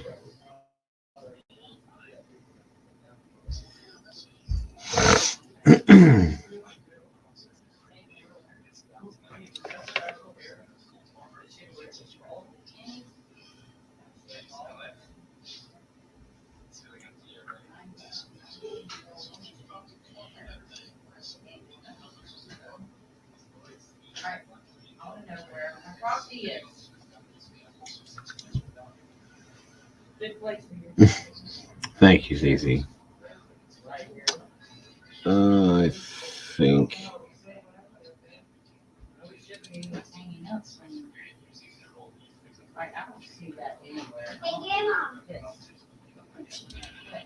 I'd like to know if there's a way to find out if the sister lived next door. There was a video done. I think it was JLR went knocking on doors and knocked on one of the neighbors' houses. And there was that girl that lived next door.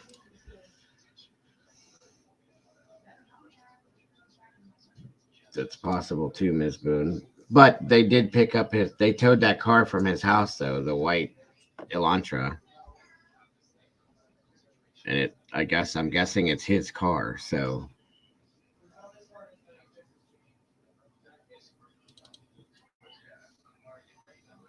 Experiment. Yeah, it was an experiment for sure.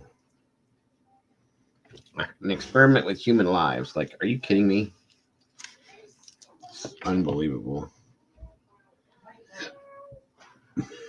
Unbelievable. I do have his address. I'm not going to dox it because I'm not going to do that. Let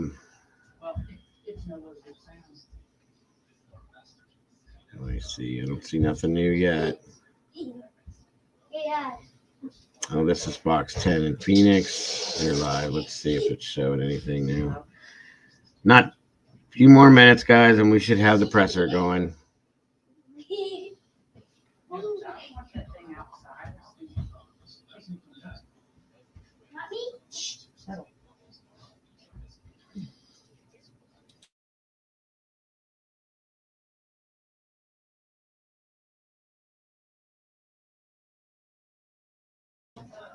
They have body cam 6 months ago of the next door neighbor. I'd like to see that again.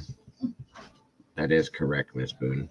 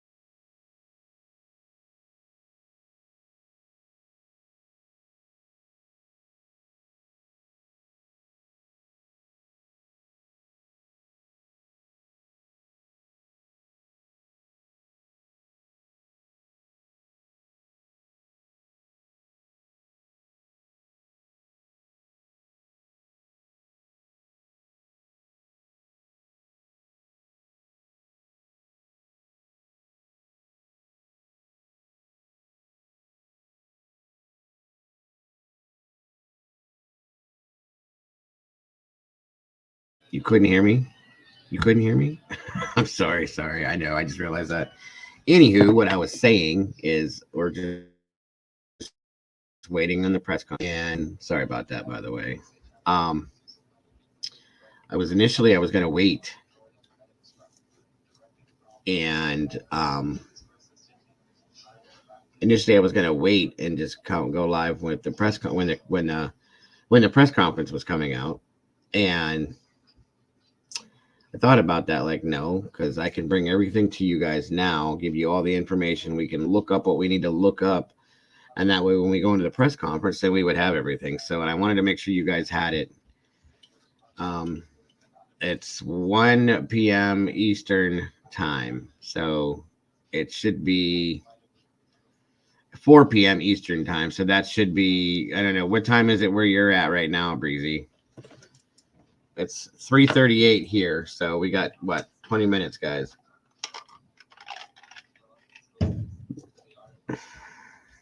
Looks like they're setting up for it now.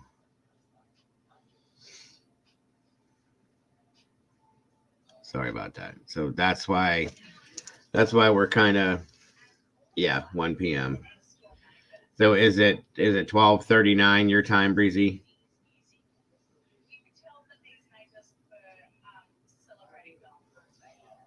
You're welcome. Absolutely. What do I keep doing that with my hat? So yeah, I figured why not go live then and just give you what I had up until that point. And like I said, I don't mind hanging out with you guys anyway. So we weren't gonna do none of this today, guys, but kind of had to, if you know what I'm saying. I mean, can you imagine if I'd have said, you know what? We're not doing anything true crime today. We're just gonna let this happen. we're going to go do our thing and this is going to happen all around us. Are you kidding me? There's no way in hell. I would have been crucified. People would have come to my door.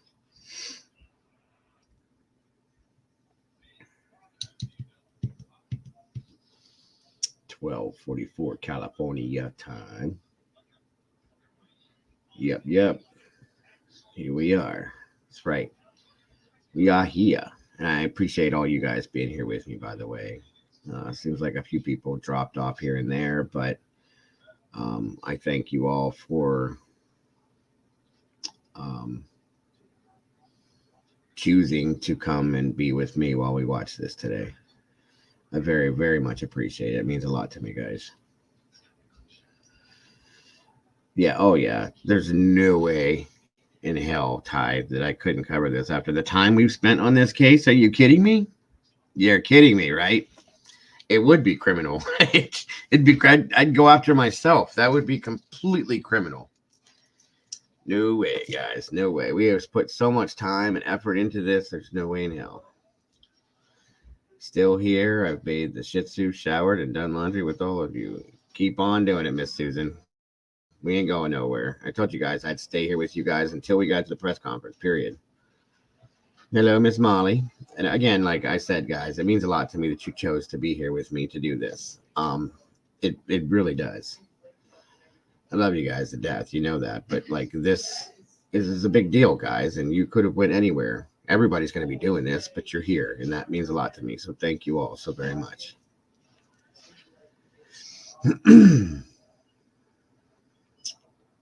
So very much. It's very much appreciated. Thank you, Heather.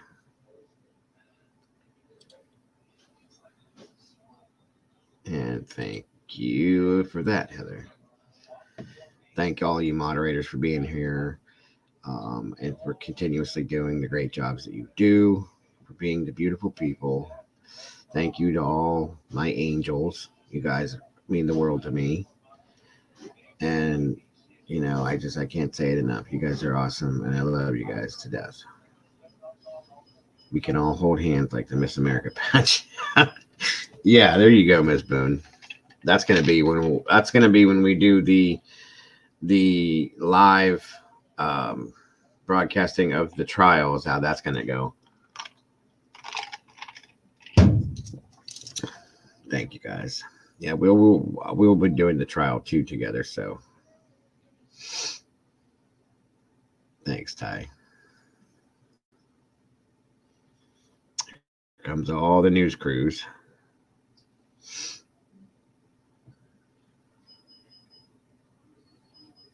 Thank you, Molly. I appreciate that from the heart, hon. I really do. Yeah, because I just looked. I just looked, you guys, and everybody and anybody is doing this. Everybody. But we were here pretty early today, guys. Once we got the info, I came on as fast as I could for you guys, and here we are. I may be more gray and 20 heavier, but then level they drag out this. Yeah, I know, Susan. So we're really it's a good thing that I was saying, yesterday that I wanted to start looking into some other cases. Well, looks like we got plenty of time. I'm kind of like giddy, Breezy. If you haven't noticed, I'm kind of giddy that there's an arrest been made, because I feel relieved for the people that live there. I really do. The students and the families and just all of that, I really do. I feel relieved for them. I don't even live there, and I was like nervous about the fact that this person had been caught. And this makes it even worse because this person is not there. He's not from there. He came in, did his thing, and left, which everybody said that they left, but JLR gave me wrong guy. I sent you. It's okay, Donna. Don't worry about that, hon. I'm not. I don't trust what he says anyway, truthfully, so don't worry about that. It's okay. Yes, Susan. Amen to that. Amen to that. I really enjoy your channel, Diego. I mean, thank you so much, CC. And I really enjoy you being part of this community. And I'm happy that you feel that way about this channel. I really am. Really, really am. You guys are amazing. Each and every one of you guys. 15 minutes, guys. Yes, me too, Donna. I'm glad I could bring it to you guys too. I mean, I'm sure you guys could have went and looked this all up yourselves, but this way you guys can all be here together at one time and boom, we got it all. You guys know I'm on top of just about everything I can. And I got to say again, thank you all. For those of you guys that sent stuff to me, you guys were boom, boom, boom, boom, boom on top of things. You guys are amazing. You guys are what makes this channel what it is. That's why I said it's not just my channel. It's your guys' channel too. You guys all put in the hard work. You know, all the moderators and everybody, you guys do a lot. And I am super grateful and proud to be part of this, community with you guys. I really am. Take your time, T.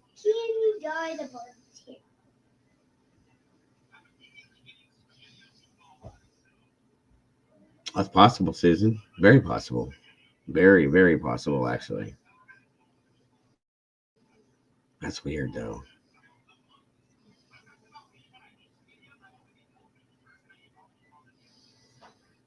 Mm-hmm.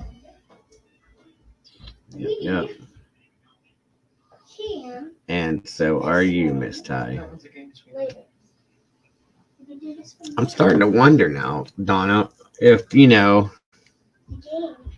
maybe this theory or this, this rumor that the sister lives next door is possible and that he had been to his sister's place multiple times. Being that the whole neighborhood would party there, anybody seems like could come and go. Maybe he's been in the house a couple times. I think there is, Donna. I really think there is. I think this is the main suspect. This was the brains of the operation. And I think I told you guys before, there's multiple players in this game. I can't let it go. I can't let it go, guys. Just saying, I can't.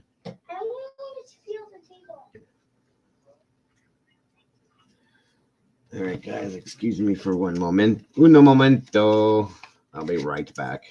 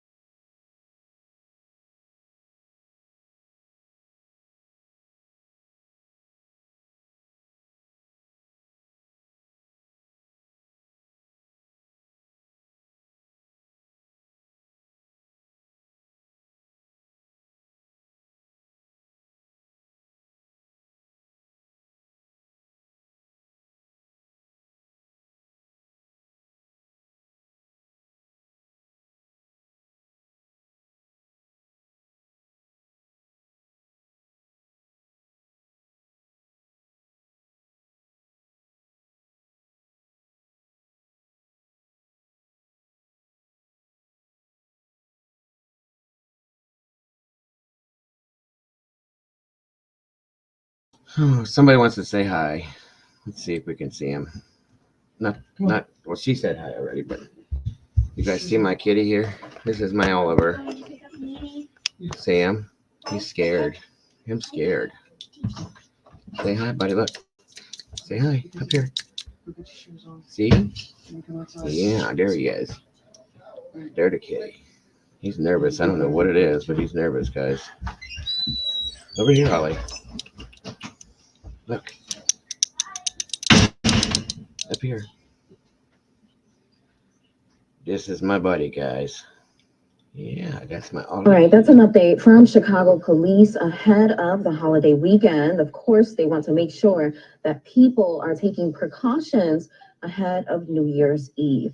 Well, we want to go ahead and show you a live now look inside of the City Hall chambers in Moscow, Idaho. We are expecting an update from police any minute now. Of course, this comes after authorities say they have arrested a suspect in connection to the murders of those 4 University of Idaho students. This is according to a high-ranking law enforcement source that told this information to Fox News Digital. Now, that suspect has been identified as Brian Kohlberger. He is 28 years old and again has been taken into custody in Scranton, Pennsylvania, and he is being held for extradition back to Idaho. And again, we will bring you that update. And we see an official there at the podium. Let's just listen. That's in the here. spokesperson for Moscow.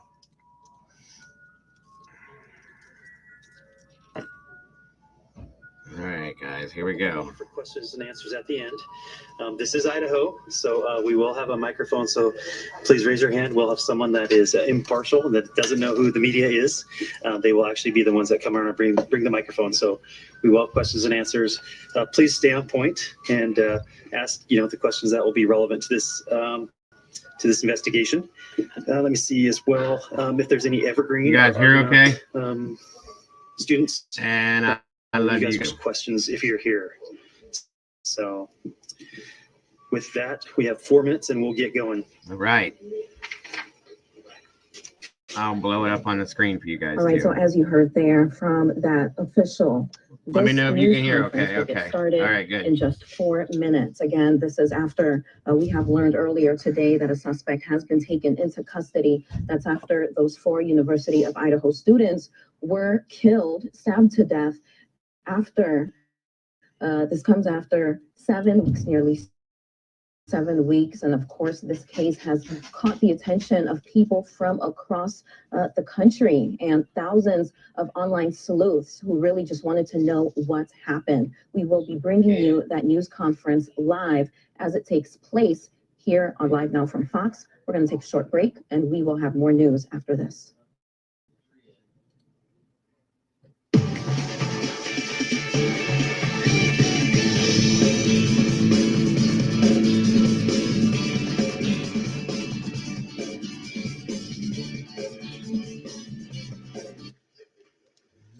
Here we go.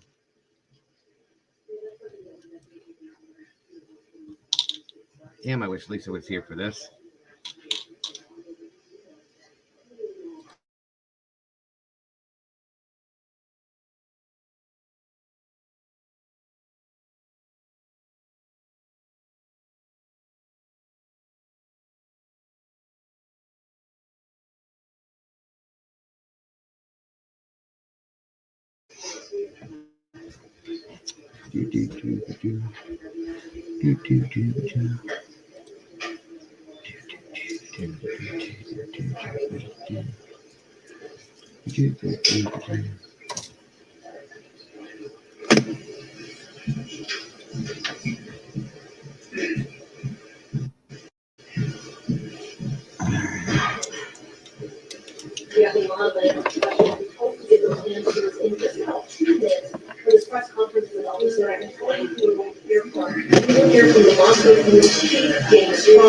Also, the late upcoming prosecutor Bill Thompson, as well as Idaho State Police Colonel Patrick Willis, and also the University of Idaho President Scott Gray.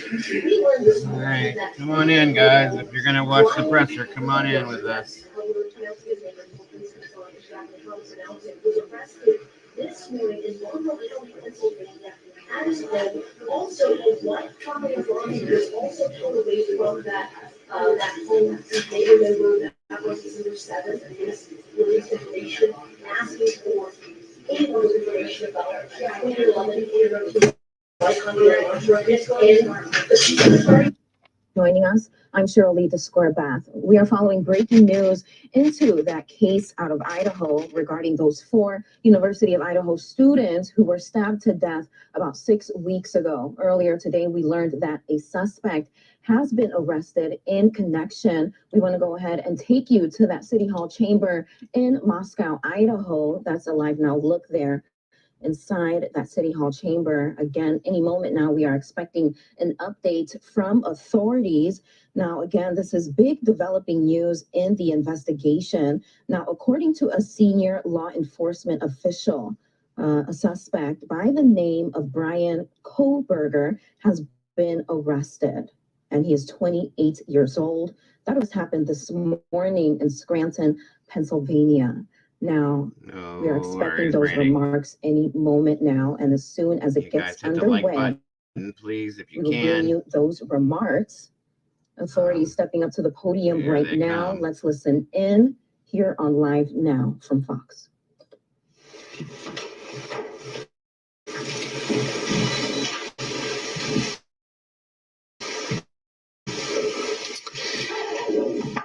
Thank you for coming today.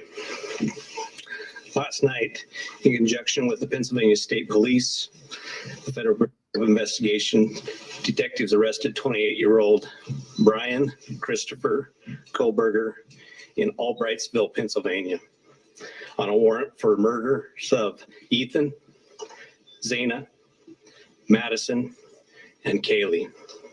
I want to personally thank these agencies for their assistance in this case.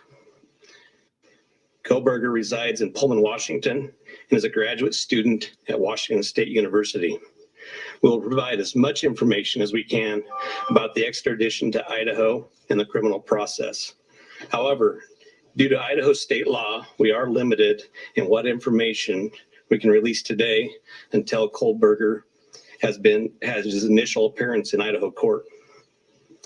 I want to express my appreciation to our local community, the people of Idaho, and those throughout our nation who provided information to help us investigate these murders has been very impressive.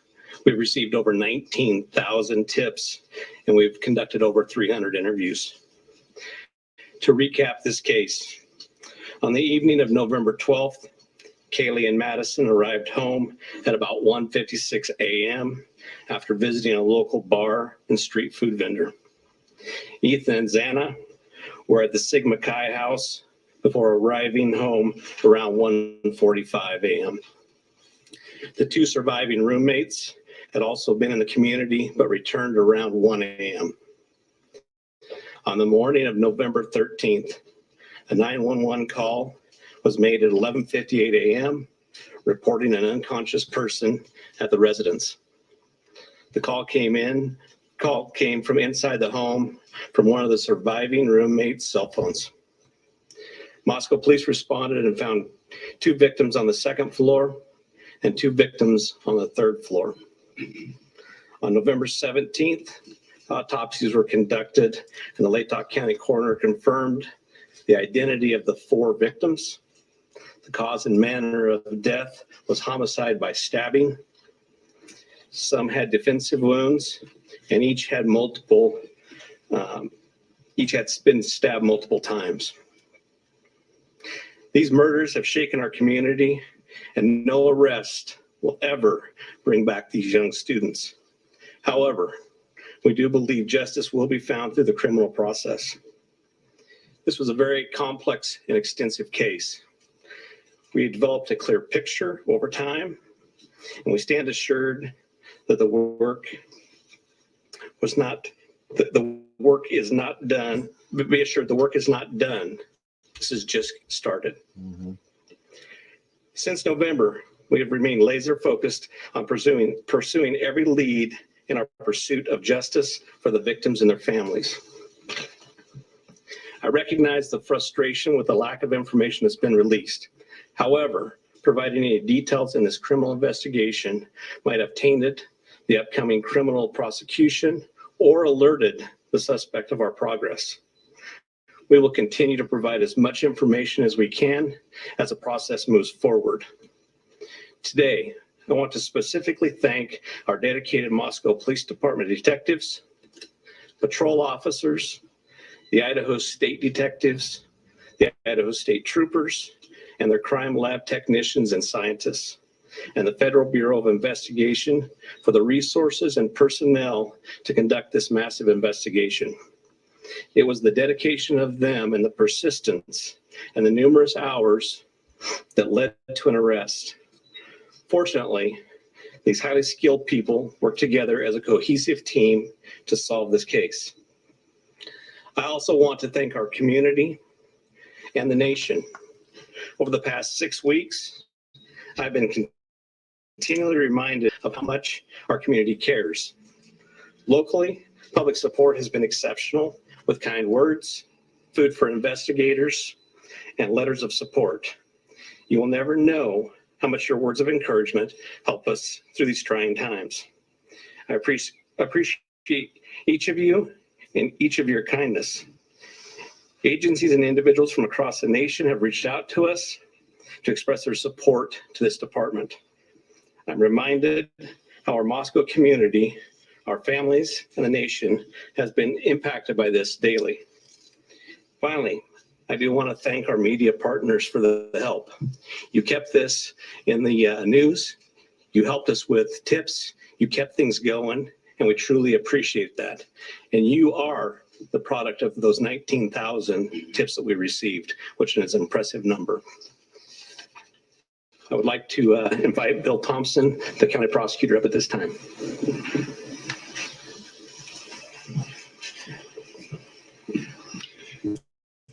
Good afternoon, folks. My name is Bill Thompson. I'm the Latah County prosecutor. And it's sad to be here, but happy to be here at the same time.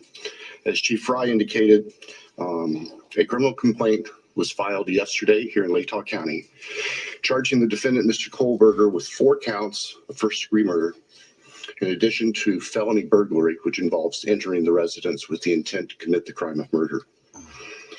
Mr. Kohlberger, and let me preface, there is a pending case now in court, and I in my office and the investigators have to live with the restrictions that our Supreme Court places on pretrial publicity. That said, I promise you we will share with you through the court process or otherwise whatever we are allowed to. I just appreciate your patience on that. The factual basis for the charges are summarized in what's called a probable cause affidavit that is on file with the court. According to the rules of the Idaho Supreme Court, that is sealed until Mr. Kohlberger is physically back in Latah County and has been served with the Idaho arrest warrant. At that time, we expect that that affidavit will be available to you so you can share the true facts with all of your readers and your watchers and your listeners and all the people who are interested and really need to know what's going on. So please have patience with us on that. We hope to get that to you as soon as we can. As far as Mr. Kohlberger, I can share with you that he is a graduate student at Washington State University and has an apartment residence over in Pullman. He has had an initial appearance in front of a judge in Pennsylvania. He is being held without bond, and the warrant from our magistrate judge here also provides for no bond. We understand that he's scheduled to be back in court in Pennsylvania next Tuesday afternoon, and that a public defender has been appointed for him there. The process at this point is, since he was arrested in another state, he has the opportunity to either waive extradition and return voluntarily to the state of Idaho, or if he prefers not to waive extradition, then we will initiate extradition proceedings through our governor's office. If we do that, it will get here. So again, I'm asking for your patience and understand that's just the way the system works. Once he gets here, he'll have an initial appearance with our magistrate. They'll deal with issues such as making sure counsel is, competent counsel is representing him, and the case will be scheduled for further hearings. Your primary source of factual information is going to be the court record, because that's what the Supreme Court says we need to refer you to. So please pay attention to what's going on in court and have people there to watch and hear what's being said. As an attorney, myself, my office, we are limited on what we are allowed by the courts to say outside of the courtroom. So please just work with us. Finally, as the chief indicated, this is not the end of this investigation. In fact, this is a new beginning. Y'all now know the name of the person who has been charged with these offenses. Please get that information out there. Please ask the public, anyone who knows about this individual, to come forward. Call the tip line. Report anything you know about him to help the investigators and eventually our office and the court system understand fully everything there is to know about not only the individual, but what happened and why. Next, I'll introduce Colonel Kent Wells from the Idaho State Police. Thank you. Well, good afternoon. My name is Kedrick Wills. I serve as the director of the Idaho State Police and certainly want to express our appreciation for your attendance here today. These tragic murders took 4 young, vibrant lives from our community. Nothing we do can bring them back. The only thing that we can do in law enforcement to honor their memories that we know of is to bring this to a successful conclusion. This has been a very difficult time for the families, the university, the community, and the state of Idaho. However, it is also proven that communities come together in tough times. Certainly appreciate the support of the local community and our national audience that has been following us as our investigators have worked through this case. I'm thankful also to you, the media partners, who have helped keep this case in the forefront that generates the tips and we hope will continue to generate information that will help us to a conclusion of this proceeding. I'd like to express our appreciation on behalf of the Idaho State Police to Chief Fry, his leadership, and the entire Moscow Police Department for the way they handled this from the very beginning. He directed the right people to the right positions that led us to this conclusion today. I've had the utmost confidence in this investigation and in Chief Fry, as well as in Mr. Bill Thompson and the Latah County Prosecutor's Office, who've been a great partner throughout this. Nothing has deterred the commitment of the investigators who've worked on this case, regardless of the organization they represent. It's been very trying and very difficult, as you know that it has been on those investigators as they do the tedious work that they're so good at doing. The partnerships is what's led here as well. The partnerships between Moscow Police Department, I'd like to express our appreciation with the Federal Bureau of Investigation, specifically the special agent in charge out of the Salt Lake City Division, Dennis Rice, and also the work that happened in the last 24 hours in Pennsylvania with the arrest with the Pennsylvania State Police and Colonel Evanchik with the Pennsylvania State Police. We appreciate what they've done across the nation to help us as well. As Bill shared, this investigation is far from over.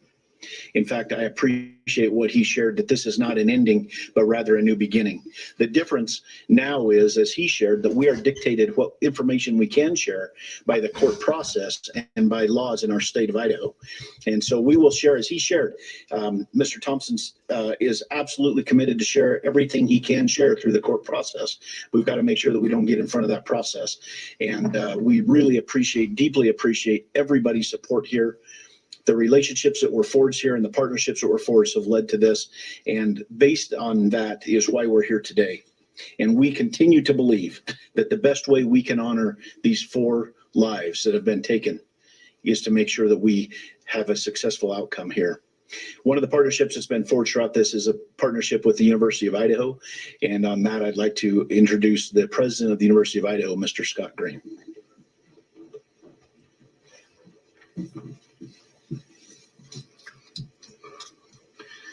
Thank you. Good afternoon. Scott Green, President of University of Idaho.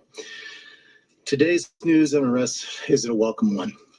It's relief to our university, our community, and our extended Vandal family. The outpouring of support over the past 6 weeks helped sustain us during the most trying time.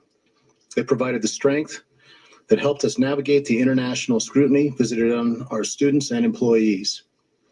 We are truly thankful for the compassion and acts of kindness shown to our community. Kindness is contagious, and it provided the light that reclaimed ground lost to evil and darkness. We first want to acknowledge and thank Governor Little for the early promise of financial support that enabled the university to secure our campus and focus on helping our students and our employees in the wake of the crimes. We also appreciate the Idaho State Police and the highly visible security presence that brought comfort and calm to a community shocked and confused by the senseless crimes. We never lost faith that this case would be solved and are grateful for the hard work of the Moscow Police Department and their law enforcement partners. Vast and committed FBI resources brought important expertise to this complex case. Across the board, dedicated, highly competent personnel worked this case to arrest. This crime has nevertheless left a mark on our university, our community, and our state. While we cannot bring back Maddie, Kaylee, Zaina, and Ethan, we can thoughtfully and purposefully carry their legacy forward in the work that we do. Our students come first, and that was proven each and every day of this investigation. We are committed to safely delivering the college town atmosphere, campus experience, and high-touch quality education for which the University of Idaho is known. With time, we will heal. We will move forward together, and we will remain Vandal strong.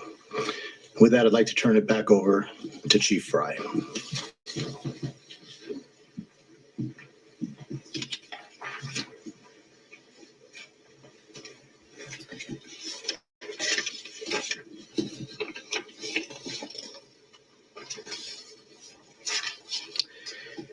So now we will open the floor to questions. However, I want to remind everyone, as Prosecutor Bill Thompson explained, any factual information regarding the arrest of Kohlberger is currently sealed per Idaho law and will not be released until he has appeared in an Idaho court.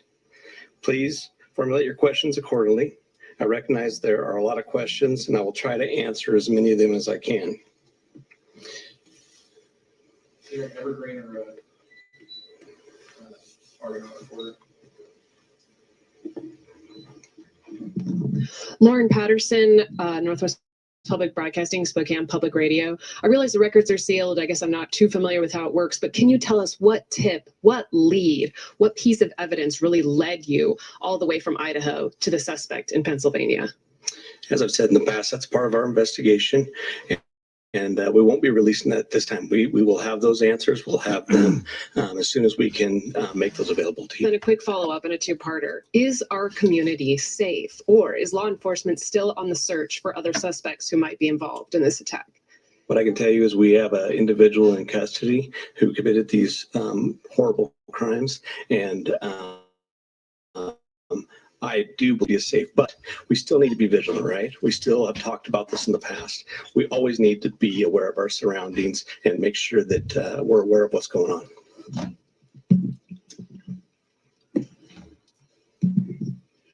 Hi, Chief. How soon into the investigation did police and law enforcement begin to spot Mr. Kohlberger as a potential suspect? And a follow-up, how many tips, if you can say, were specifically related to Mr. Kohlberger? To the tip part, honestly, I can't answer that question, so I'm not even going to speculate on that. On the other part, that's part of our investigation, and it will come out. I'd like the mic to please come right over here. Thank you. Dana Griffin with NBC News. Can you confirm that Kohlberger asked whether or not anyone else had been arrested when he was in custody? I cannot confirm that, or I'm not sure of that information, but that would still be a part of our investigation. Did CODIS initially return any hits on this guy? That's still part of our investigation. That will come out. If we could get somebody over here, please. And then one final question. Is there any message to the online sleuths who slandered and harassed people who they believed were responsible? There was a lot of speculation going on, and we've always said from the very beginning that we're the official message that comes out, and to pay attention to what we're putting out there to the press. I'm Nancy Liu with News Nation, and we were over at the house this morning, and you told us that the remediation would begin today. It was suddenly stopped. Can you tell us why? Yes. The house cleanup has been halted, and that came by a legal request from the court. Christina Corbin, Fox News. Chief, have you identified a motive? That is part of the investigation, and that will come out as we continue the investigation. But what we still ask is for people to continually send us things in the tip line. We are still looking for more information. We're still trying to build that picture, just like we have stated all along. We're putting all the pieces together, and that will help.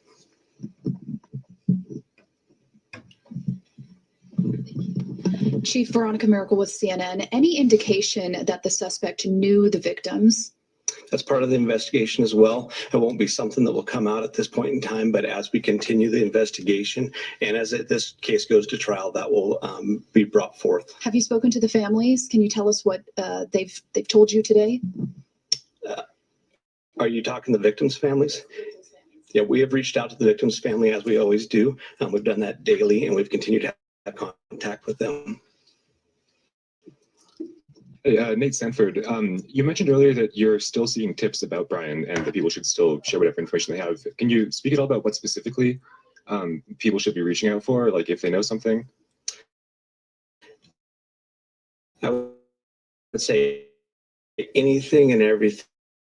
Have professionals look at those and decide which pieces to use for a case. So we ask that everybody would do that. Angela Palermo, Idaho Statesman.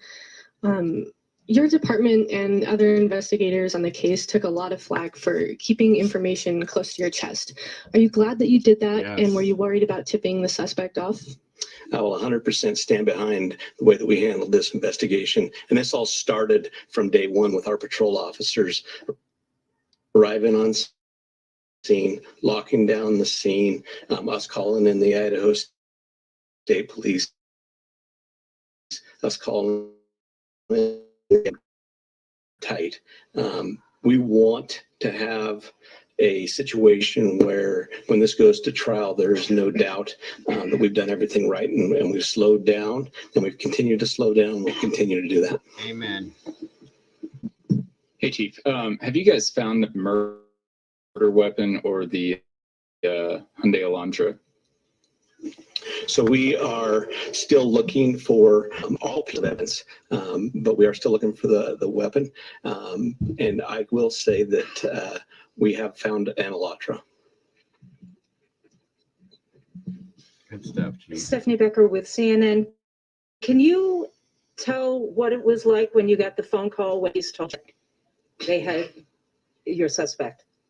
I can tell you, for a lot of law enforcement, it was a fairly sleepless couple of days with as we were leading up to everything that we were doing. But what I can tell you is I have faith in those agencies across the nation. I have faith in our officers. I have faith in the FBI, and they did a great job. But sure, there was some times, even throughout the day, that we were always concerned. Hi, Chief. Don, you're back at CBS News. Can you talk a little bit more about the suspect's connection to Pennsylvania? All I know is that he lives in Pennsylvania. Chief Guy Tannenbaum from Nonstop Local KHQ in Spokane.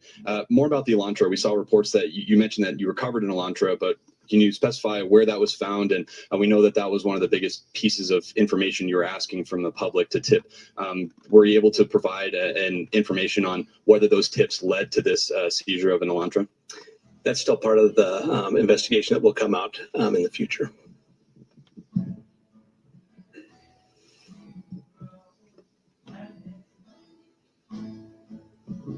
Chief Len Mosley, Idaho Public Radio here in Moscow. The additional police presence in town and on campus, semester's coming. Is that going to continue? You will continue to see state troopers in the area. You know, we're talking to Latah County as well. You will see a presence of us that we're always have up on campus. We have assigned officers to that. So you will continue to see a law enforcement presence. I'm going to take two more questions. Hi, Chief. Julie Scott, ABC News. Can you tell us if you eventually had a license plate number to the Elantra and how you tracked it to Pullman? That's still part of the investigation that will come out.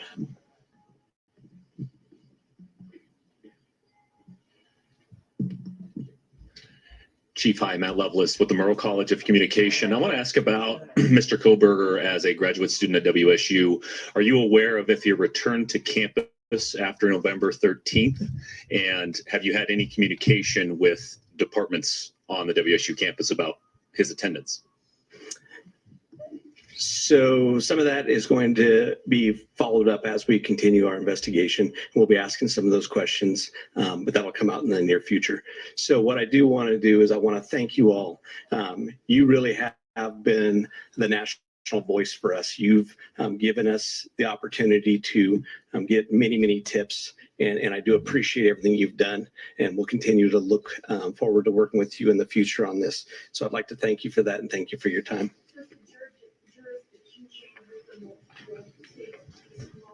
All right, and that was the update there from police in Idaho regarding that fatal stabbing investigation of those 4 students in Idaho. They say they have arrested a suspect. I want to go ahead and show you his mugshot there on your screen. Chief. He has been identified as 28-year-old Brian Koberger, and he is from Pennsylvania. All right, we want to go ahead and talk more about this with a criminologist. Now, joining us right now is Dr. Debbie Goodman. Again, she is a criminologist and professor. Dr. Debbie, thanks so much for joining us here on Live Now from Fox. We want to just start with your reaction after learning more about this investigation and the suspect. What are your initial thoughts? Sure. Well, thank you so much, Melissa, for the pleasure and the privilege to join you for this conversation. And I think it's an extraordinary day in this case. Amen and to that, in our Snoopy. criminal justice profession, because You did a great it job. really speaks Great to a culmination for me as a criminologist of persistence, perseverance, professionalism that has really been displayed at such a heightened level by our local, state, federal officers and investigators who truly have remained diligent, vigilant, and we're going to see this case through in its entirety. Now, again, it's the point where we have the suspect in custody, but there's a lot more to come. I think the manner in which this press conference was handled, by the way, was also extremely well done. I know that it felt for some like a long time, right? 6 weeks in from November 13th until today.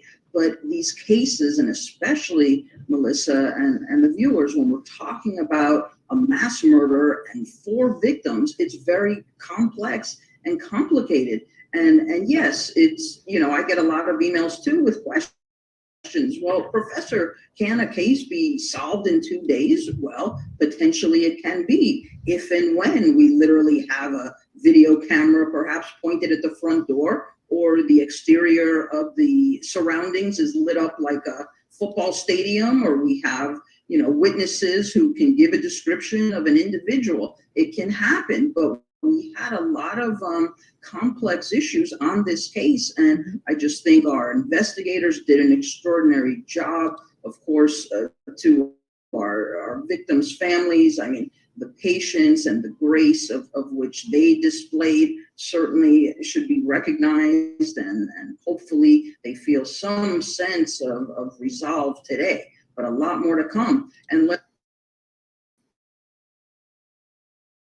let's also who did contribute to those 20,000 tips. Again, they can't, they meaning the chief and the director and the prosecutor, they can't tell us everything yet. This is now, again, a very lengthy process, even from here, A to Z. We're at a very critical, pivotal moment right here, right now, that we have this individual in custody. And by the way, Melissa, if it's okay with you, I never like to utilize the name of the individual. Why? Because I can promise you that he's been following this case from beginning, middle, and we're not at the end. But these are the types of individuals, these mass murderers, mass shooters, whether it's a singular murder, double homicide, school-based violence, workplace violence, when they don't self-inflict and they map this out and follow it, they enjoy this type of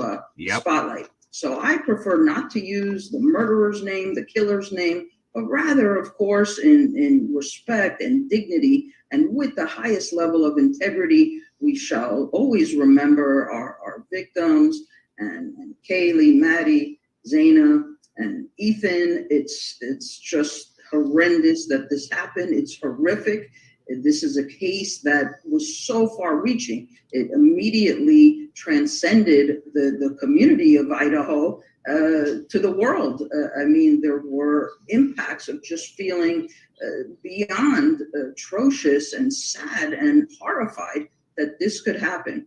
But again, our respect, certainly my respect as a criminologist, to our investigators for their due diligence, for never giving up.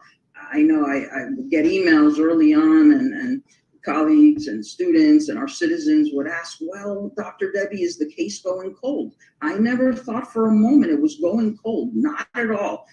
The plea and the cry and the call for action by law enforcement, I think that was very critical. And I think these tips absolutely, along Susan, the way and thank you for joining us today contributed for the to whole thing. who Very we much have in handcuffs appreciated. today.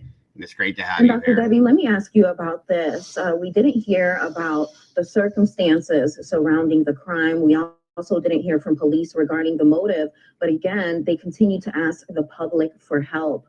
What are your thoughts regarding that particular aspect? I think that is so wise, Melissa. I really do. Because remember, a case like this is something that just became riveting throughout the country, and people genuinely and sincerely wanted to help. So I still believe that all of their submissions, whether it was with photography, digital media, videos, something that just didn't look right, sound right, feel right, and those individuals really should be thanked for their courage to step up to the call of action. And it doesn't end here, by the way, because again, I have my own thoughts, and as a criminologist, how I map cases. I map it with criminology, sociology, psychology, victimology, and criminology, of course, just to remind briefly to our viewers, it's all about the why. See, we don't know that yet, but why did he do it? Why did he select these victims? Why did he select the weapon he did? We will know that forthcoming. When it comes to sociology, well, what's going on in this individual's world? Was there a tipping point for him? Certainly there was something. We don't know it yet, but we will. The psychology, are we going to be analyzing the mental health of this individual? Yes. We will. But for me as a criminologist, it boils down to two things also with psychology, what we call mens rea actus reus. Mens rea is the thinking about doing the crime, the criminal mind, as we say. And then the actus reus is literally taking the action to carry it out. And then lastly, for me, and perhaps most importantly, as I've been discussing on your platform and other media, is the victimology to all of this. You see, we have 4 victims, all of whom same age, a lot of similarities, 20, 21, college students. But I tried to match up victimology with who is the individual. And usually in mass murders, it is somebody of known, let's say. I'm not saying a friend, I'm not even saying an acquaintance, but somebody I would identify as an associate. That it hasn't been revealed yet. I think it will be soon when more information is forthcoming. But I felt early on in this case that these victims, being young, that the perpetrator himself would be within, a 10, 12 year radius. I had said on one of the platforms, 18 to 34. But why? Because we go with data analytics. This is a mass murder, Melissa. It's different than a mass shooting. With shootings, we have individuals who are selecting a gun, but it's considered more of an impersonal weapon. But when we talk about a fixed knife, there is contact, there is touch between the victim, in this case plural victims, and the killer, the perpetrator. And when there's some heightened level of rage and enrage and outrage. And all of this will be forthcoming. But thus far, I think it is absolutely a tremendous celebratory day in this case, because we have law enforcement officials have identified the killer. All right, so if you're just tuning in here to Live Now from Fox, we are speaking and talking about this case out of Idaho regarding those 4 University of Idaho students who were stabbed to death.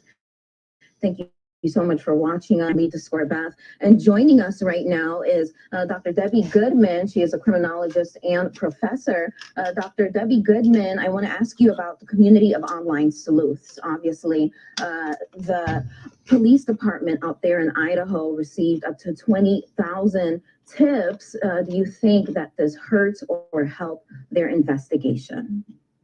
Right. I have to say, actually, both, Melissa. So I think on the one hand, it can be very positive, very contributory when somebody actually has knowledge of something. And what I've been saying all along is, if something doesn't look right, sound right, feel right to an individual, one himself or herself doesn't need to be the detective, but that would be something to submit. That's why we have the detectives, the investigators, the officers, the agents, because they have the skill, the knowledge, the training. They're devoted, they're dedicated. This is what they do. So I think in large part, we will come to see that these contributory tips and information sent in by the public, I'm sure, contributed well. So the negative side, of course, might be if somebody decides really to just attack, if you will, attack verbally and or, making allegations that somebody committed the crime. I mean, that in and of itself could be a crime, right? To defame one and the character and reputation when it's not founded. But I think really on this case, those contributions made by the citizens who potentially saw something, heard something, just something didn't look right, sound right, feel right, that is very courageous, and it needs to continue, by the way, because we just heard the Chief Fry said that, to please continue. Because you know what, Melissa, it's these cases have a beginning, a middle, and an end.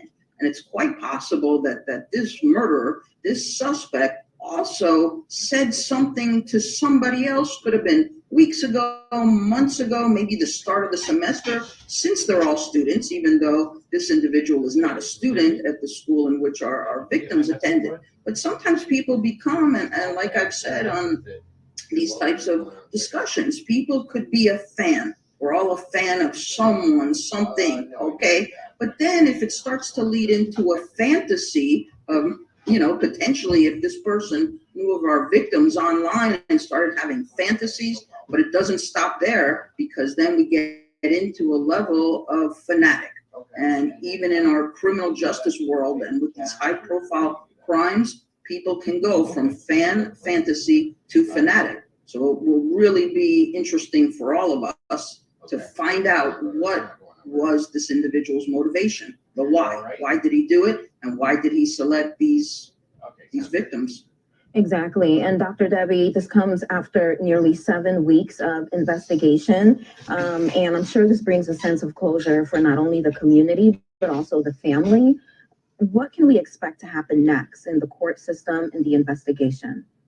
Certainly, and that's a great question. So welcome back, Deborah. Again, as I always say, when asked to come in and provide some analysis, it really goes from A to Z.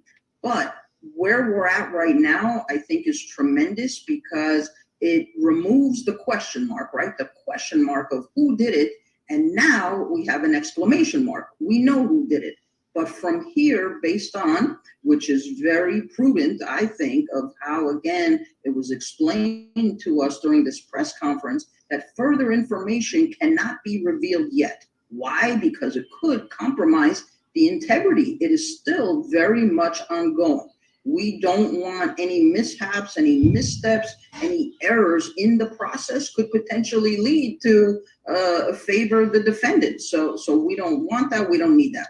Now, we know that as we're speaking, he's in another state. So He'll be extradited back. We'll have a process in place where his mental health will be analyzed in terms of, does he truly understand what he did? See, I get a lot of questions from our citizens regarding insanity. Well, Dr. Debbie, is he insane? We don't know that yet.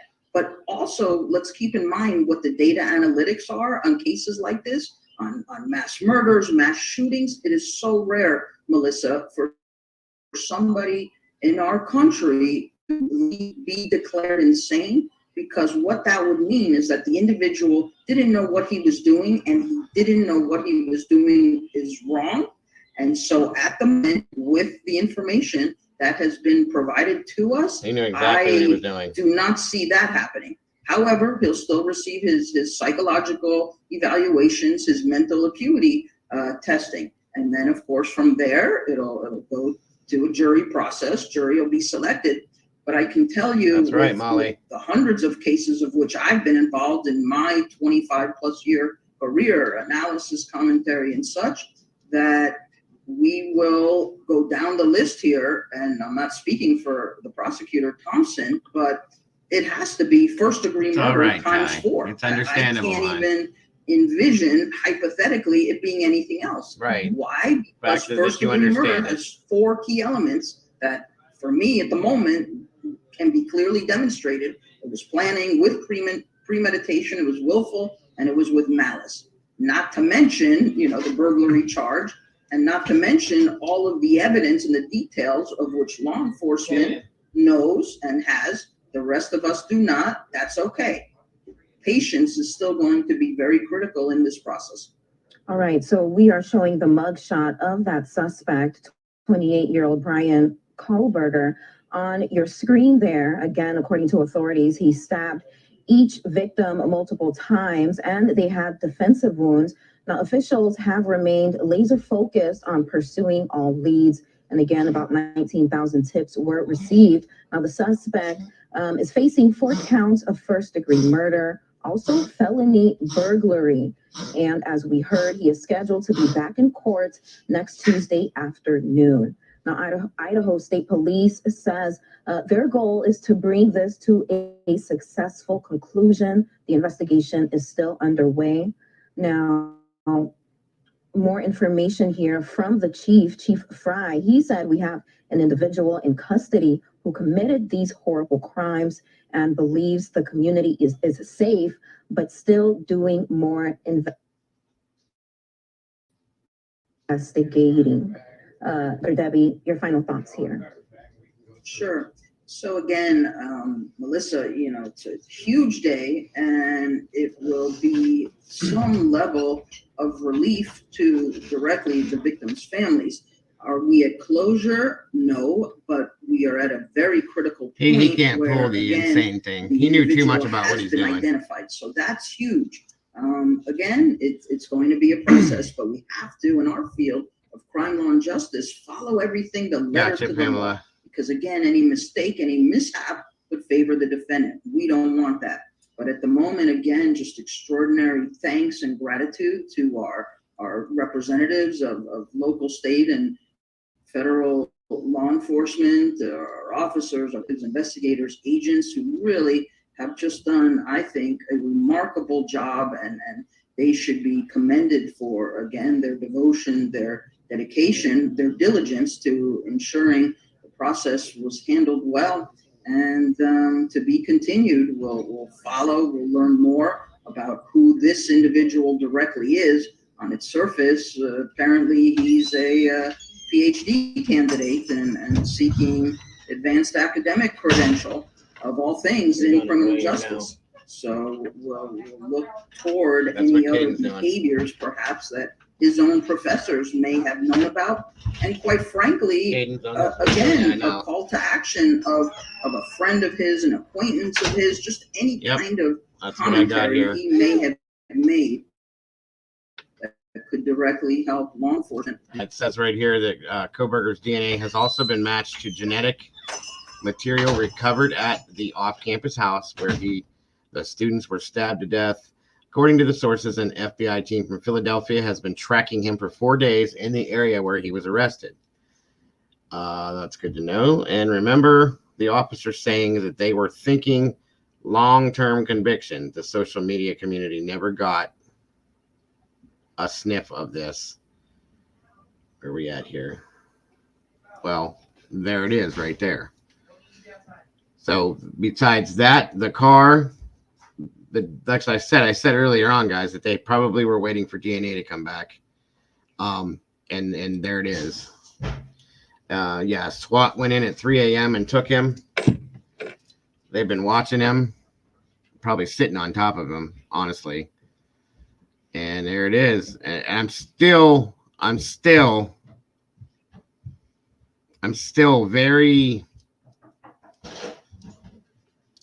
the whole question, did anybody else get arrested? That's got me, something's hanging on with that for me. I don't know what it is.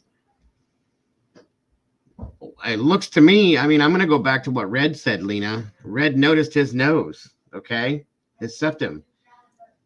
Maybe Ethan got a good hit on him and they started bleeding a little bit. You know what I'm saying? Or any of them got a hit on him and started bleeding.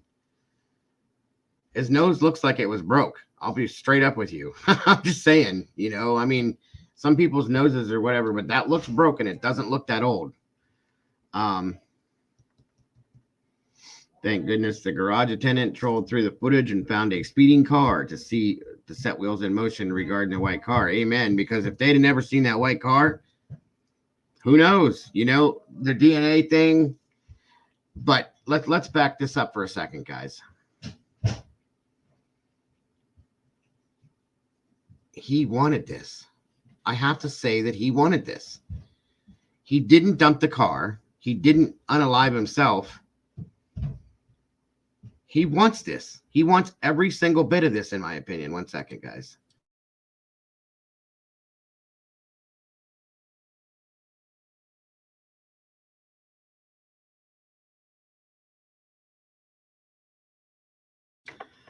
Okay, so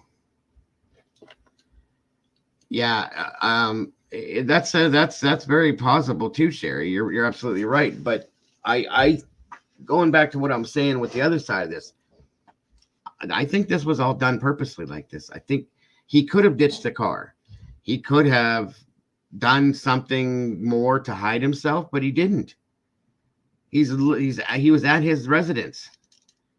This is fun to him. This is some kind of a game, guys. And the fact that he's going to be his own attorney, come on. This is right here. He's enjoying himself. Exactly, Red. This is what he wants. This is his whole plan. I almost guarantee it.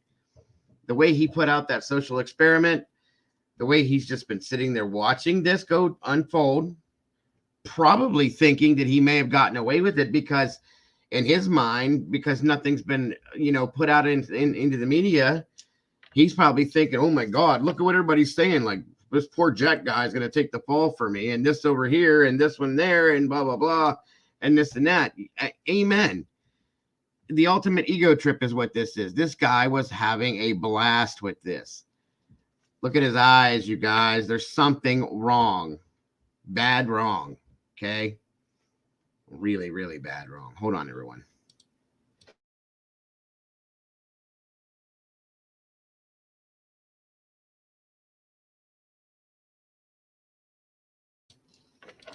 And it's like,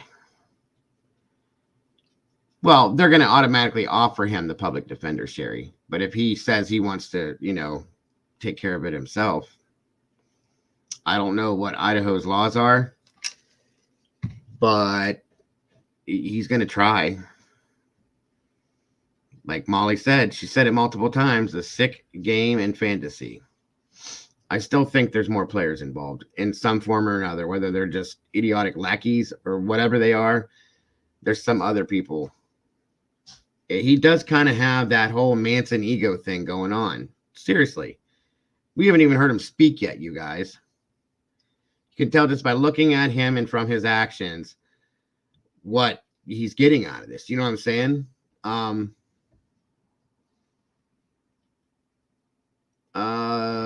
There may be, Lena. There very well may be. There may not be. I don't know. well, there really shouldn't be any kind of coroner footage. I think that was out of respect for the family. Thank the Lord, because that's just too much, I think, in this situation. I hope so too, Schmovie. I hope they did what I'm telling you, I'm 100% with Red on this one. I think that when you look at that, guys, it's bad. That piece right there, especially, I think he got drilled, and God bless him. God bless him for getting a hit in if that's what it is. And I think his nose probably started like draining. Okay, that's DNA. And I'm telling you guys, that's what I thought, that this was, part of their tip had to have been some kind of DNA. They've been on him for 4 days, at the minimum. So it is what it is.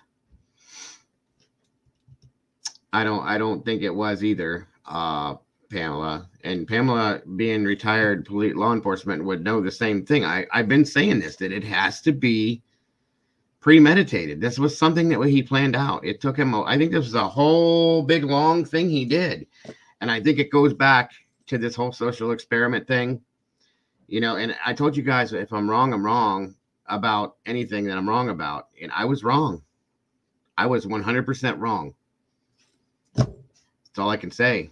It looks, all these other things looked a certain way until this came out of nowhere. And here we are. I hope they did, Lena. I hope they beat him to the ground. I hope they did. No, because he'd still have bruising, Sherry, because he was just arrested this morning. He would have bruising, and he'd have other marks on him if that was from SWAT. I can tell you that. That looks like it's old. Okay. I hope they kicked in his door. I hope they kicked him to the ground. He doesn't deserve anything nice. And she's absolutely right, you guys. I will not ever call him by his name. Ever. Never. He doesn't deserve that respect. He will never be called by his name from me. I'm a nobody. I don't matter, but I will never call him by his name, period, because he doesn't deserve that respect. This is a sick, demented piece of garbage. I hope that he goes to trial and he gets 4 life sentences, 1 for each one of the victims. And I hope he sits there and rots and rots and rots. You're right, Lena.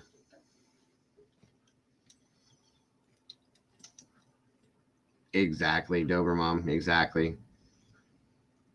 I've already been thinking about that. That's been bothering me for a long time.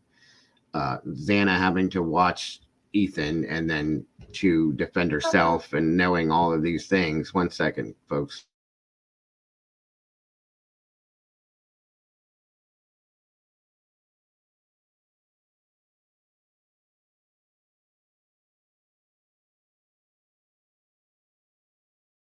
So it does, Dober Mom. This whole thing, I've tried not to think about what they went through, because it had to have been horrific, and then some. And then not to understand, who is this person? Why is this person doing this to us? You know what I mean? That had to have been the last things that were in their mind, and not to mention, their families. And it's so horrific. I don't even want to think about it. All I can think of now is, amen. And God bless law enforcement. Amazing, amazing, amazing work. And bless you, Chief Fry. He did so good today. I'm super proud. And I'm going to make sure I leave a comment on their website about how proud of that law enforcement agency I really am as a person. Because they have done, all of them, they've all done amazing work. Yeah, basically, Lena. I only can pray that maybe a couple of them didn't wake up during this, but I know that didn't happen. They've had a memorial. I think that they have a couple others that they still have to lay to rest. And I'm praying every day. I'm following this to the end. You guys know that. I will follow this to the end, that there is a 100% true justice that comes out of this for those victims and their families, because they deserve nothing less. Nothing less. Victims nor families. Okay. And I'll keep digging if I need to try to help find a motive for this, because as the chief said, they're still taking tips, you know. I think we can kind of gather part of what it is, you guys, already, that this is just a obsessed. Somebody said, who was it that said, now that I think of this? I'll be damned. Jurassic. He said that this was an obsessed true crime type person. And that's kind of like what this is. He's an obsessed criminologist. And that's what Jurassic said, you know, basically that this guy was obsessed with true crime or crime, period. Not to mention that the psychological aspects of the mind of this freak, you know.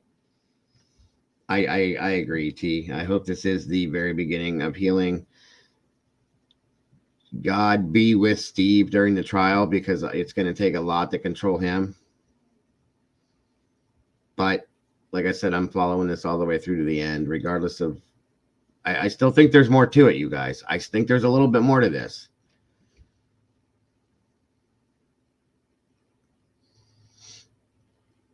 But we're not out to be perfect. To practice, we work to stop it. Right, right. He knows what he was doing for the word go, from the word go. Yeah, I agree with that, Brandy. I agree. I don't want him to get death, Linda. I don't think he deserves death. I really don't. If you think about it, the way I feel on it, I think that would be too easy for him to do what he did and then to be able to lose his life, to not have to deal with this. No.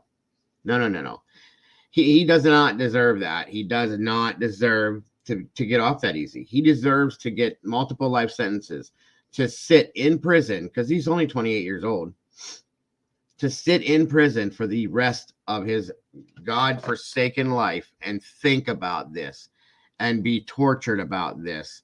Thank you very much, Heather. To be petrified of other, because in essence, what he did, he killed women, okay? And these were children to a lot of us, okay? And the way he did it is just, it's sick. So he's going to be watching over his shoulder from other inmates when he does go to prison, okay? And he doesn't deserve to get the death penalty. I'm sorry, guys. I'm not a mean, vindictive person, okay? I don't wish horrifying things on people ever. This creature deserves to sit and think about this forever, as long as he possibly can, to remember what he did every day, for the realization of this to come back to him, and to sit and just rot in his own mental health, you know, his own mental cell, prison cell that he's got, that he's putting himself in right now for the rest of his life. He went to school to get all these degrees for what? To try to pull off the perfect crime? He had to have known he was going to get caught. He didn't take the right steps to hide this, okay? If you step back and look at this, he did not take the correct steps to hide this. With all of what he knows about criminal justice and law, he could have taken so many steps and we'd have never known what he was. And it wouldn't have had to be that much, you guys. He could have dumped the car. He could have changed his appearance. He could have changed his address. He could have left the country. He had time to do all of these things, you guys. Did nothing. He sat and watched this from the day that it started till the day that he was arrested, and enjoyed every bit of it because of the way he thinks. It was a game, like Molly keeps saying. It was a sick fantasy in a game. That's what it is. And I hope that this comes back to haunt him for the rest of his life.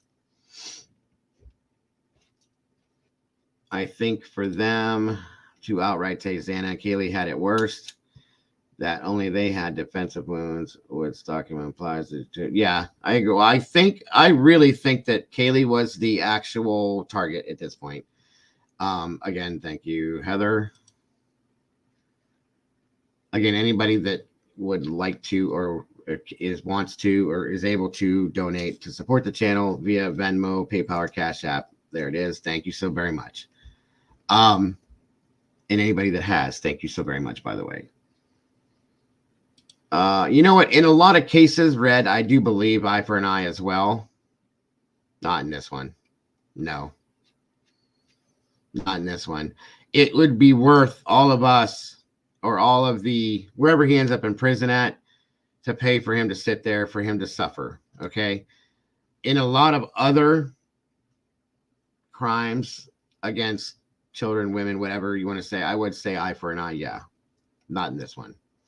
No, it would be too easy because I think that's part of his whole plan, you guys. I think that is part of his plan. Obviously he knows law. If Idaho is a death penalty state,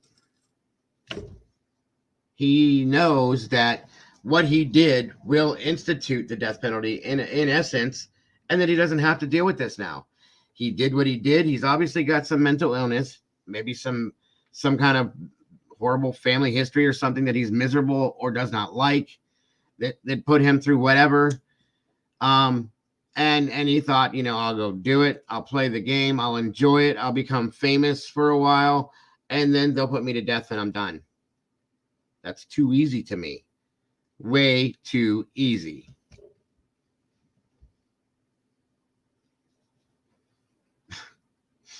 I mean, you can go there too if you want to, Dober Mom. Either way, but oh yeah, let Steve have. I agree with that. Give Steve an hour with him, just an hour. Give Xana's dad an hour with him. Let them all. Let every family member have a little bit of time with him. Let them get their frustrations out and make sure that he cannot defend himself, just like they couldn't defend themselves, and then let him sit in prison the rest of his life. That's my opinion. I know it sounds kind of vindictive and sick, but guys, this is what he did was beyond a level of vindictive and sick. And that's what I was going to say, Satin. I noticed that they're charging him, they said, with murder one. Shouldn't he be charged with capital murder? I mean, honestly, that's my opinion, but murder one for 4 victims. I mean, is it 4 counts of murder one? Still, it should be capital murder, in my opinion. I don't understand. Well, that's possible too, Red. Red has a point. He probably wants life so that he can watch the fruits of his terror, perhaps write a book, watch the movie that comes out about this, become one of the serials of, you know, another Gacy, another Ramirez, another Bundy. I still think there's a possibility that he's a Bundy fan, guys. I really do. Because we all said in the beginning that this really, really, really kind of mimicked the Bundy style of stuff, you know, other than the SA stuff. I don't know, though. I really don't know.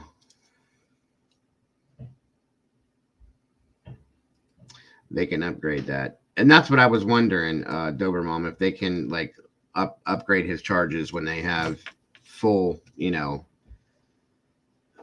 everything with it. So I don't know. Yeah, he's definitely getting off, Red.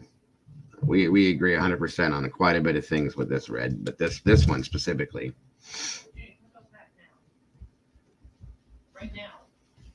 I hope they don't allow him to represent himself, because that's part of what he wants out of this, I think. Then put him back until it's time, okay? 1 second, guys.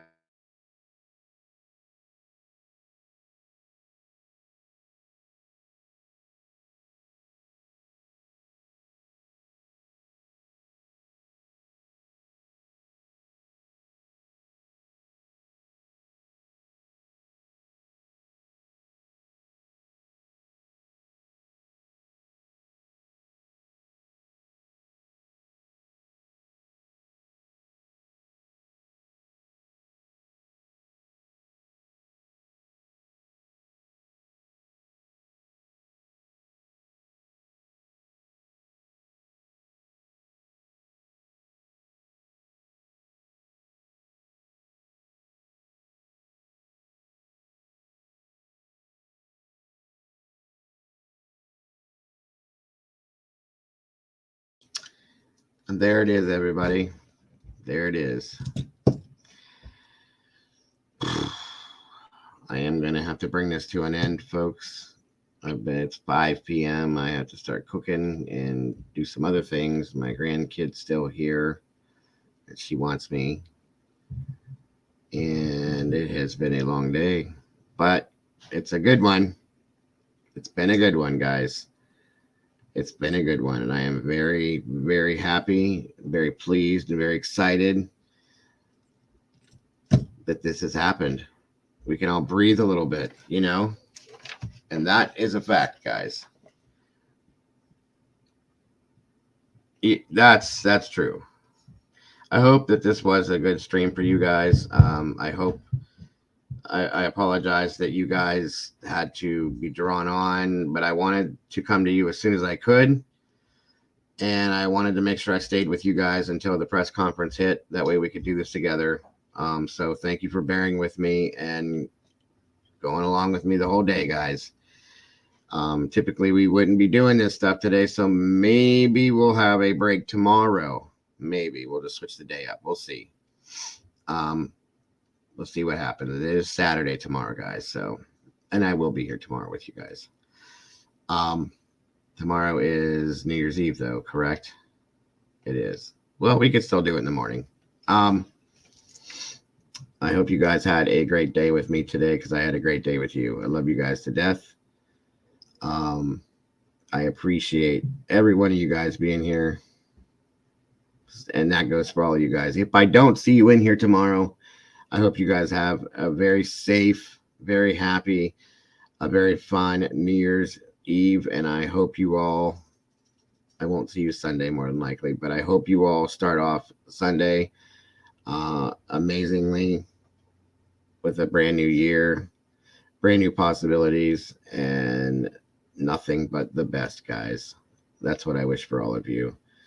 I want to thank you all again. If I don't see you tomorrow, for being with me this year. It's been a great year for me. It's been an amazing year because I've met all of you and I have built the relationships that I have with you guys now. And I think you all are amazing people, as I always say, and I love each and every one of you guys. And I thank each and every one of you guys for every bit of what you do for my channel and for myself and for my family. And I can't even go on with anything more than that, guys, because there's just so much that I could say to you guys all day long, because I love each and every one of you guys for what you've done for me. I hope, again, I want to thank all the newcomers. Thank you so much for joining us. It's great to have you here. I hope to see you here more often. Everybody else, please be safe, be careful, enjoy yourselves with whatever you're doing this weekend. If I don't see you soon, but I will. And that's pretty much it, everybody. Don't forget to love yourselves, to love each other, and to stay who you are, because you are the beautiful people. Moderators, great, amazing job. Thanks for your patience with me. Thank you again to everybody that sent me stuff today. You don't know how much it means to me for the help that you guys give to me. It really does help me so much. You guys have an amazing rest of your day. I will see you all in the morning that choose to be here with me. And again, guys, love you to death, and I'll see you soon. Bye.